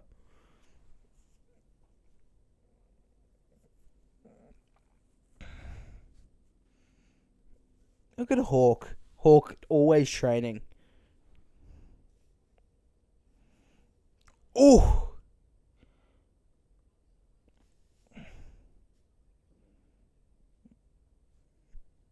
Ha! Sweet home Alabama. Sweet home Alabama. Or if you're from Australia, sweet home Tasmania. I don't know, that's the only place that has ER at the end, like Alabama. Impressive. Can't believe that belt is around your waist. It's quite a funny joke. But, I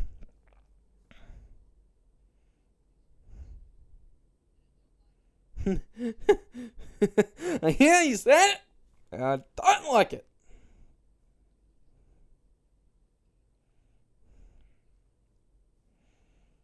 Strike first, strike hard. No mercy, am I right? Am I right?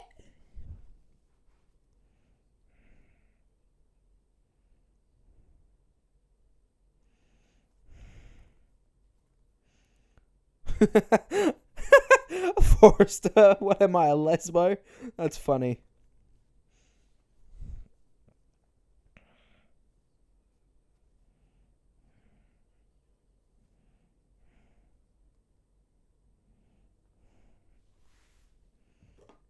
Me, I don't know cars. I literally don't know anything about cars. I never learned anything about cars. Honestly, I could care less about cars.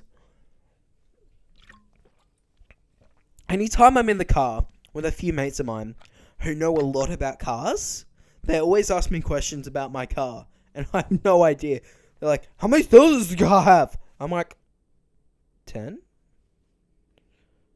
I don't think it's possible. I don't know. What kind of engine do you have? Good one? I don't know. I don't know anything about cars.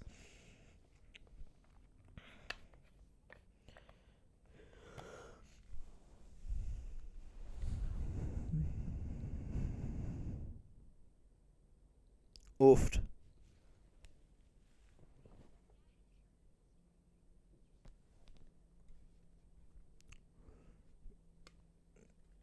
Yeah.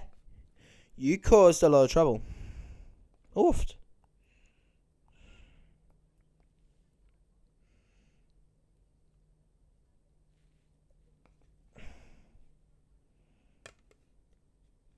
What? I'm sorry. But I mean, I guess because they used an Apple Watch for that, they couldn't actually say Apple Watch. But like in my living experience, I've never been in a situation where someone's like, I bought myself a smartwatch. Oh my gosh.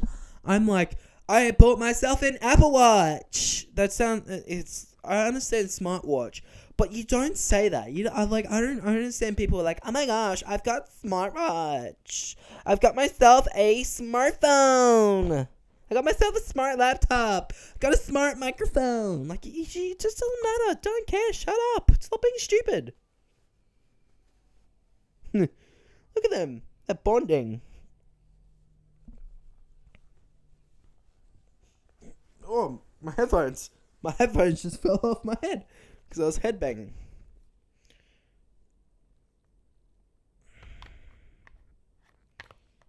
Look at that. That's where I used to live.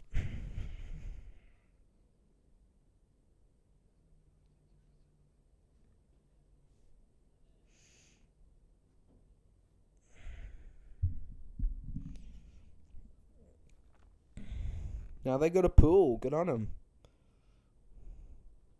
This guy's just breaking and entering. Well, he's not breaking. He's just walking in. I don't think you're allowed to do that.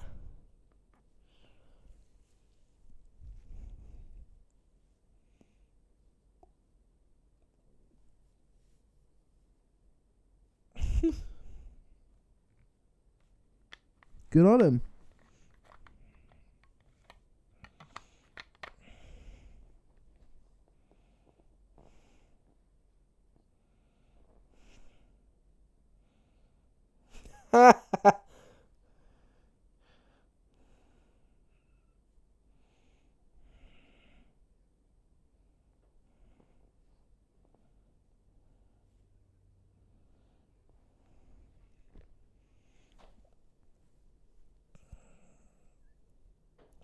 That's lovely. That is lovely. Nice little bonding.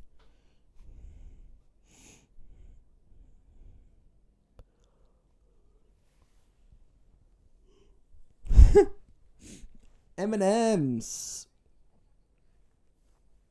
Reese's. Pringles. Of the Hawk.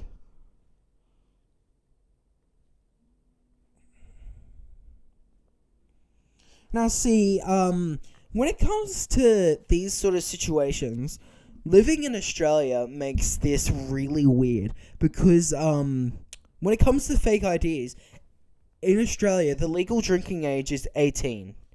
So when I watch these shows and I watch these movies and I see that they get a fake ID and they go in and they get drinks, I'm like, oh, they're just trying to pretend to be 18. Nope, they're pretending to be 21. That's insane.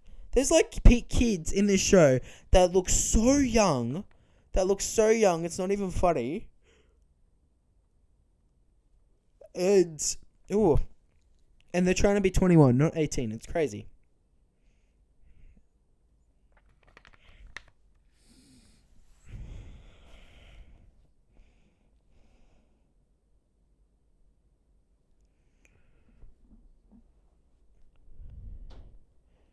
Cobra Kai.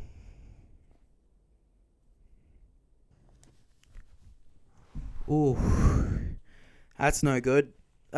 He just got completely rejected.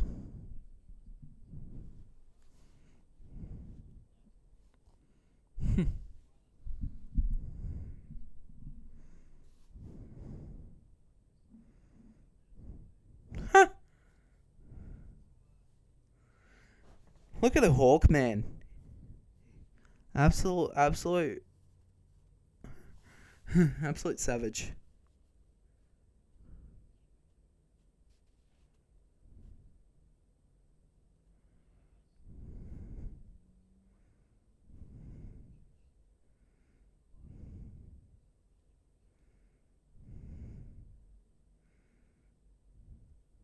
'93. How old's that? 2010.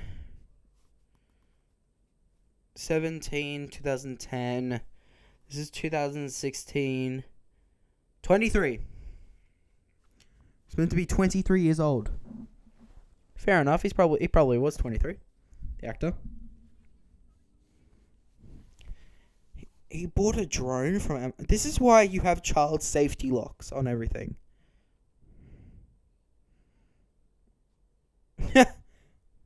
Oofed.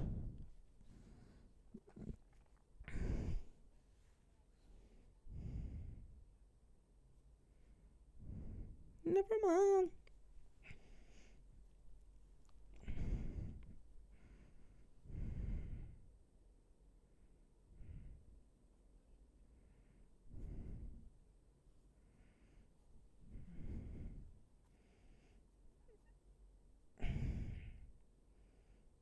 Let her use her phone.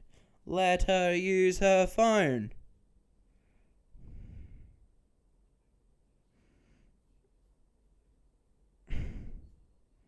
Nah. Called him a lady. What a guy. What a guy. What a guy, what a mighty good guy. Ew.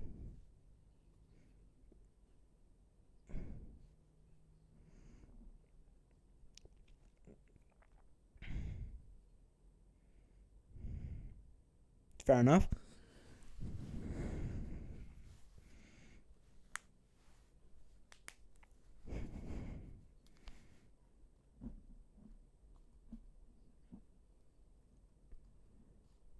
Oof. You know you had a bad childhood if you think John Kreese is more like your father.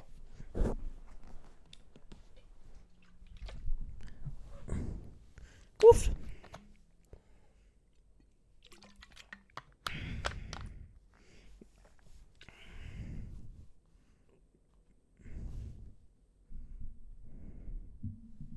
That is the truth.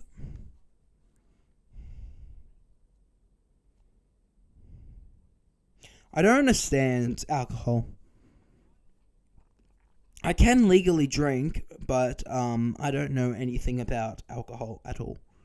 I've never drank in my life, so I don't know.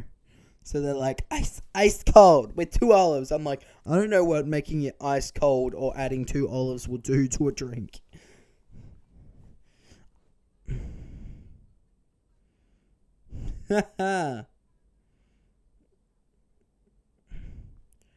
Bro, he's scared. He got beaten up by that guy. He's scared. Look at him. Look at him. He's a simp. He's a simp. Ooh, lovely. She's got a nice smile. Is her name Moo or Moon? I'm Googling this because I'm not sure if her name's Moo. Okay, Cobra Kai. Cast. Moon. Her name's Moon. That did not work. I thought her name was Moon. Moo. That was like, who names their child Moo?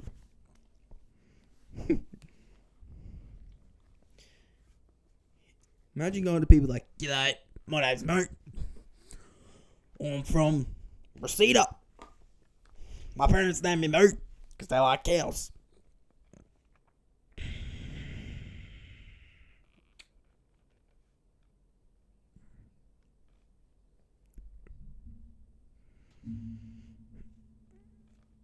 He literally walked in the house okay. How does she not know this?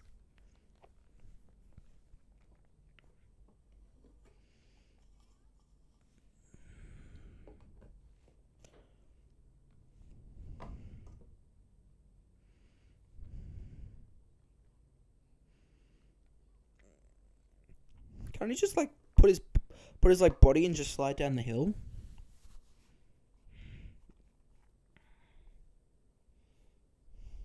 How many cars do they have? They have a black Audi,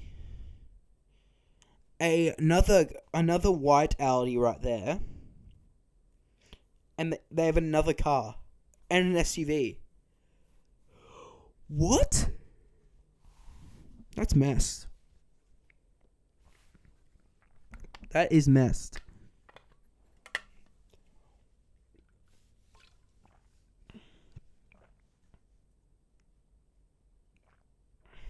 Exactly. You don't want to keep him waiting.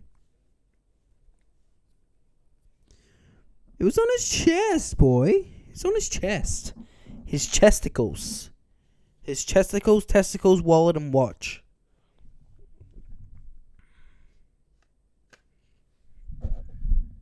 His chesticles, testicles, wallet, and watch.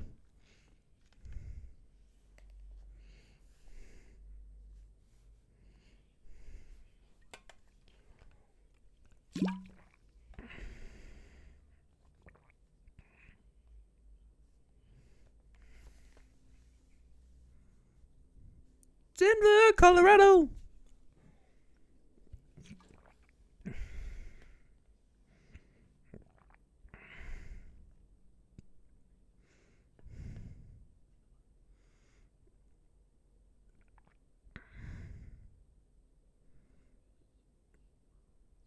Schwaber.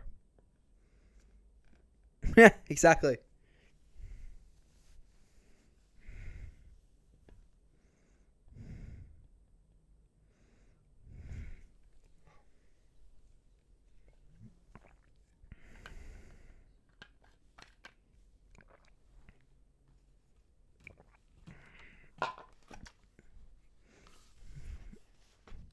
Look at that dumb face. Look at him. Look at him. Look at him. I'm feeling home.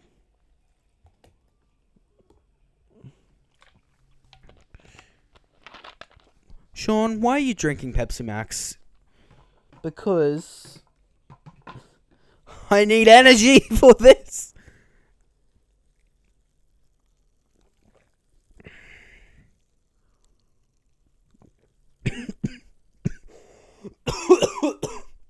Jeez. Oh, sorry. Moon. That's such a weird name. I'm not coughing because I have COVID. Coughing because this went down the wrong hatch. There we go. We're all clear.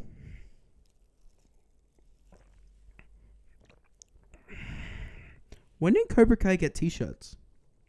Might I add? It is the most McConaughey thing. Why is she still there? Why didn't she just go?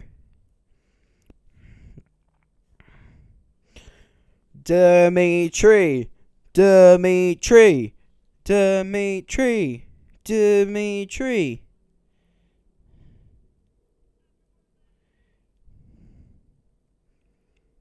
You know how he said in the other episode that once he goes to medical school, he will get confident will get confidence to be able to talk to a good-looking girl? And I said he could do that and he doesn't need that? I was wrong!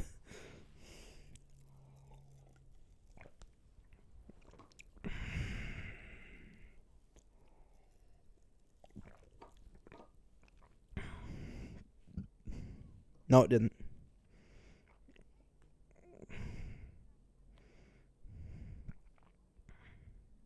Oofed.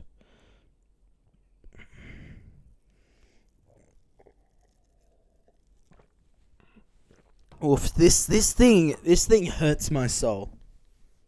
Fugly. Never heard that one before. This is brutal. Watch this. This is utterly brutal. This is probably a show devised on violence and martial arts. This is the most brutal move I've ever seen. Watch this. Ready? Oh. Oh. That hurt me. That hurt me. Oh. Oh. Jeez. I wouldn't wish that on my worst enemy. Oh.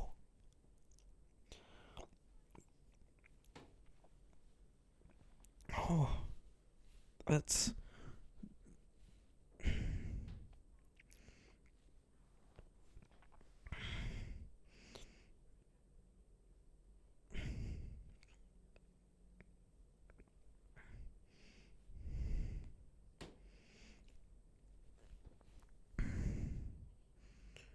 Oofed. Yeah, he hates him with a passion. Exactly. This is why you just tell your father. Sam LaRusso, you'll find this out in the next season. She's one of the most hated characters in the whole show. Possibly the most hated character. Because of her actions and everything that she does. Especially in this part right here.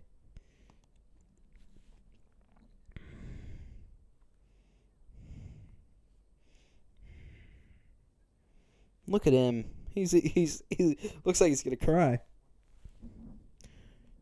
Miguel. No.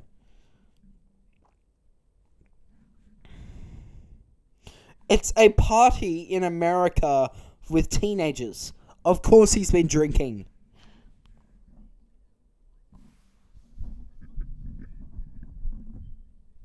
It's so convenient.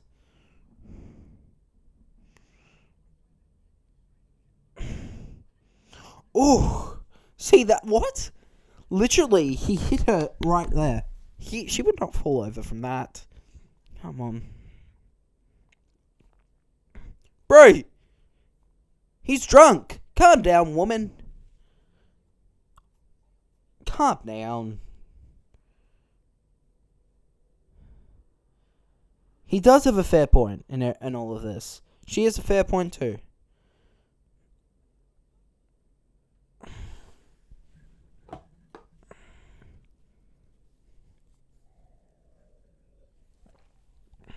Yeah, that would be awesome. That'd be awesome.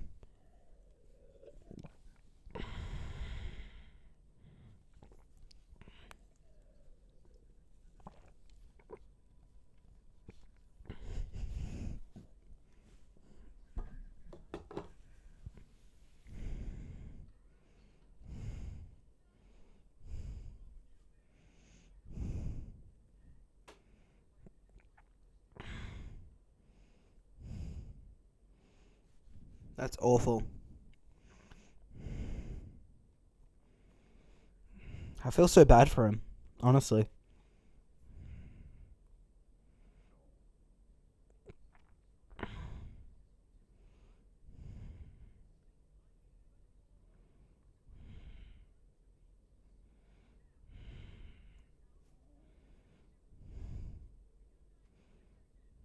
Oh. Whack! Slap him right in the face.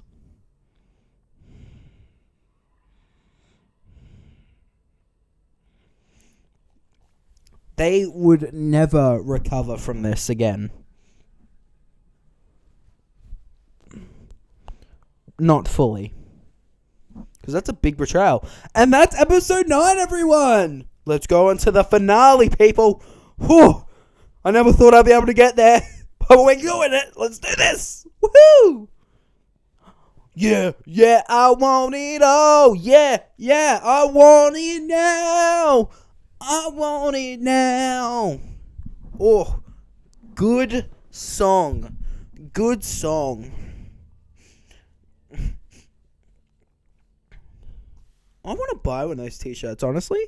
Actually, a really cool design.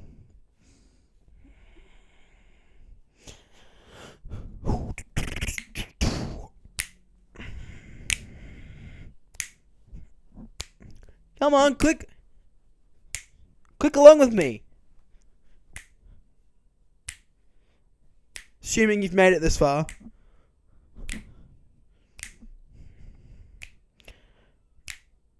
How are they all black belts? Yeah. Yeah, yeah, yeah, yeah, yeah, yeah, I want it all. Yeah, yeah, I want... Oh. Look at that big old fist. Fisticuffs.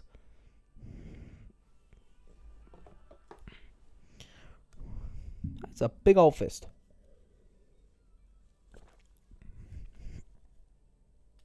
Arr.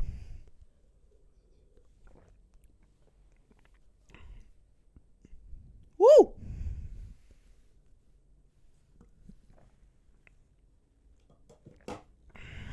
And I guess the makeup right now has gone downhill from Eli or Hawk. Look, you can barely notice it on him.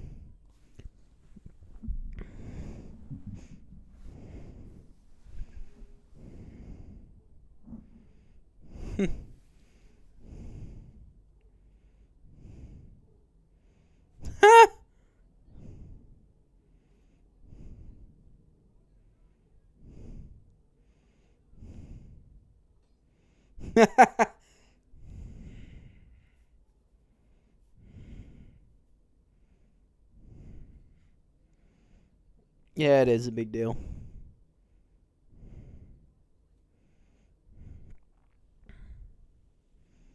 That's true.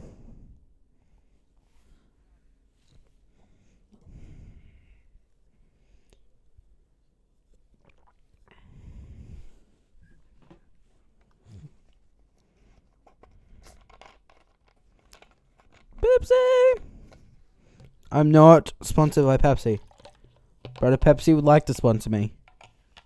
I mean, I would have made it. I mean, I would, if I got sponsored by Pepsi, I would not do podcast. I mean, I would not do anything with my life. I would literally just podcast every single day. Isn't the third rule no mercy? Oh yeah, it is. Said it at the exact same time. Good on us. Yeah. Yeah, it does. Throws it spinningly onto your balls. Yeah. Yeah. She breaks your heart. She breaks your heart.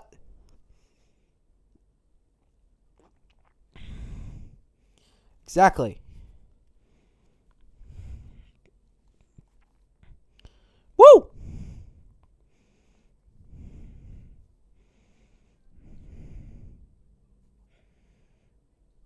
Yeah, we do. Yeah, you are.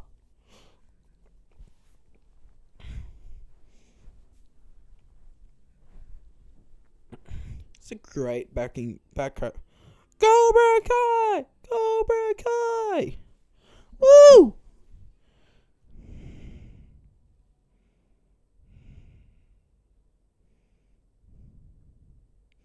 Whoa, look at that cheeky smile.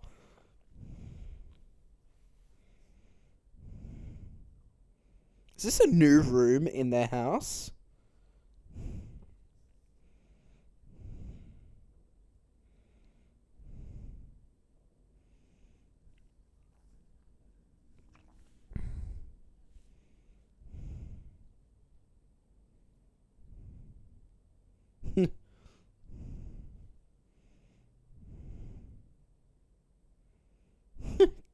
Karate moms.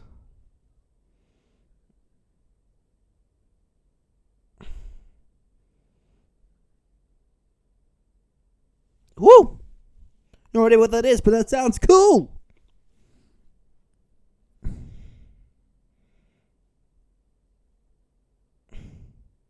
That's a Sony phone. Didn't you know? This whole TV show is sponsored by Sony.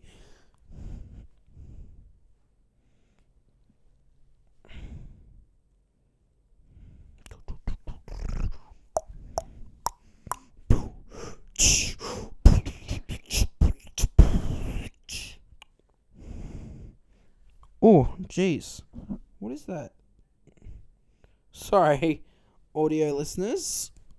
I seem to have found a pin in my shirt. A literal pin. Yeah, I'm not joking. A pin. This is like scratching my neck. I thought this was the tag. Yuck, it hurt. Alright.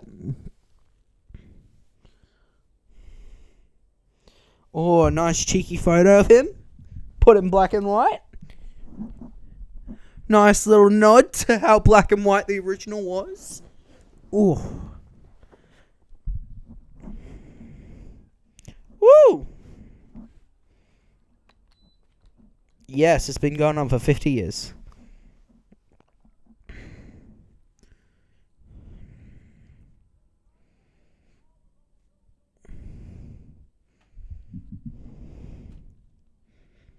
All-star karate. Somebody once told me, world is gonna be karate. It happened to be in this TV show. It was something to do with kicks and punches and elbows. And to win a fight you'll never have.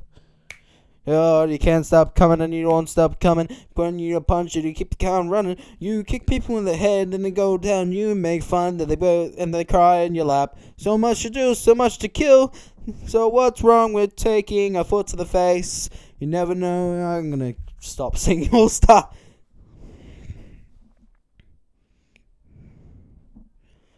Cobra Kai, Cobra Kai, Cobra Kai, Cobra Kai, Cobra Kai. Cobra Kai, Cobra Kai, Cobra Kai, Cobra Kai, Cobra Kai, Cobra Kai, Cobra Kai, Cobra Kai, Cobra Kai, Cobra Kai, Cobra Kai, Cobra Kai, Cobra Kai, Cobra Kai. Hey! Hoo-yah! It is a badass name for a dojo.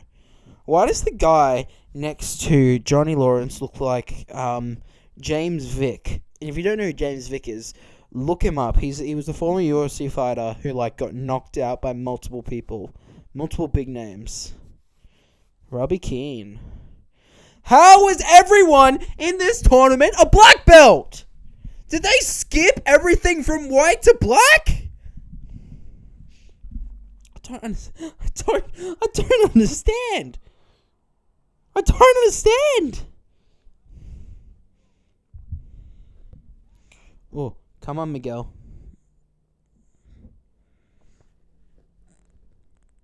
Come on, Miguel.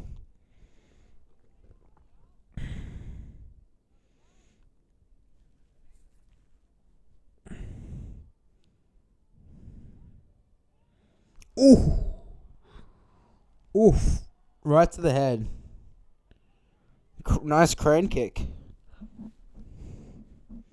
How does no one not know what he was doing? It's famous in Reseda, apparently. Oof. Block, punch, and... oof. Nice body punch.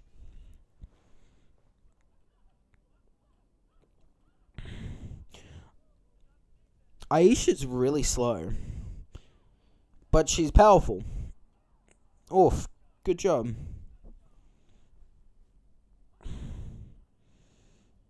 Hook, spinning back fist. Hook throws wildly, but doesn't land half the time. Oof. Oof. That was brutal. That was a brutal elbow.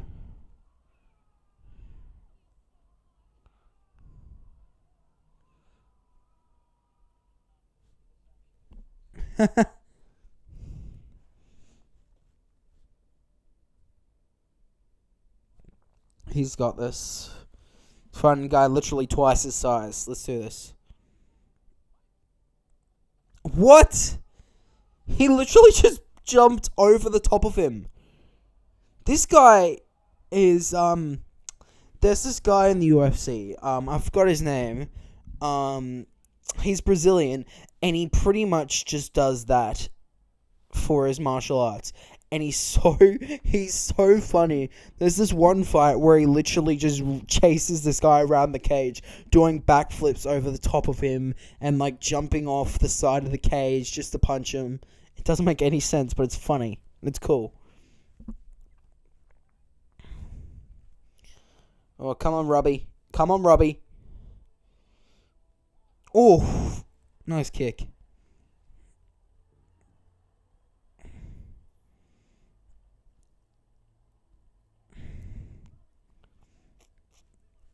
Ooh.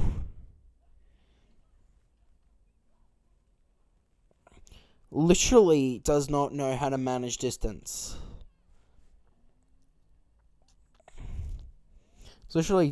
He's literally throwing kicks up in the air just for the sake of showmanship.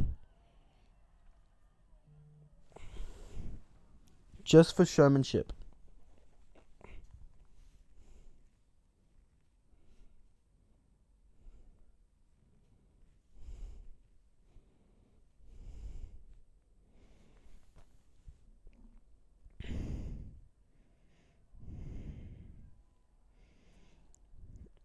Woo! Yeah, we are.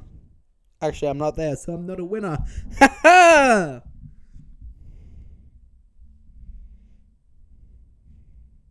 Shut up, Sam.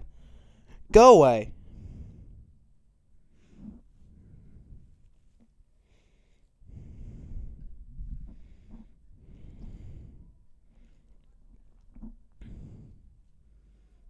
Woo! Come on, Miguel. Come on, Miguel.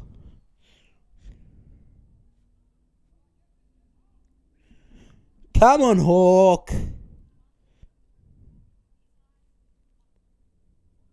Moskowitz.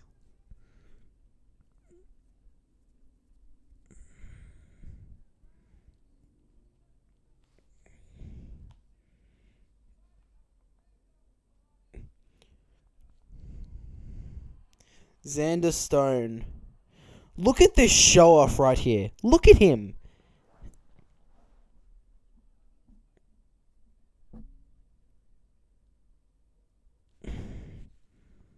Oh my gosh.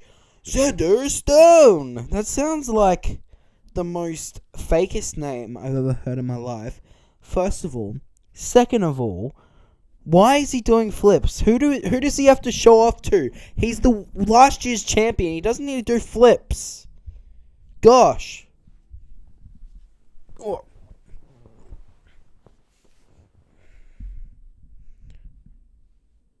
Ugh. Tore her a new vagina. That is not a good saying at all.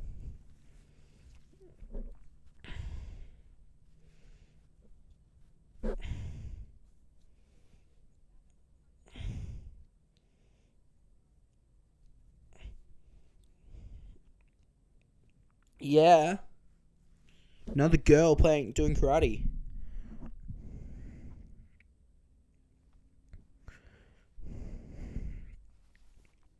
Wow, he's a simp for society.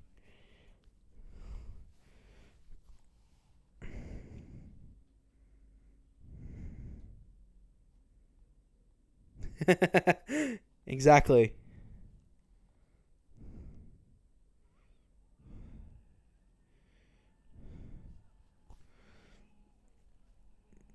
Stone versus Diaz. Let's go. Let's get stoned, people. Well, let's not get stoned, but let's get stoned. Oof. Look at this. He's such a show off that he just has to be able to do those flashy kicks while Miguel's using technique.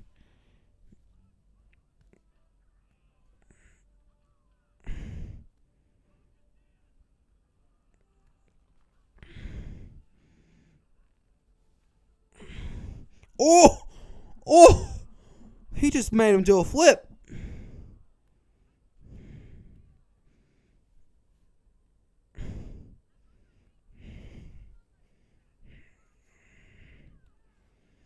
Come on, Diaz. Oh! Hello.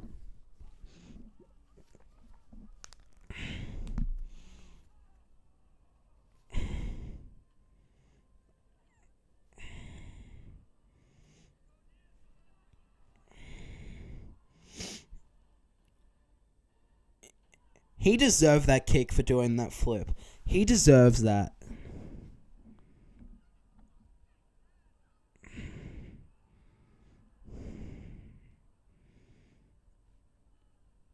He deserves it for being a show off.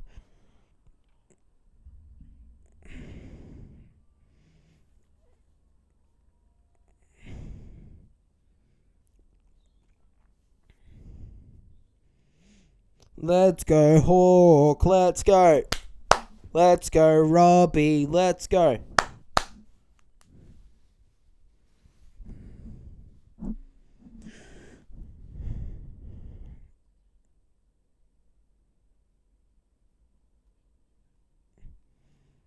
Woo. That was great music. As soon as he jumps, boom.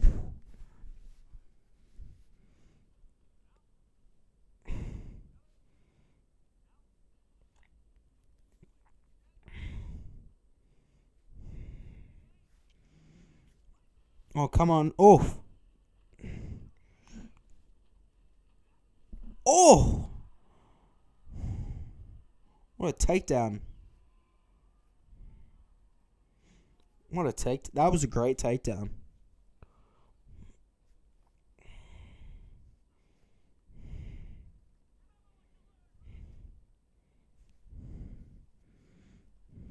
Oh. Remember what you learned, Robbie!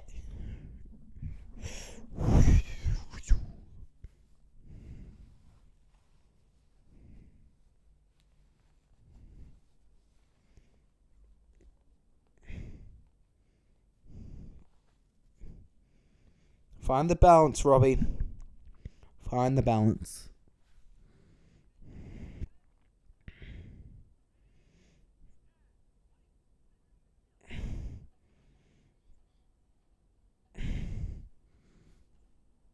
Come on, Karen.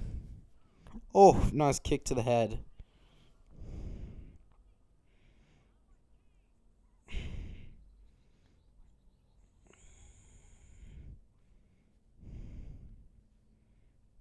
Ha! You're one to talk. Oh.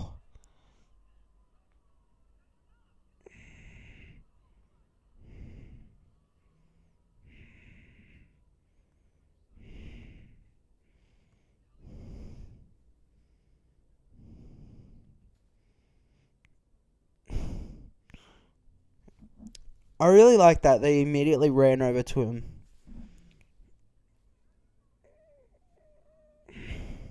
Woo. Isn't this ironic? Miyagi-Do student hurts a body limb. Gets into finals by disqualification. Isn't that ironic, people? Do the Basic Instinct.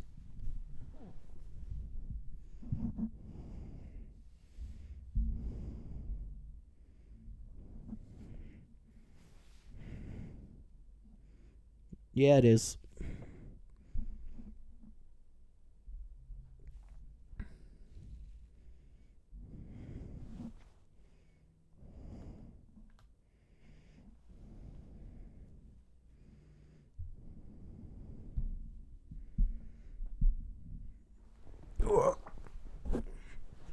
Ooga booga.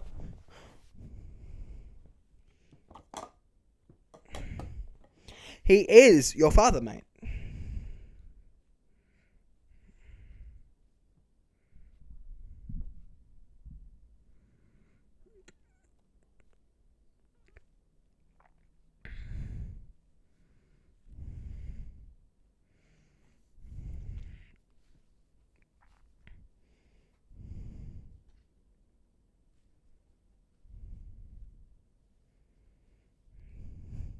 Good.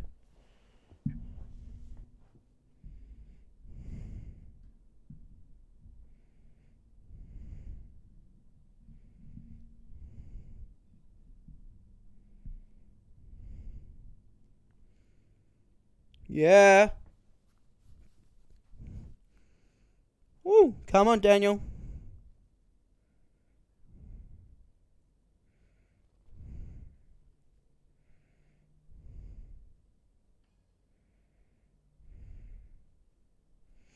Doing the same thing Mr. Miyagi did.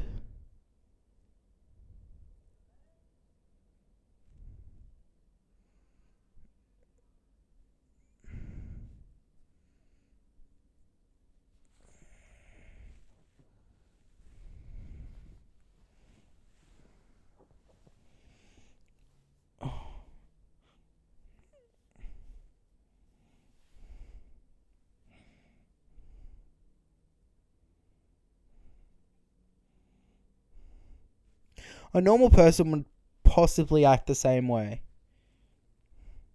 Especially when your girlfriend is being as dismissive about everything you do as Sam LaRusso has been doing. Like, let's be honest here.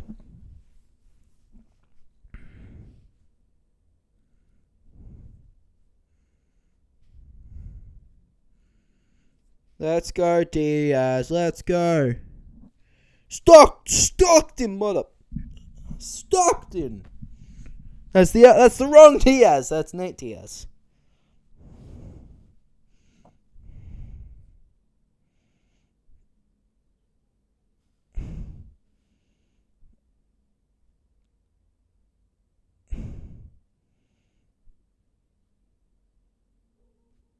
Oh.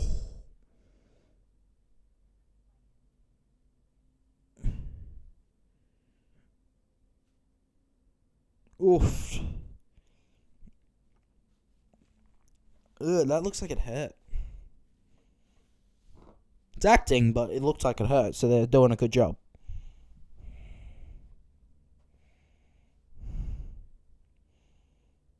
Let's go, Robbie. Let's go. Oh, look at that lighting.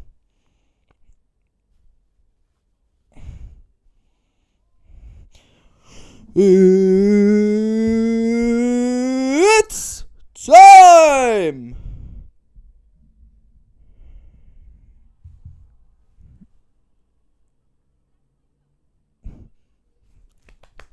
That's my son.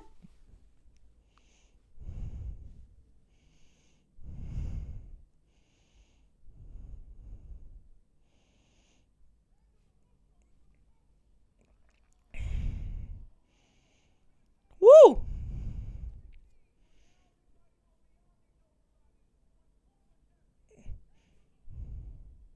Oh. Record.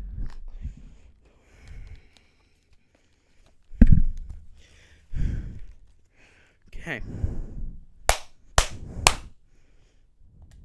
Oh. Look at that. Larisso's back. He's back. Let's do this.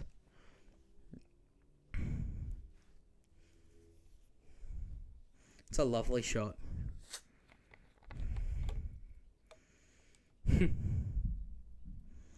Yeah, that's true. It will never be over.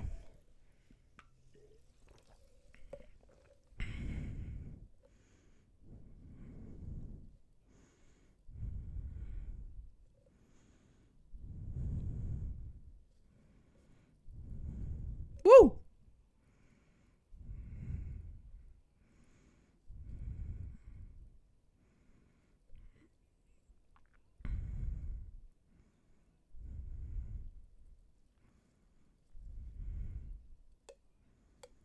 Hey! Hadouken! Oh. Really well matched. Oh. Nice spinning body front kick. Woo!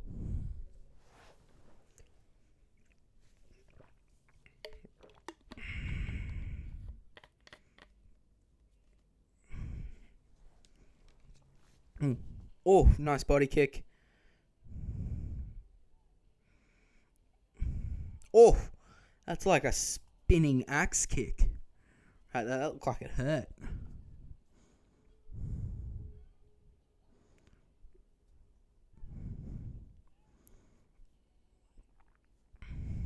Oh, punch. Misses. Elbow to the arm. Sweep the leg. Punch. Oh. Cheeky.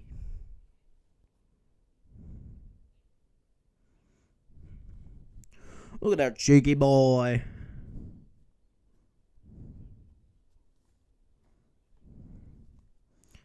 Miguel just looks angry. Looks like an angry boy.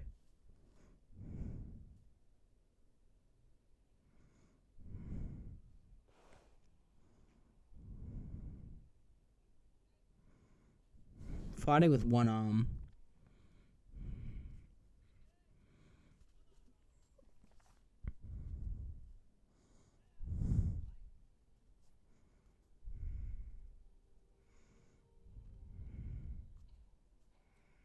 Oh, the intense music. See, you probably wouldn't be able to telegraph the shot if the punch if you didn't scream before you punch. Hey!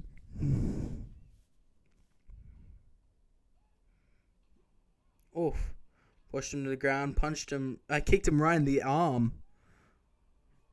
Now see, here's the kick right there, the handstand kick that is never mentioned again, never talked about again. It's a plot point that is basically forgotten.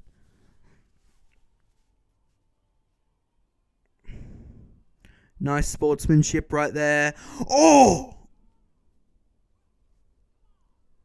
That looked like it hurt a lot.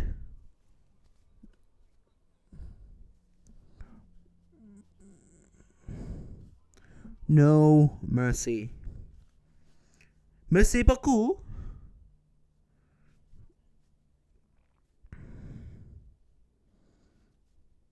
So they took a point away. Does that mean he's back to 0?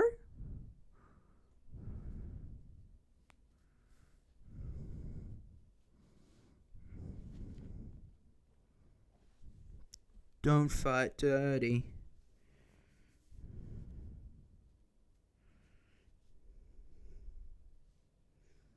No mercy.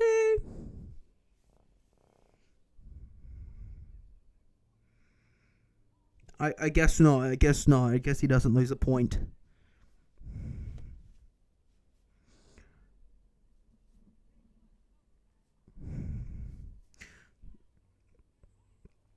Oh, nice little cheeky zoom. Oh, oof.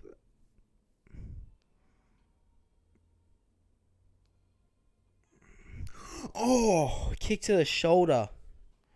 Back to the body. Yeah, that's over. That's over. He's won. Miguel! Woo! Let's go, Miguel. Let's go.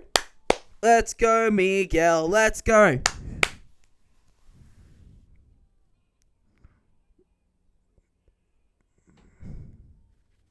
Ooh.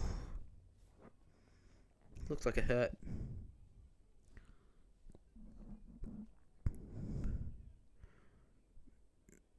Yeah, Miguel.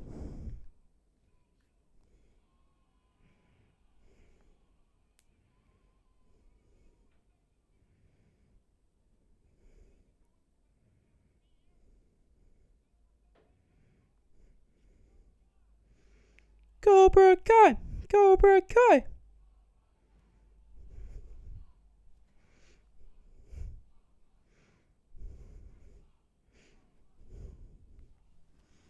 Cobra Kai. Cobra Kai.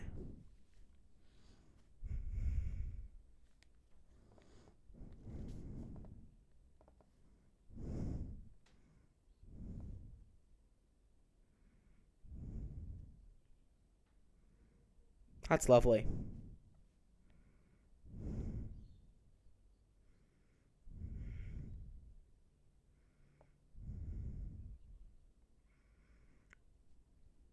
Yes, he did. He won.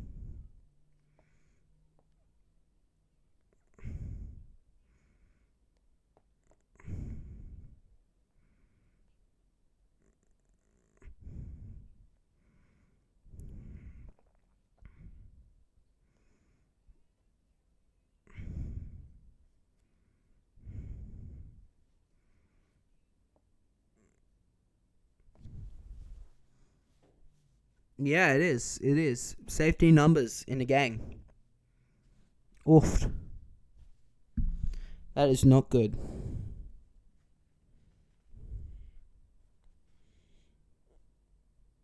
Cobra Kai. Cobra Kai. Cobra Kai. Kyra Bry. I don't know.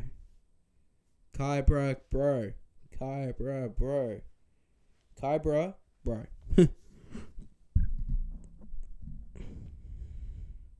Or is it Co? Kybra Co. Kybra Co. Exactly, Kybra Co.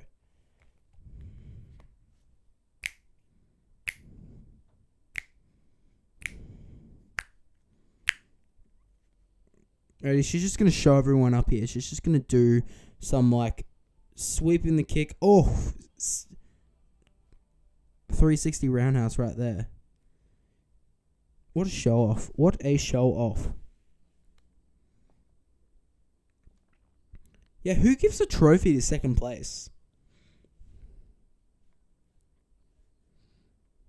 Woo!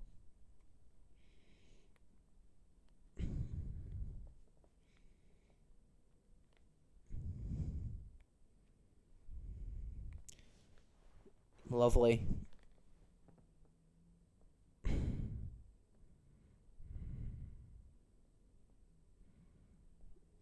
Yeah. Come on, Danny.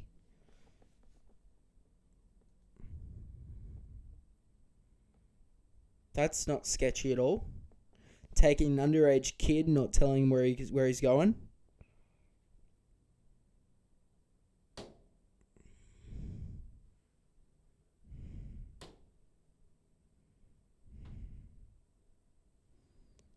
Ooh, he's going to Mr. Miyagi's house.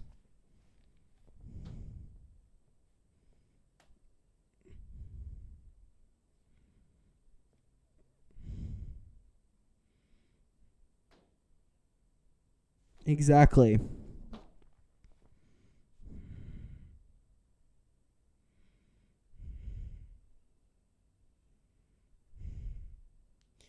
Miyagi-Do Karate. I wonder, did Mr. Miyagi leave that property to Danny? Or did Danny just buy it for Mr. Miyagi? Not sure. Oh, 2018. Ah. So they did film this 2018, 2019, 2020. Oh. Oh, here he comes. Big Sauce himself, John Kreese. A sinister man himself.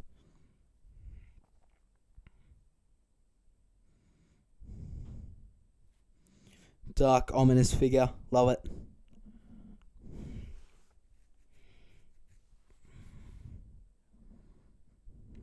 Ready? He's coming to the light. Nice little cigar. Exactly. Awesome. And that's Cobra Kai, ladies and gentlemen. I hope you enjoyed. Let me know what you think. I'm definitely excited to keep doing these. Yeah. I'm gonna go because that took every ounce of my energy out of me. So thank you for watching. I hope you enjoyed. Have a lovely day. I'll see you next week.